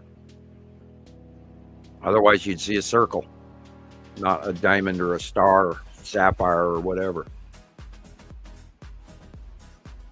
And time after time, we talk about all of these things that fit, and this fits, and this fits, and this fits, and the sun comes up in the northeast sky, and all of these tidbits interlock together in a puzzle, and it all fits. And we've known that the planets have been between us and the sun for many years, which is why we've been seeing the dark sides of them. And now that they're passing Earth and going above us and beyond us again. They did it a little bit in 2019 and 2020, a little bit. But now they're really going beyond and being facially illuminated as a major part of the day. And so we're getting better captures all around the board. And now next year and the year after are going to be phenomenal. And we're going to have to start looking away from the sun to get our sightings because they are going to go away from us. Of course, we don't know where that second star is going to go, which is a concern. Yeah. We could get a lot hotter. Yeah, we could have 130-degree normal days everywhere or more, God forbid. It's dreadful. That's sobering thought. Really, it makes you wonder why. We know that they've got these underground areas all over the place. Why, if the governments know about this, then why aren't they creating something for the masses? I mean, I know there's a lot of people because they cannot possibly save everyone. Not only that, they want a level of code. All you have to do is go to the Morlocks and the Eloy from what was it? The Time Machine. I'm trying to think of who wrote that. Was it Edgar Rice Burroughs that wrote, or H.G. Wells? I can't remember who wrote it exactly, but the movie The Time Machine. They can't possibly feed and save everybody, and they know that, and so it's going to be the elites and the people that they deem look at the movie 2012, the people that they deem important to the future of society and the genome, the gene pool, all of that. Now somebody has to make those decisions. Trillions and trillions of dollars have been spent in the creation around the world for those. I've been in one. I know they're real. I can't tell you too much about that. I know a lot that I can't tell you, Right. but they're real, and let's hope that they were overzealous in creating them, but I don't think so. I don't want to talk about what could happen. I want to talk about what we are seeing happen. Right. And this, of course, right here, this is the spiral asteroid going at an angle away from us at the base Hey. of Uri. Hold on. You want some help?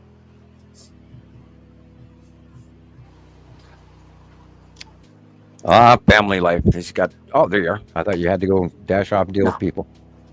No, I'm okay. You have a lot more folks running around than I do. I got my kids. You have older family members. I got younger family members.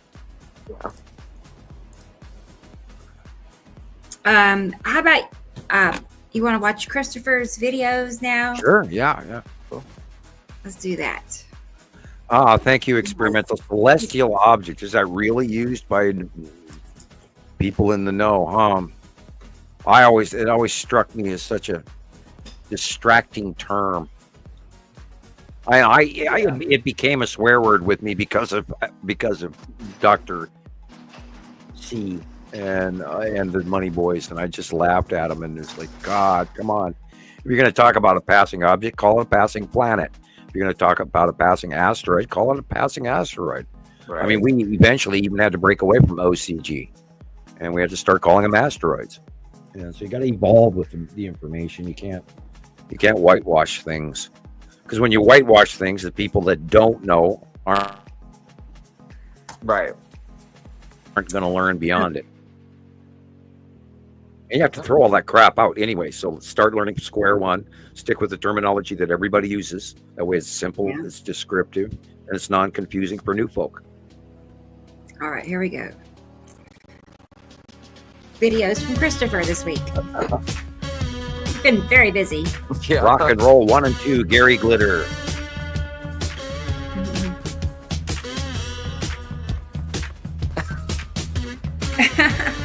Cool. Damn, I had a suit on. Okay. This is a sunlight pinch caused by 2 passing planets on both sides of the sun. All right. When I zoom in and out, the light pinch stays the same.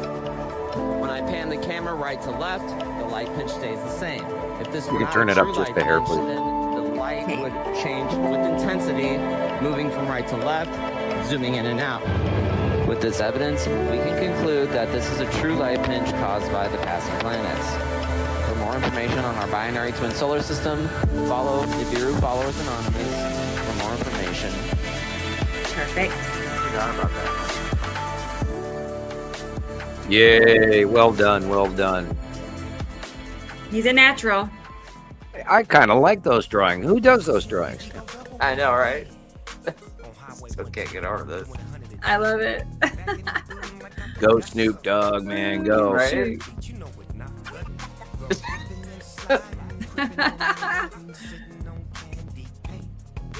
That's so funny. I know. Yeah, I hope Snoop Dogg gets a hold of us and wants I to know, do a that's what I show. was thinking, like, Yeah, yo, dude, come on, man. right? It is what it is, yeah. That's right. Give us a call. Let us show you something. Do a song about it. There you go.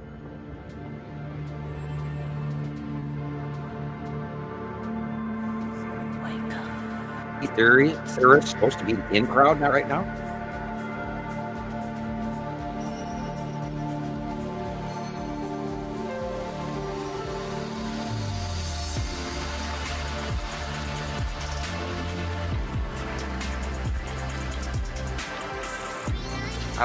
I was shocked when I saw this day. That's gorgeous. We went inside to just like run like a shopping center parking lot, but we went inside. I don't know what store it was. I got pictures before this, but when we came out, the sky was red and it was just incredible.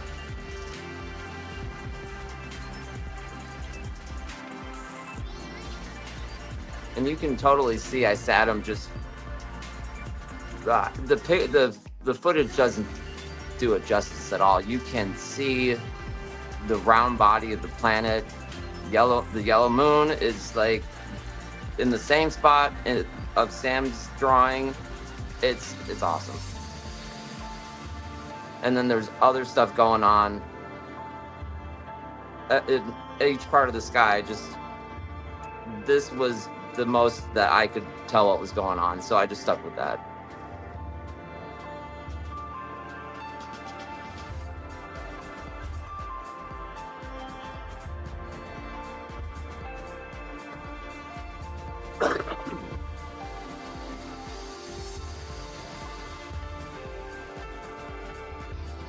Planets, people, real, live, close, passing planets. Or celestial objects. This is an early that's like 2015 Saturn's yellow moon. That's how we know. We know. They were way small and they were way tiny years ago. This is a picture of 2022 of a drawing. And we know. We've watched them for years get bigger and bigger and bigger. And they all match. Still. They all match. Oh, cool. Year after year.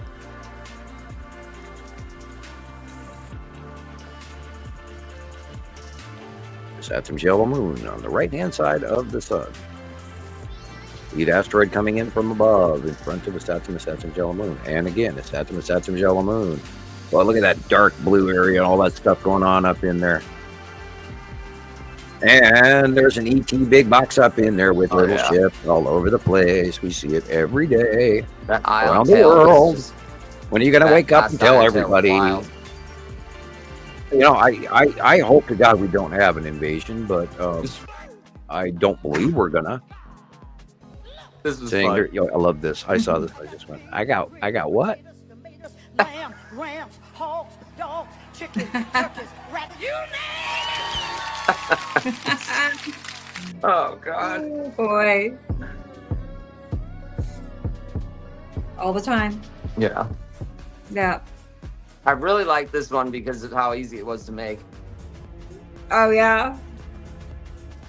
This is Robert Marshall Smith's photo from last week. Wow. Yeah, look at the clarity of the shape of the red asteroid. Yes. Got that front square nose and I mean, it almost looks like a fish. Yeah.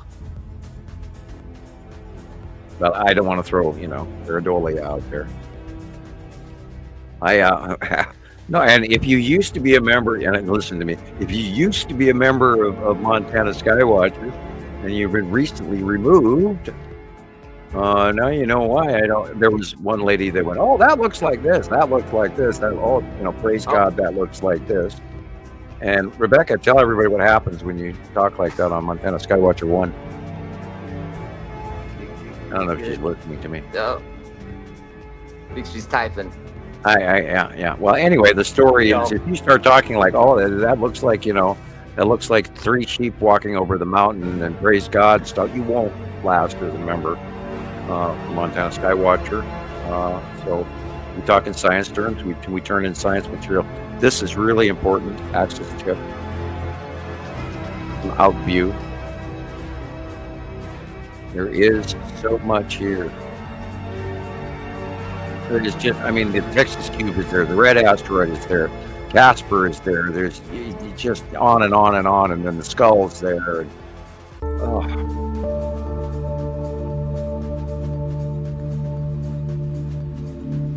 And yet we end up saying the same thing over and over again 1,000 times.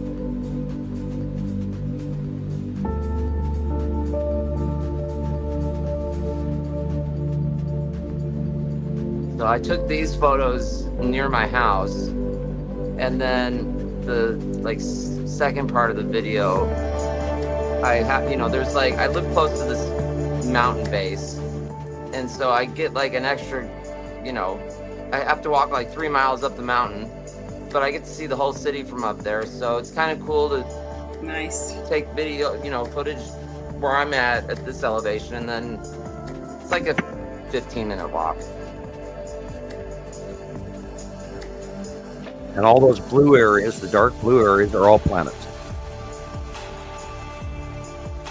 Just realize that there's a sea trail.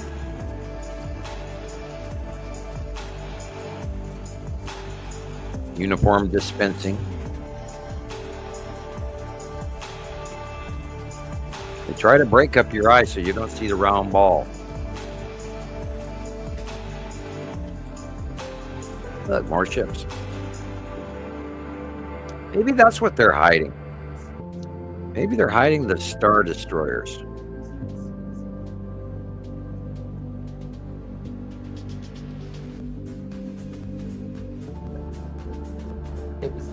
Don't ask. See all those much whiter clouds right there at the bottom? Maybe they're hiding all the Star Destroyers. And look at that. Look at that.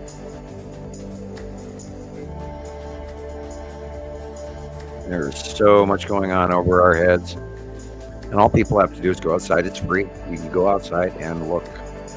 It's happening. Not every day for everybody. But there are weeks that you can't see anything. And then all of a sudden then you see everything 3 days in a row. And of course, we always recommend, God, look at the extra whites. Always recommend getting a copy of the monthly sight drawing. And it will answer many of your questions.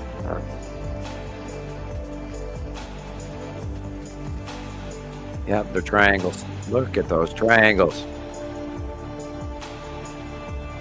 People, intergalactic craft, Star Destroyers, box cubes, long box cubes. Look at all of those. Right. There's 4 and 5 of them on the left, right there. There's 2 or 3 of them in the middle upper right. There's Star Destroyers up there. How can you not see them?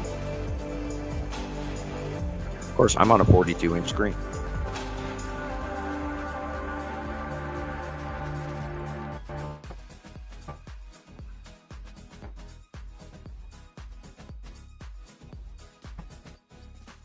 I just got myself yawning. Holy cow. Uh-oh. Uh-oh.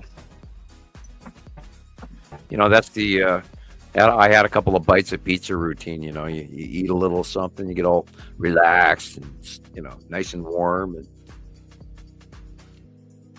I did it the other day. I was watching a movie with Nova, and we were watching the movie together. And my neck was a little stiff because how I was sitting for too long. So I dropped my head down and I leaned up against the windowsill.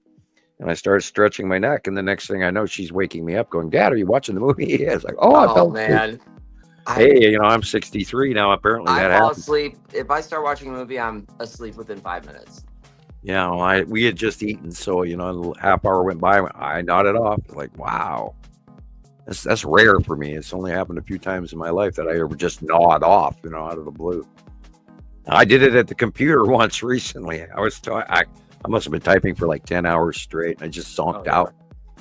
But it's okay. Rebecca did it to me the other night. We were talking till like 5 in the morning and she fell asleep at the computer. So I guess I'm normal, you know, pulling a Neo all-nighter. That's funny. The sky tonight was amazing. Okay. Now in kind of a strange way, I can't wait to see what God has in store for all of us sinners. Oh boy. Wow. I can honestly tell you it's going to be a big surprise. Without doubt. We lost you. Sorry. I right. know. How could you? I can't even see Christopher, but we weren't quite finished with your video. Oh, it went to the end. Oh, it did? Did it? I believe so. Okay. I wasn't sure. Because I know if I get removed... I didn't notice any interruption per se. Right. You didn't see Rebecca disappear? Remember. I don't see Christopher. I can hear him. I'm here. That's weird.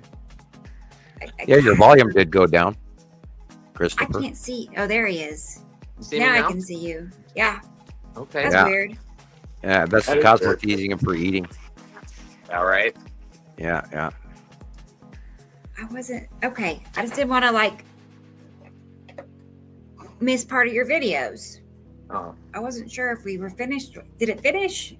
Were you out I think getting we were like distracted by the halfway cats through and the last one. But it's just, you know, you can if you guys want to watch, you just go on the Facebook group. Yeah. Did you share these to your YouTube channel? Yeah. Also? Oh yeah. Okay. That too. I keep forgetting about the YouTube channel. Yeah. They're I all love there. that. And Like I a posted that library. last night on the group too. So there was a video though. I thought it was really interesting. I found these pictures of the moon, and there's clearly what I think might be asteroids passing behind the moon. So it was a bunch of pictures they had posted on TikTok. So I just took it and made a video out of it. we saw last week. We saw the skull asteroid go. That was that video from Malaysia where we saw that skull asteroid go behind the moon. Awesome shot. I am Carol Ann. I am looking for that picture. Yeah, this I'm was looking like too. actual photos of the moon close up, and it's not like just taking a picture like you're looking at the moon in the sky. This was like actual. I don't know what kind of lens they're using, but there's something going on behind the moon, and they make no mention of it in their posts. It's like that's the most.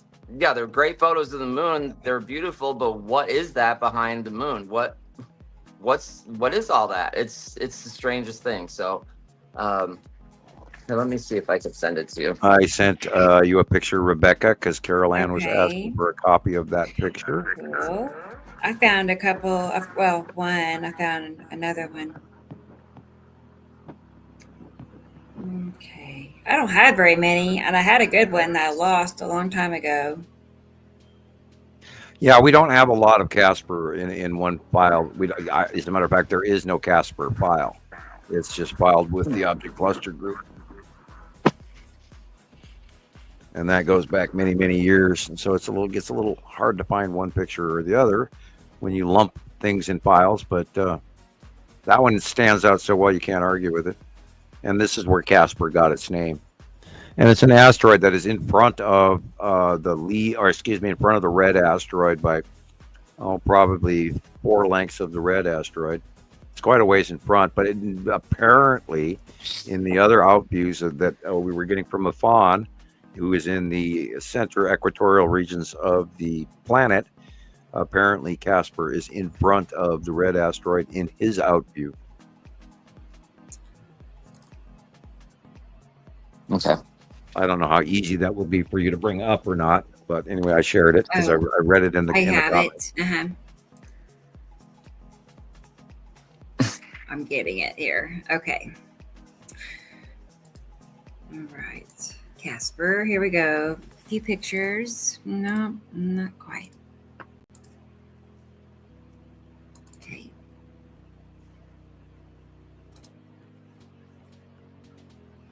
So there's Casper on one of the drawings. Okay. In May. And yeah. That's what Sam sent me. Yeah, this goes back, boy, all the way to 2018. Wow.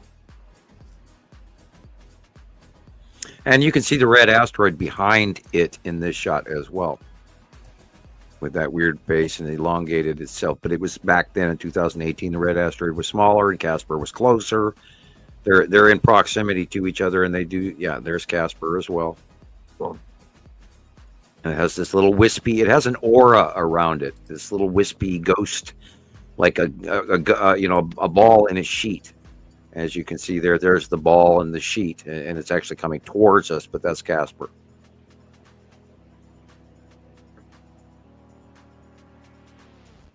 And a lot of the times it is very rainbowy because whatever that off-put could be a debris field or a small ion tail, just like Saturn's yellow moon does.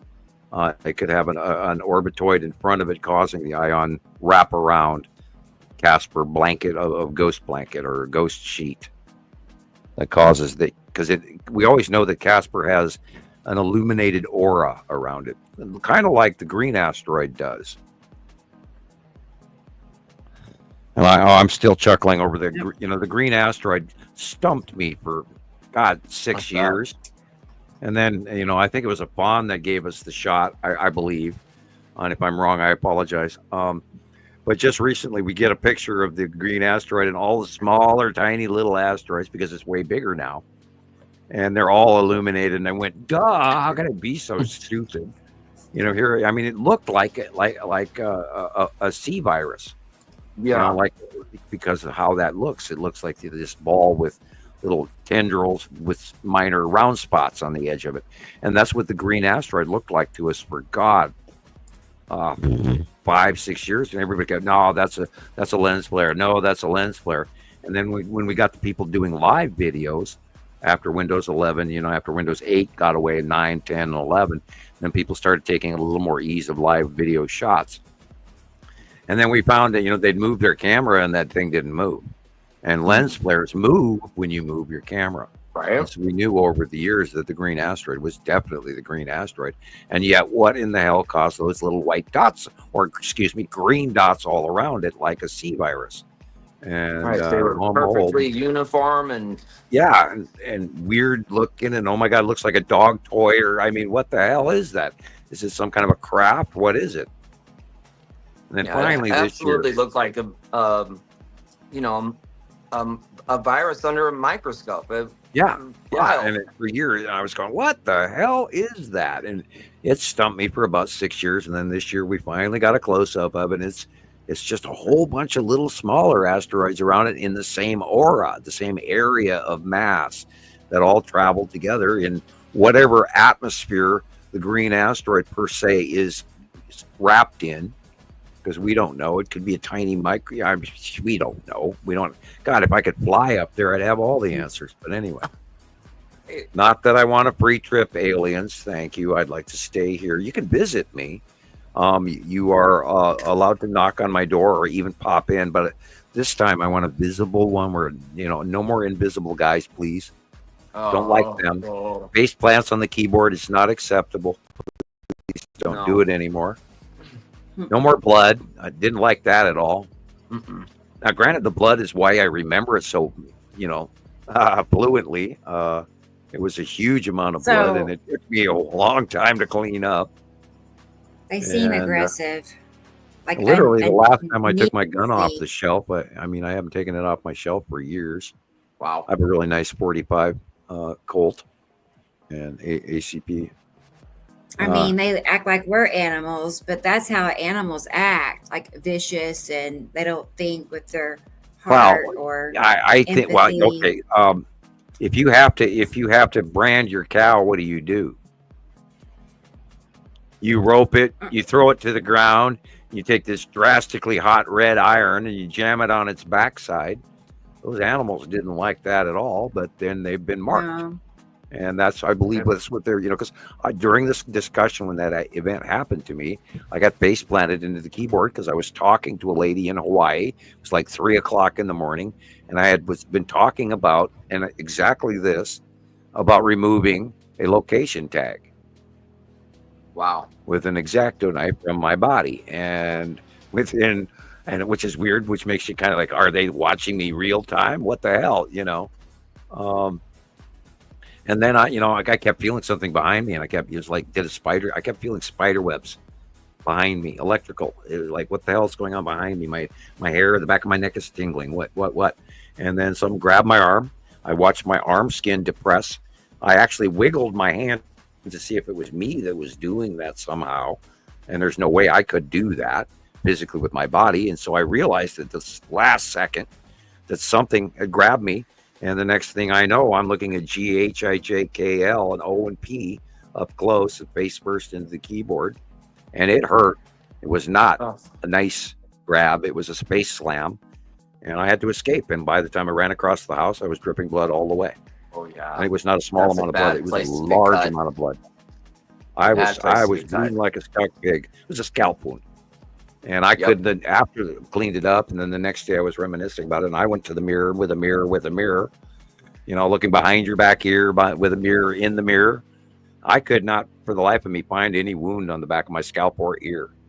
But yet, there was blood everywhere. So, and it stopped within 5 minutes since a little bit of pressure, and I was, you know, digging wads of toilet paper out, and it would fill up.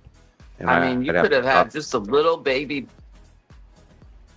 puncture or cut, and you will bleed from your scalp badly.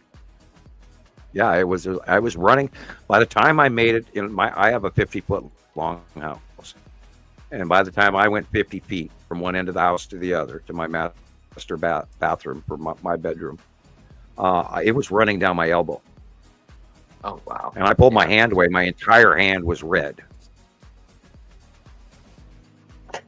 So I'd rather not have any more invisible visitors. Thank you. Right. I'll pass. Make a long story short, and you say you want a visitation. No, you don't. You don't want to experience that. And I really truly believe it. But well, yeah, Irene, I was branded, and I pulled one of them out of me before, and I have had.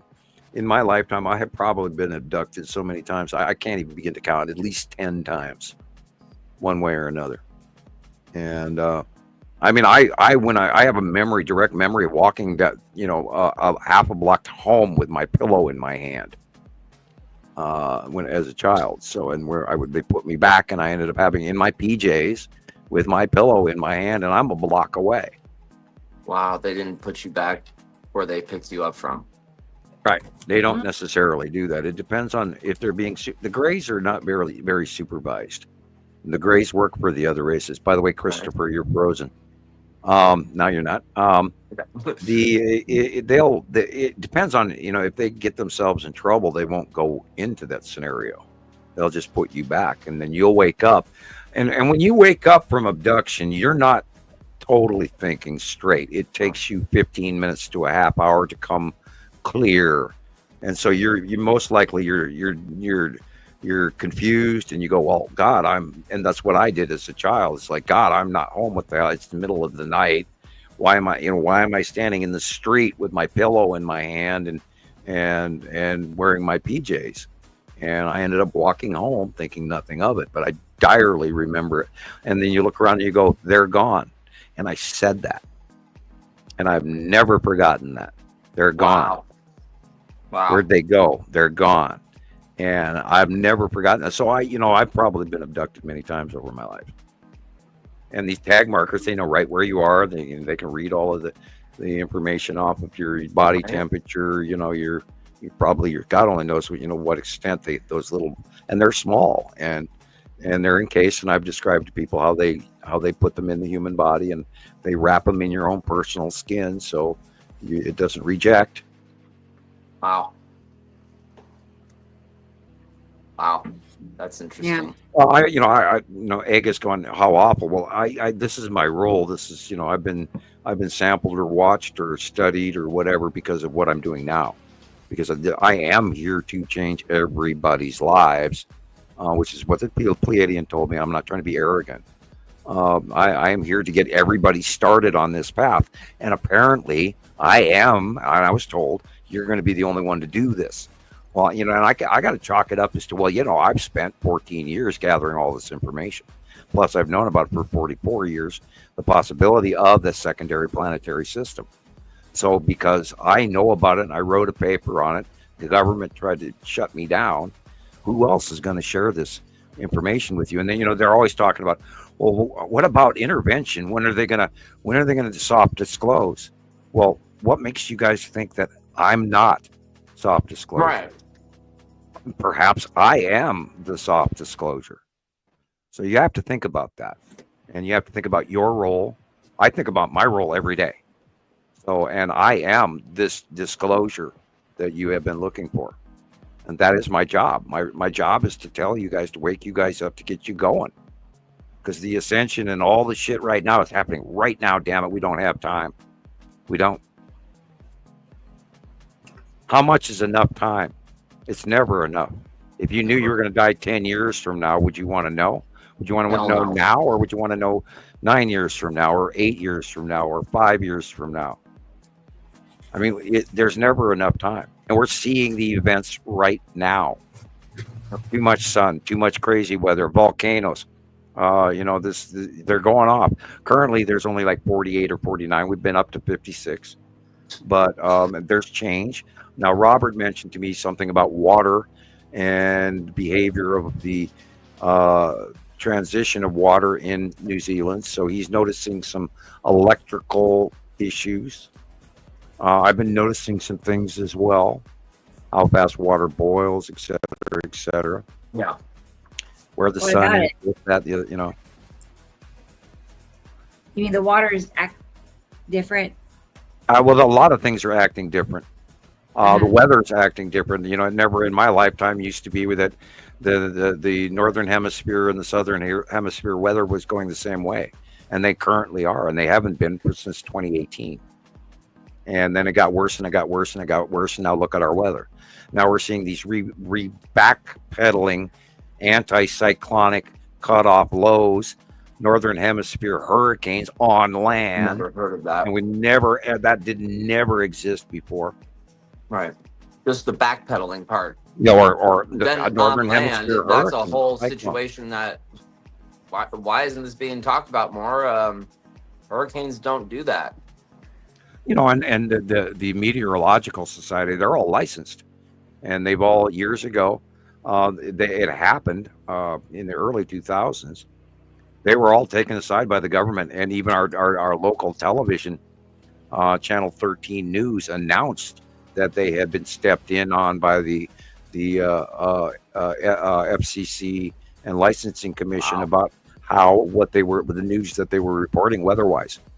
And our TV station was actually quite insulted by it, and which is why they put that news out. Wow. Yeah. Good for them. So you know, there's a lot going on. That you know, there's manipulation like you wouldn't believe. Oh. Yeah. And if you don't want to believe that's happening, then Well, our view counts alone. yeah.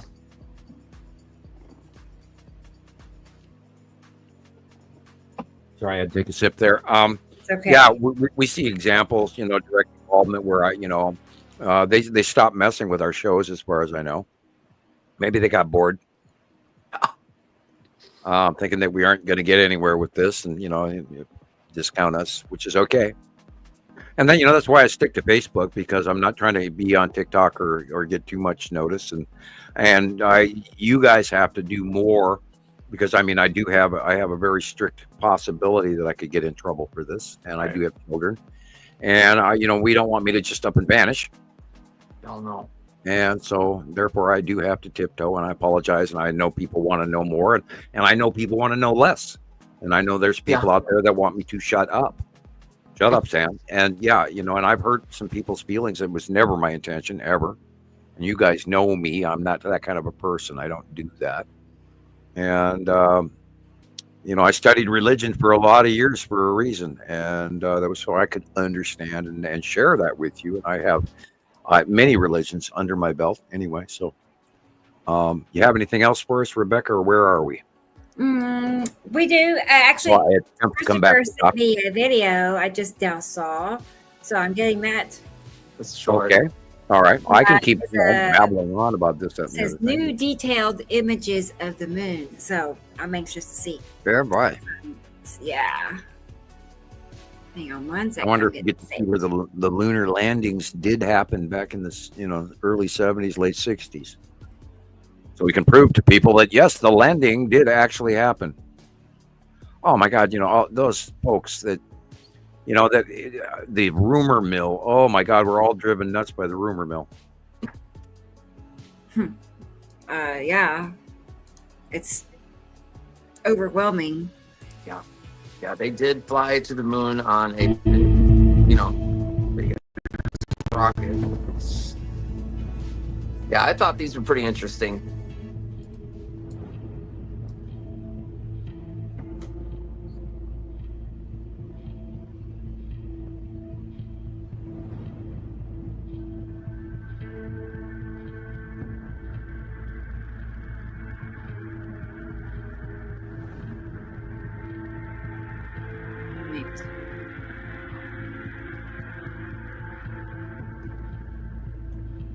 Installed on me. I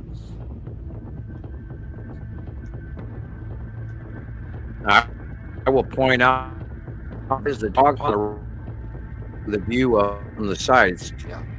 be tipped to the right. See? Like, look, What is that? Right? And pop it. Yeah, all the stuff behind it. Yeah. That looks. Those are asteroids. That's all I could.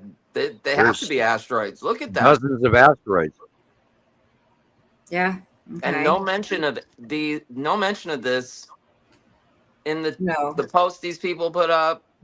Nothing. Right. It's like, oh, these are great photos of the moon, the best photos of the moon ever taken. Well, that's debatable, but those are asteroids. Those are asteroids. Look how plain they are. Position, but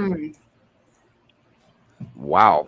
I mean, if you don't count the one on the bottom as if it's like 15 of them, that could be one with many craters in the middle of it. Very large. Now they announced to us that this secondary body is there. Right. And I guarantee you there's far more, because I know that there is at least 5 of them of sizable equation that were in the report as well, but they didn't talk about it. But it was in the report. Because I went and found the report and I looked it up and read it. And there's like 4 other ones. And they have numbers too, and you can look them up on the NEOs. But you gotta have sort of the background information to know what to look up. Yeah. And believe me, they're making it as hard as possible for anyone to understand this stuff, and that's kind of why we're here, because we bridge the gap between science and citizen science, and not knowing, and oblivion, and exactly, Katie Jo. Yep. And even if I didn't know this information, those pictures would have called out to me.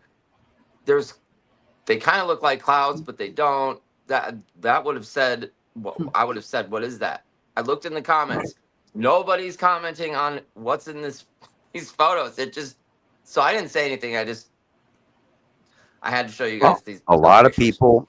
I've talked to people at Walmart, and I would get into the first description of the fact that there's other planets that are nearby passing, and they would automatically see their eyes all of a sudden start to gray over and shut down on you and look up at their own eyelids, and then they immediately throw this excuse, well, this is beyond my education. And that's the point right there where they shut down. They stop thinking. And if you can get them past that statement, we'll say, well, whoa, wait a minute. Well, what do your eyes tell you? What do you see? And you have to literally, it's like pushing a child out the front door on a winter's day, Sure. Go outside and sled, and yeah, there it is not beyond your education. Everybody has a base. Science is easy. You just have to believe it's easy. It's so easy that it's beyond most everyone, and they think it's hard, and it's not. To me, anyway. So, especially if you just spend time looking and comparing, you'll learn. I mean, I went to Suspicious Observer for a long time, and I learned about the sun. I didn't know about the sun, so I spent time trying to understand. I knew about the coronal holes, but I didn't know what caused the coronal mass ejection. I didn't know the interaction of the penumbra between positively charged and negatively charged materials on the face of the sun and the boil off where they're electrically. Now it's electrical, and those two electrical poles come together, and then and you have a coronal mass ejection. So it's an explosion on the surface of the sun of plasma and positive and negative charged and electrons, and it spits all this crap out into space and then spins on like a spinning octopus with rounded arms. And I didn't know all of that stuff, and so if I don't know something, I go look it up. You gotta let your desire lead you, and no, I can look this up. I can learn this. I can learn this. And that's how you one step out of the front door at a time.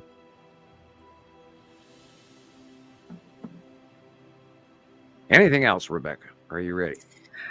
I do actually have a clip of just some random clips. Okay. It's like there's UFO. Well, that's what we make our show of. Yeah. So no rhyme or reason, but some things I've been saving as I see them. So I say it right here, and then it's not. And it's not. but I can get Thank it. you. I know Yeah, well, of course. Yeah. We like having technical difficulties. That's what makes our show our show. Still suffering from those 2 bites of pizza, man. Wow. Uh-oh. Yeah, tomato, maybe. Gastrointestinal gurgitation. How about Not we do this? regurgitation, but gurgitation. While I'm getting that, I do have another one of Tony in Switzerland. Oh yeah, I have not seen. I've seen Tony's material, but I have not seen it here for a week or two. Yeah, let's get it pulled back up here. Tony's been doing great stuff. I saw your material this week, Tony. Thank you very much. Always love your material. He has those awesome colors. I imagine he's doing a little saturation coloring, but oh god, I mean, of course, in those mountains, he's got. He's got a view from heaven. Yeah, we get to see Tony's real face. Thank you, Tony. Yeah. Lucky man, Switzerland. That's his backyard, probably.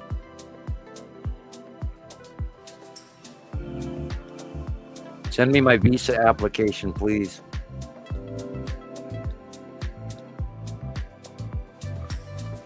I'm not even sure if I'm on the fly list or not, or on the no-fly list.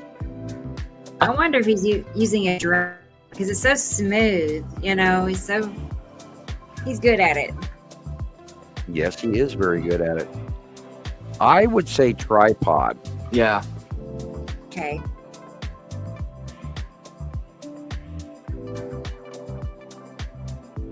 And maybe some of you Skywatchers could write your letter to Santa early. Santa, I need a tripod.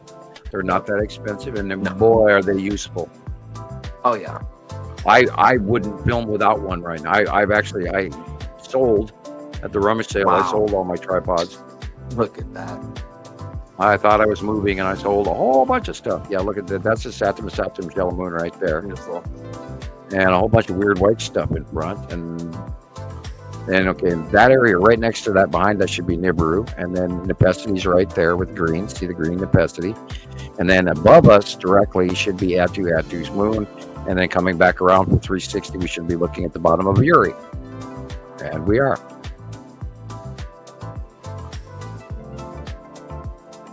And back to a Saturn Yellow Moon, the ion tail going off to the right.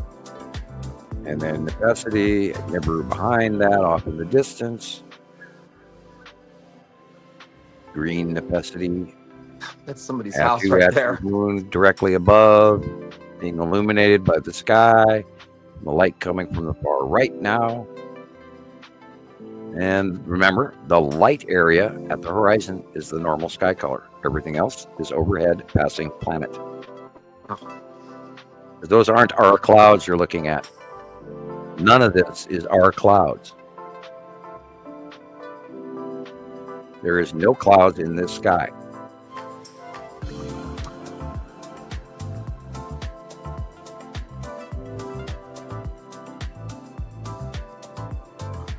Oh, look, a normal cloud right at the horizon. And look at those mountains.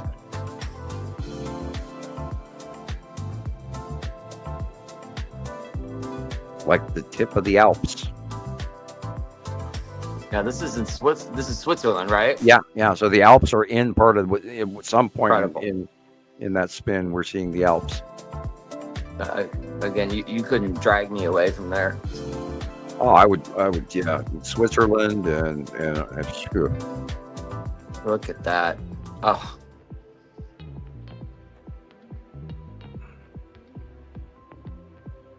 Wow.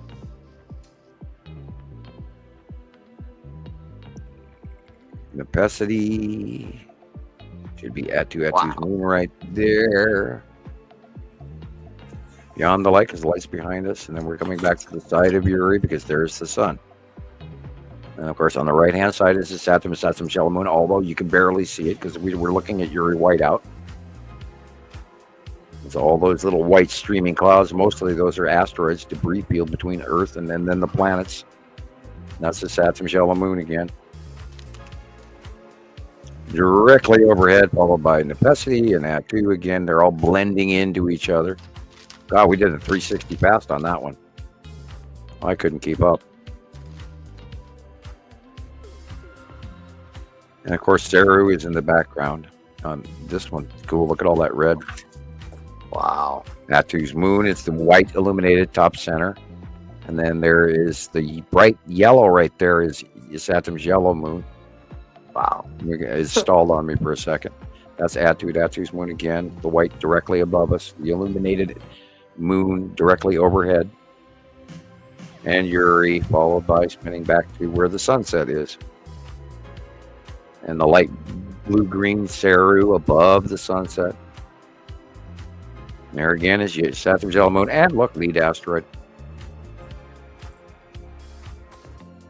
Man, it's incredible. Every time he makes a 360-degree pass, there's something else is lit up, or everything is. Yeah, it changes. Each time he does it, it's changing. It's awesome. And look at the illumination on the ground. Yeah. You know, it's almost nightfall here, and awesome shots. Tony does it again.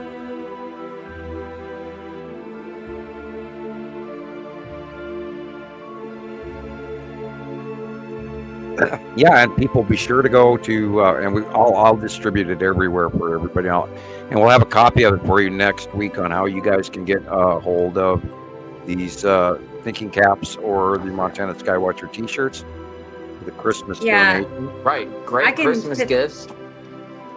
I shared the link for the T-shirts in the comment section earlier, but I'll reshare it. But the link for the hat is too long. Like I only have so many characters I can drop a comment in, so you have to go to Facebook, right, you know, to find that. But the T-shirt one I can share.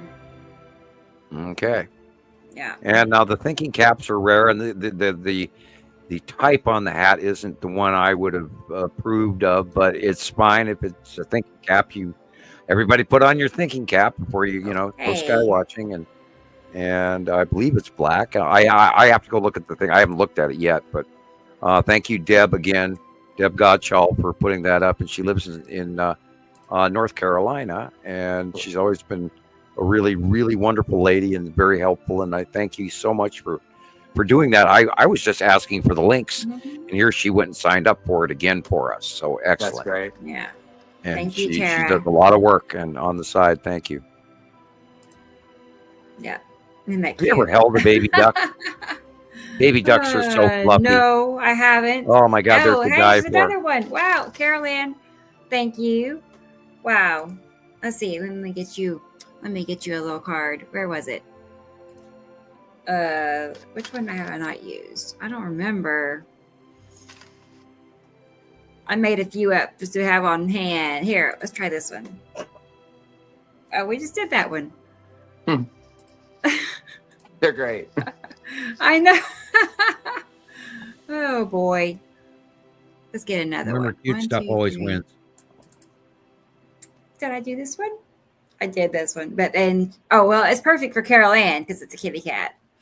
Isn't that Hello Kitty? Yeah. No, that's not Hello Kitty. That's no, but yeah. Anyway, yeah. Thank that you, person's Carol making Ann. money Thank on you. that icon on that. Right? How can you not be happy when you see that, right? Yeah, good old bouncing fat cat. Right. Okay. Thank you. Okay. Well, let's see. I was in the middle of getting that video. Almost got it. Unless you want me to save it and I don't do know, whatever you want to do. It's fine by me. Wrap things up. I don't care either way. If you're ready We're at, to, what, we 5 can. hours? We've done five and a half hours. Yeah.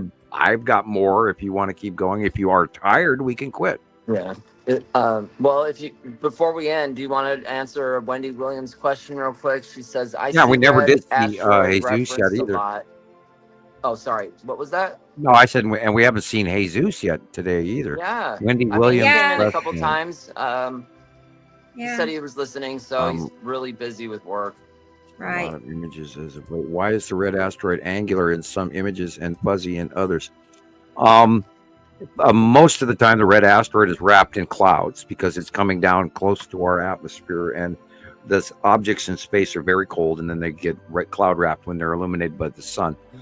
But some of last week, we got from New Zealand. We got them from the Middle East. We got them from Holland and Germany.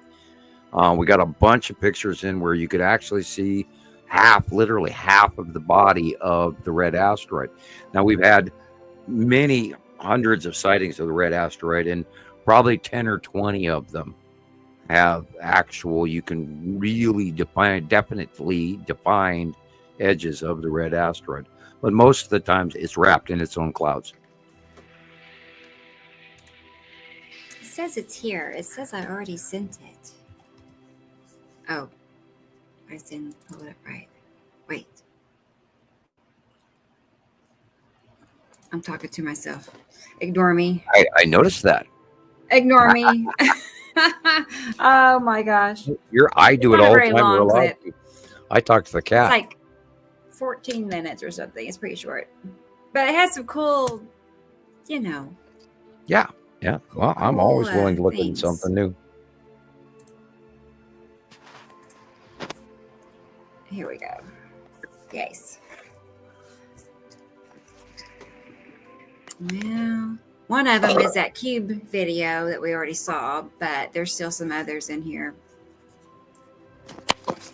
And some things I found on TikTok that look like legit craft sightings. So it's almost. Yeah, I end up having to weigh those before I ever really post them. I'll have to look at them. I know. I don't usually get it. Yeah, I don't really like to focus on the small stuff. I really don't. This is wild. I just sent you Katie Joe's footage too. So. Oh, sweet. Okay. She was asking about it. Yeah, that is. I don't see any flaws in this, and the fact that it comes in as a cube, and the long box cube, no less, and then we see the little micro lights coming off the top of it there, and it's starting to phase out. That falls all in what we've seen in the past through reality, and so it doesn't appear to be doctored in any way. Looks like bioluminescent. Well, if you had a bunch of craft and you were trying to take off with a bunch of craft, you'd have to have warning markers for the other approaching craft, and if there's a bunch of star destroyers around you and you're going to try and let off a bunch of little ships, well, you'd want to be illuminated and turn your lights on, or if they're the government of Turkey doesn't believe you're real, and then you turn your lights on. Whoa. Wow. Didn't I send you this? Yes. Well, yes, you did. Yeah. Okay. Now look at how hazy this is. Right. Okay. Notice how in front of us it's darker, and way back it's hazy. This looks credible. Oh.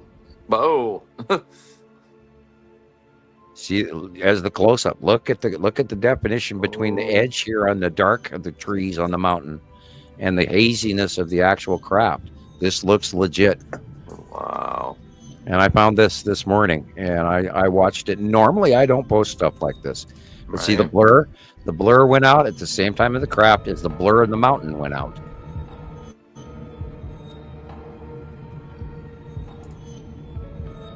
Wow.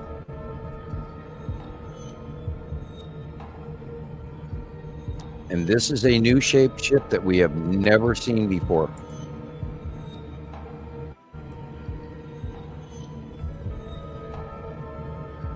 The mountain almost looks like an orangutan sitting there looking at you. Oh, there I go, being pareidolia again. Can't do that. I'm distracting from science. Yeah, see, notice how hazy it is, and it is distant, and it matches, and there is no pixelation going on with this at all. Any Photoshop, you would have seen the zoom.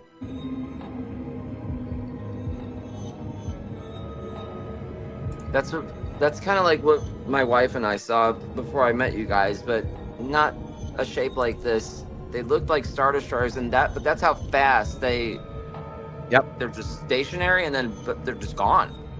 And Yep. it was like there was like 5 of them. That just one. No, I did see this week. I saw some posting of a whole bunch of crap going in through portals, and there's compilations out there, but I didn't dare post it because some of them, most of it was real, but there were other pieces embedded in the clip that I couldn't account for. So, and then we had that discussion about that one guy that posts these over sensational videos, and I can't remember his name, but I recognized him the other day, and he had this open fire ring in the middle of the sky. And I thought, okay, cool shot, but I can't credibly share this. Well, whoa. You know, now that all this artificial intelligence is coming out, right, with all these photos, I'm learning that you can put a video or photograph into the software, and it'll tell you, you know, the percentage of the possibility whether it was made by an artificial. Now this one was cool. This was captured from a doorbell camera or something. Yeah, it's a disc lander. Yeah. Yeah, that looks like a disc or a tube, but it looks more like a disc than a tube. Now, I remember seeing this as well last week. Wow. And I believe this was captured in Australia. I could be wrong. She said Arizona. Oh, you could be Arizona. You're right. You're right. I go through so many videos that, I know, right? So it's like, I don't remember who sent this to me anymore. I got 80 of them this week, that kind of thing. Yes, people, ET is quite real, and there's a lot of stuff going on over us. I saw Maria's post this week for the lightning show that she had from last week. Awesome material. Hi, Sabrina. A lot of nice people out around the world showing us all kinds of real crap. 2 moons. Oh, whoa. Yep. That was weird. Well, remember, I've been talking about October 10th. About that time, I was talking about, I looked out the door and I saw 3 crescents. Yep. Look, there are 3 crescents right there. The smaller one, and look at the cutoff on the edge of the moon. 3rd crescent. Right around October 10th. And I called it. I told people that I went outside and I saw 3 crescents in the sky. And they got bigger in size as they went. Wow. My God. Yep. A year's worth of rain. Oh my gosh. Jeez. And every bank on that river is going to have to be dealt with. A zombie star is poised to rise from the dead. They say prepare for the cosmic Ooh. horror as Nibiru is here. Yeah. It's been here for 14 years. Nova explosion that we are expecting to go off real soon now. But what will happen when the Nova explosion happens is that it's got enough material that it's gathering from this companion that it's gobbling material from, that an explosive thermonuclear runaway explosion will happen, and in that moment the star becomes undead. So it's a zombie stars. And that happens every 7 to 11 years, if I believe. That's a Beetlejuice and Orion occasion.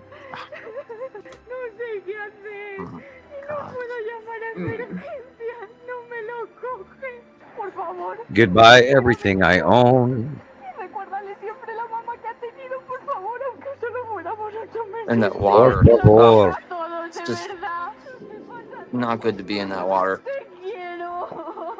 How in the world does 1 hour time difference completely This guy is awesome. Yeah. Look at this. This is 6:30 p.m. in Florida. because the Earth rotates. Before it would be like this at 6 p.m., 6:30 p.m. That reminds me of that joke where the 2 blondes are sitting at the bar and she says, I read that they're sending a solar mission to land on the sun. And the other blonde says, well, how are they going to do that? She says, they're going to go at night.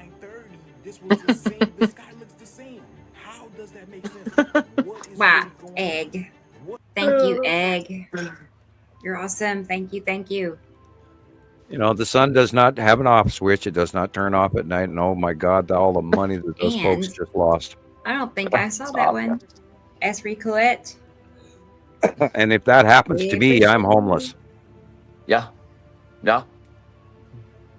Thank you both. Thank you. Really. I do not have enough insurance to recoup.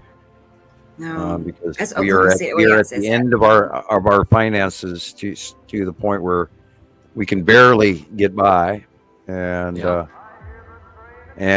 my internet bill goes up every month. I'm still paying, you know, and I could never afford it in the first place, even at $65 a month, and now it's $175. Oh, yeah, and it's horrible internet. That's why you're seeing my face with one picture, not my camera face, but my one picture. That is the spiral asteroid right there.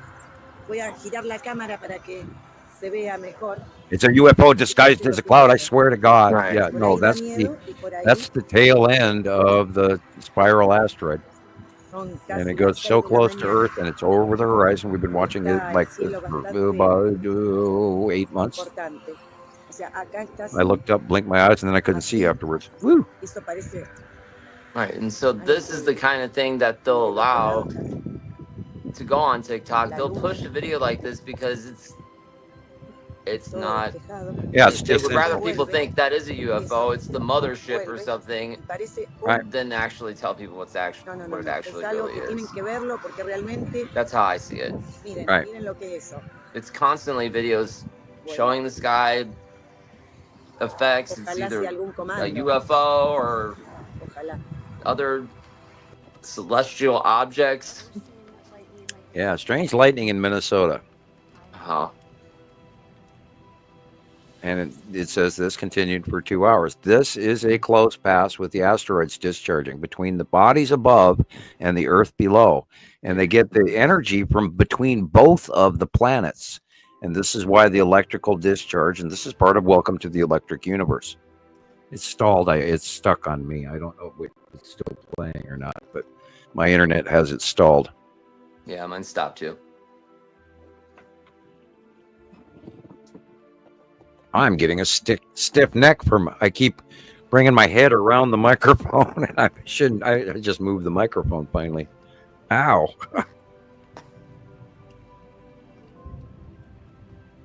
Yeah, that's discharge between bodies because it's in repetitively the same spot over and over and over again. Wow. Wow.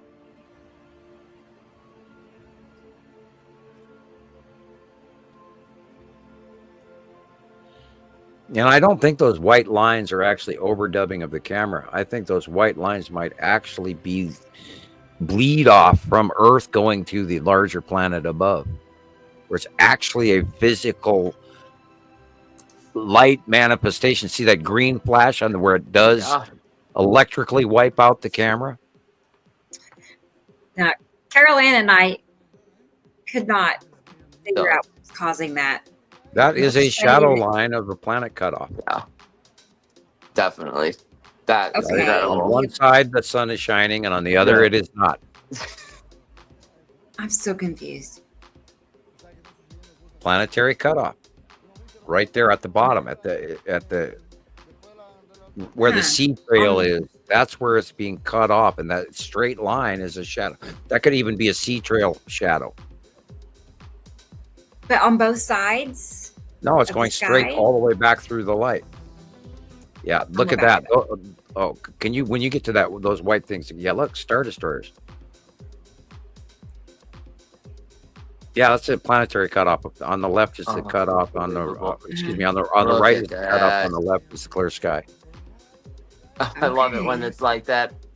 That could be Nibiru in the way, for all we know. Nibiru. Yeah. Wow. When you get to the white, the dark thing with the white picks hit pause. Oh, tell me where. Right here? Right at the end of this, I believe. I don't know where it came from because only you know what you're playing. But like I believe it's at the end of this. Okay. It goes to a black screen with little triangles on it. Oh, maybe it's the next clip. Yep.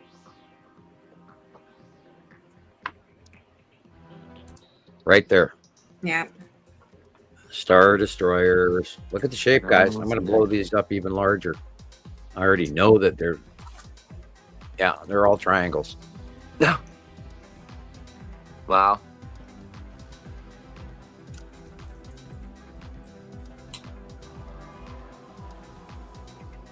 Yeah. Wave, everybody. Hello, extraterrestrial craft. Hey. How are you? We're friendly. We're nice. Don't land right? here and invade. We got some great tourist items you're welcome to buy, but All right, we Hey, got Professor. some thinking caps, some t-shirts. Professor is here. what and is a saplotomus? What is a Los Aplotomus? It's probably a dinosaur, and I don't know which egg. one that one is. Yes, egg. As far as I'm understanding, each dot is a craft. Yes, each dot Right, is a Sam? star destroyer, and they are, like 3 to 4 to 5 football fields long. I've been under one and near one.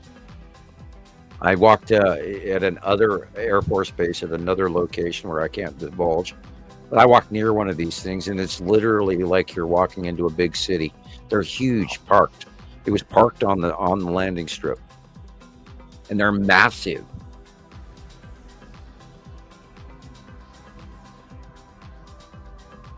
They're the size of a aircraft carrier or bigger.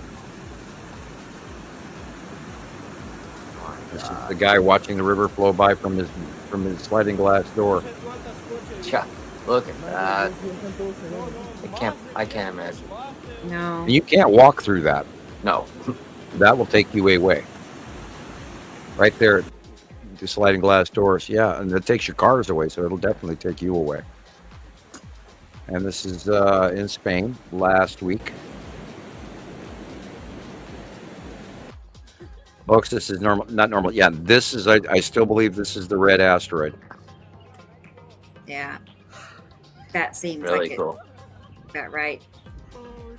That oval shape. Yep. And placement, it's directly in line with the sun. And aerial phenomenon, Yunnan, China. I want to see that. I'm amazed we're getting That was it. from China And at all. Vico, thank you. They have tightened up Seriously, so much. you all. How you you're doing? wonderful. Let me find. Glad to see you here. I know. Me too. We got to have him back on the show sometime. Yeah, perhaps he Bear can get with me. a file of his Bear material with together. me. Yeah. There. Thank you, everybody. They're kitties. Oh, See, it is Valentine's. We're having an early Valentine's this year. Oh boy. Yeah. Any Like in any day is a February, right? good cat day. Yeah, any day is good cat. day. Oh, you sent some pics. Okay. I'll look and see. Been having to multitask. I hear that. And he's been hiding and listening. He's been busy. Yeah. Well, that's okay. At least you're listening because Yeah, right now hiding is a good thing. I'm starting to think about a lot, and I wish I had a place to go to hide. And I wish I would have had the opportunity to build one over the years. Unfortunately, I spent time changing diapers and raising children by myself that I hadn't planned on, and otherwise I would have a place to go. And I tried for years to get people to group together and put their money in together in a group and us buy some land up here. And then, of course, the land prices up in Montana went insane, like everywhere else. And I do apologize. I did try. I tried. And nobody wants to commit because, this is still conspiracy theory. And we do real science. I guess they I saw this video. They're selling they repurposed a bunker site in South Dakota. They were built for like munitions or something like that. I saw that. And there's like you can buy a bunker for $50,000. Hey, South Dakota's not a bad place. No. If you got, as long as you got mineral rights to go along with it, then you're okay. But yeah. Right? I mean, I thought that's pretty interesting. I get along with the native Indians just fine. They're like, but they're built by the army. They're supposed to be, blast proof or whatever. Right. Yeah. $50,000 for. I guess you have to modify it yourself. I can't imagine how much that would cost. Right, younger man, and or my children older and me younger. Yeah. I would have loved to have done something like that where we could be broadcasting from Witch Mountain or whatever, and having a group of people. And I really did try to do that where we would have places to put people. And of course, now modern society has a tendency to tell you not to do that. And if you do ever get a facility, you have to have septic coating for large groups of people, otherwise they won't let you do that. And you have to overbuild for everything like that, including your little houses and huts for everybody. And you get and that's talking about a collective farm group and all of that crazy stuff, and that would be almost impossible, but I did try. Okay. Be easy if we had a philanthropist out there that wanted to donate an extreme amount of money. They're on their way. Okay, yeah, I believe that, and we'll get a nice big philanthropist. We'll buy 40 acres up here in Montana, and then we'll invite everybody to the campfire, and then we'll have the big to-do meeting where I tell you the rest of the story, just like Paul Harvey, and some secrets that I can't tell you here today. And I'll just place it in my opinion, and as long as we're sharing my opinion, then I'm not 40 doing acres. Oh God. My neck is still sore from the microphone. Now here comes the pics from B Coat.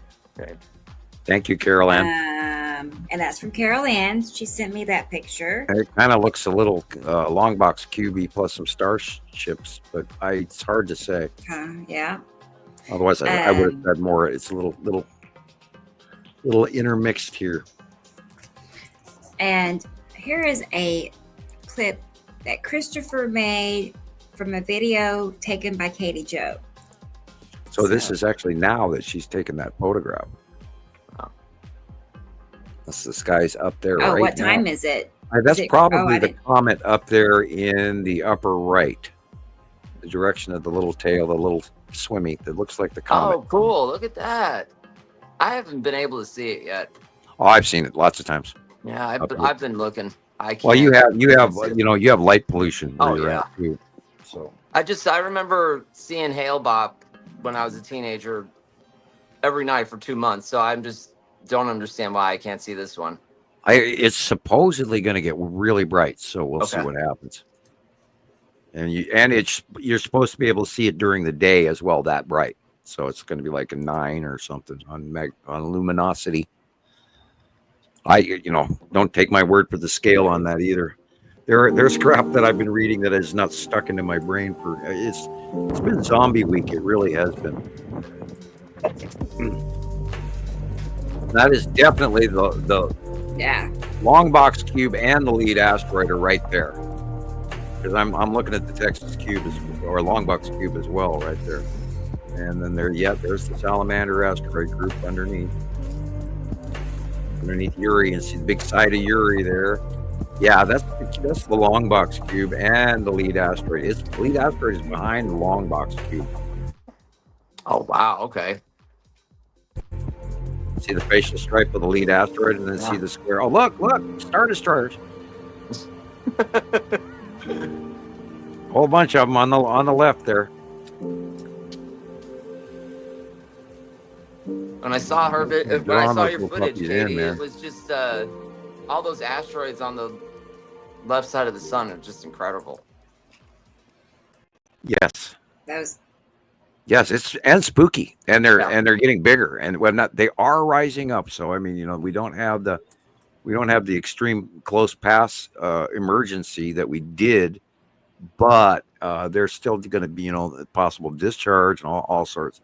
So let's hope we're out of a good portion of the danger zone from that part of it, but we'll see.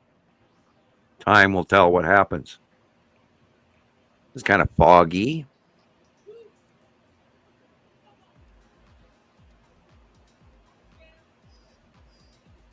And up on the right in front of the sea trails is a Saturn's yellow moon and a couple of other asteroids and majorly some sea trails going in here.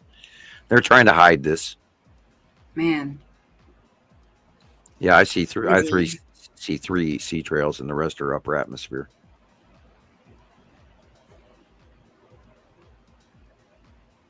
This is a tad bit blurry. Shows you the change between illuminated and dark behind all of the illumination. Oh.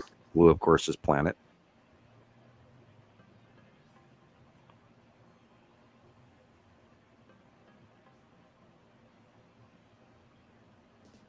And I don't know if it's stuck or not.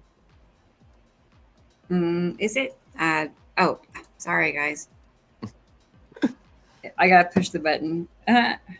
Okay. Well, I've been informed that we're actually leaving right now, so it takes me like 10 minutes to get home. If you guys are still on, I'll come. Okay. I'll come back on. That's fine. But That's if not, then have a good thank evening. everybody Thank for you. showing Be up, careful. and we had a great show today. I'll see you guys For next sure. week. Okay. Thanks, Seatbelts. Chris. All right, you guys have a See you good night. later. Okay, you too. Bye bye. Thank And you. middle left is the spiral asteroid.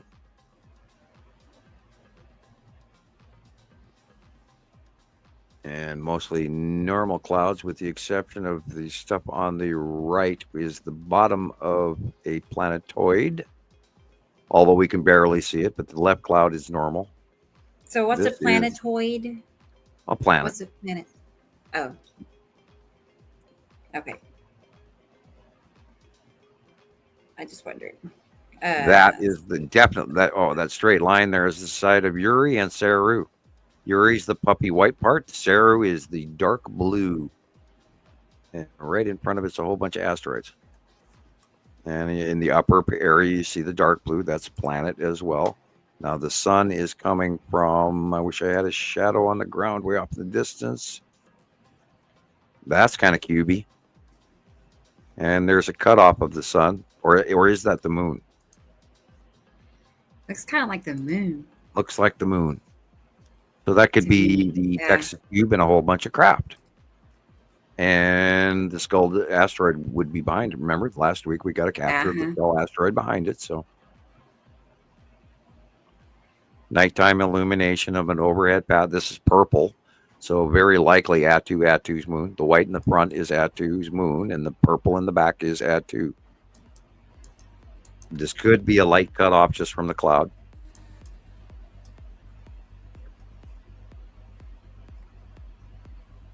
Look, normal clouds for once. Wow. And this is a cutoff from Saru.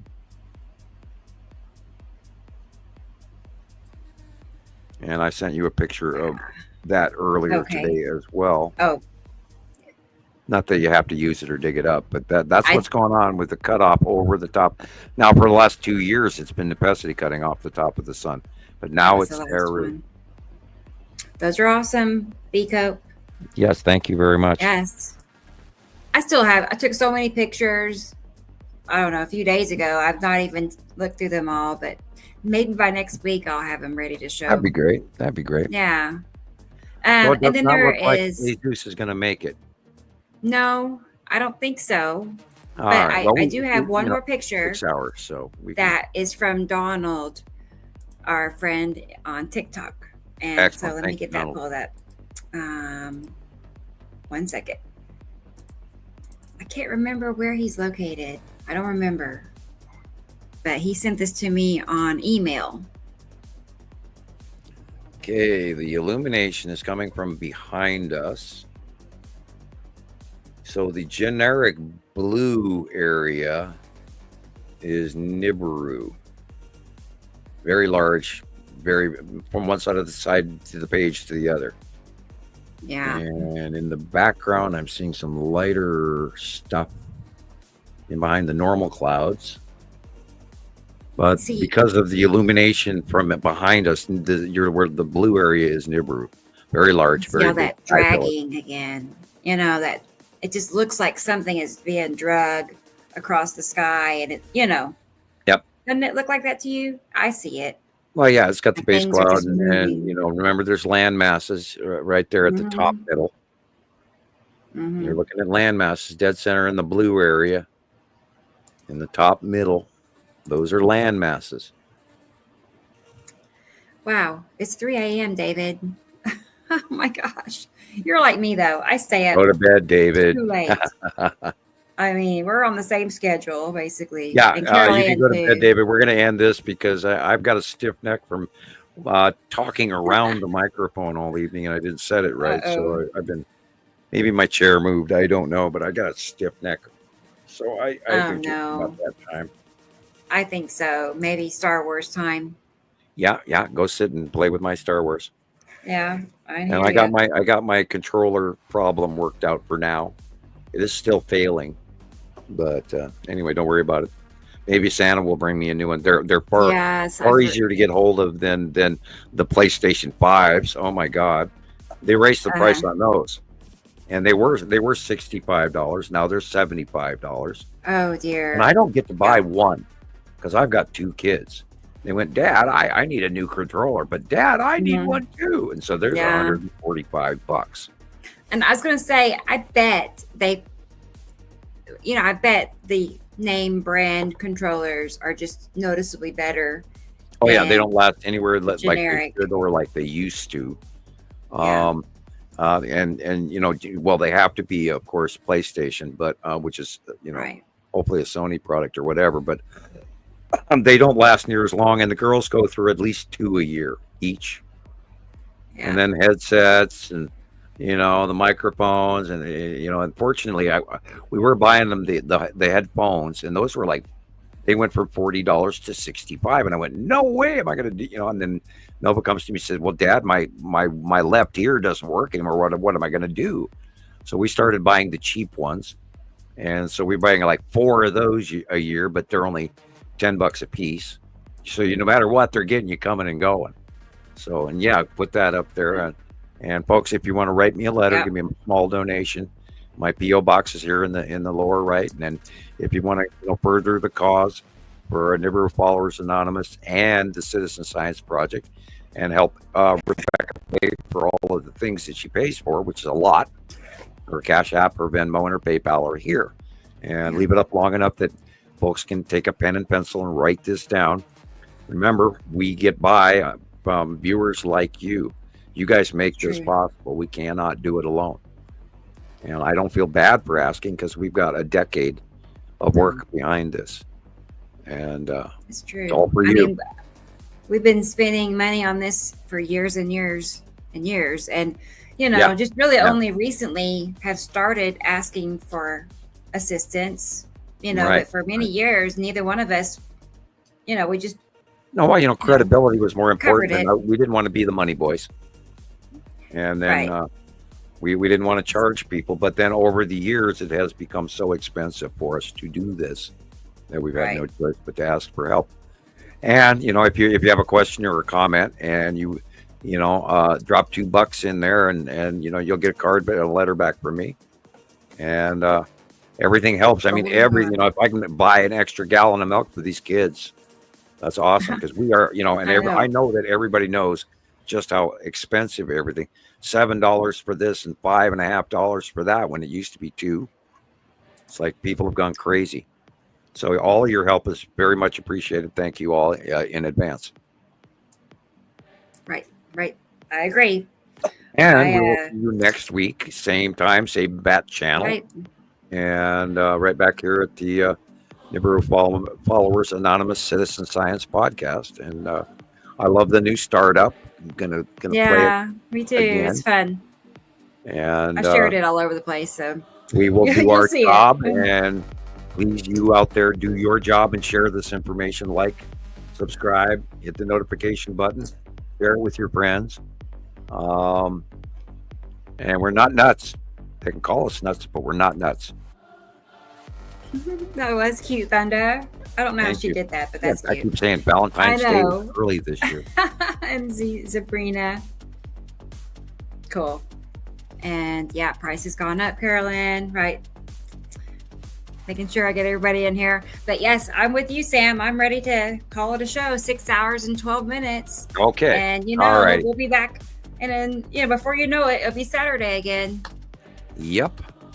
So can't wait. Hey.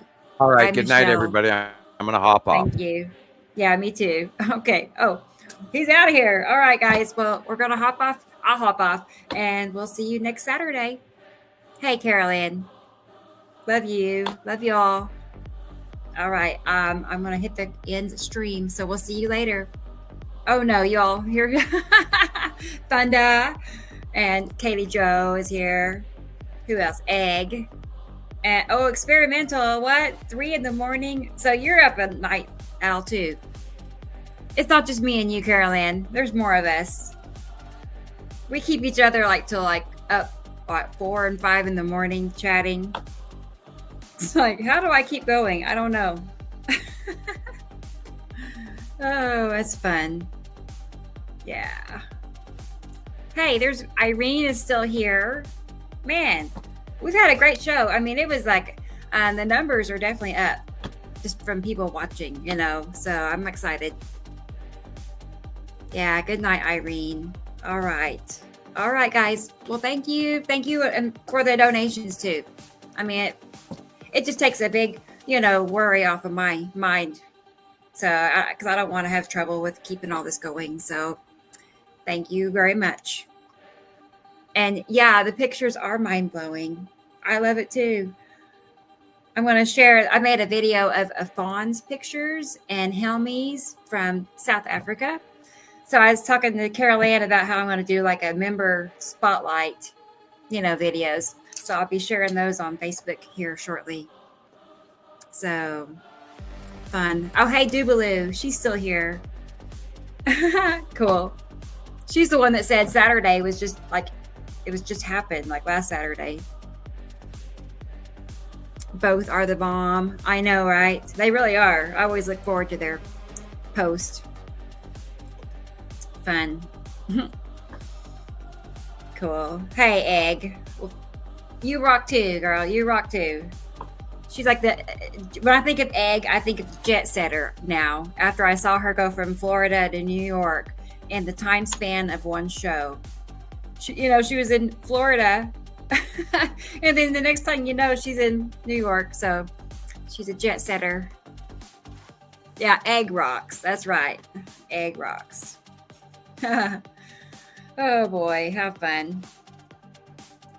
Cool. Well, good night, everybody. I'm going to let you all go to bed. I don't know what I'm going to do. It's still kind of early. I'm going to go check on all my cats and make sure they're happy.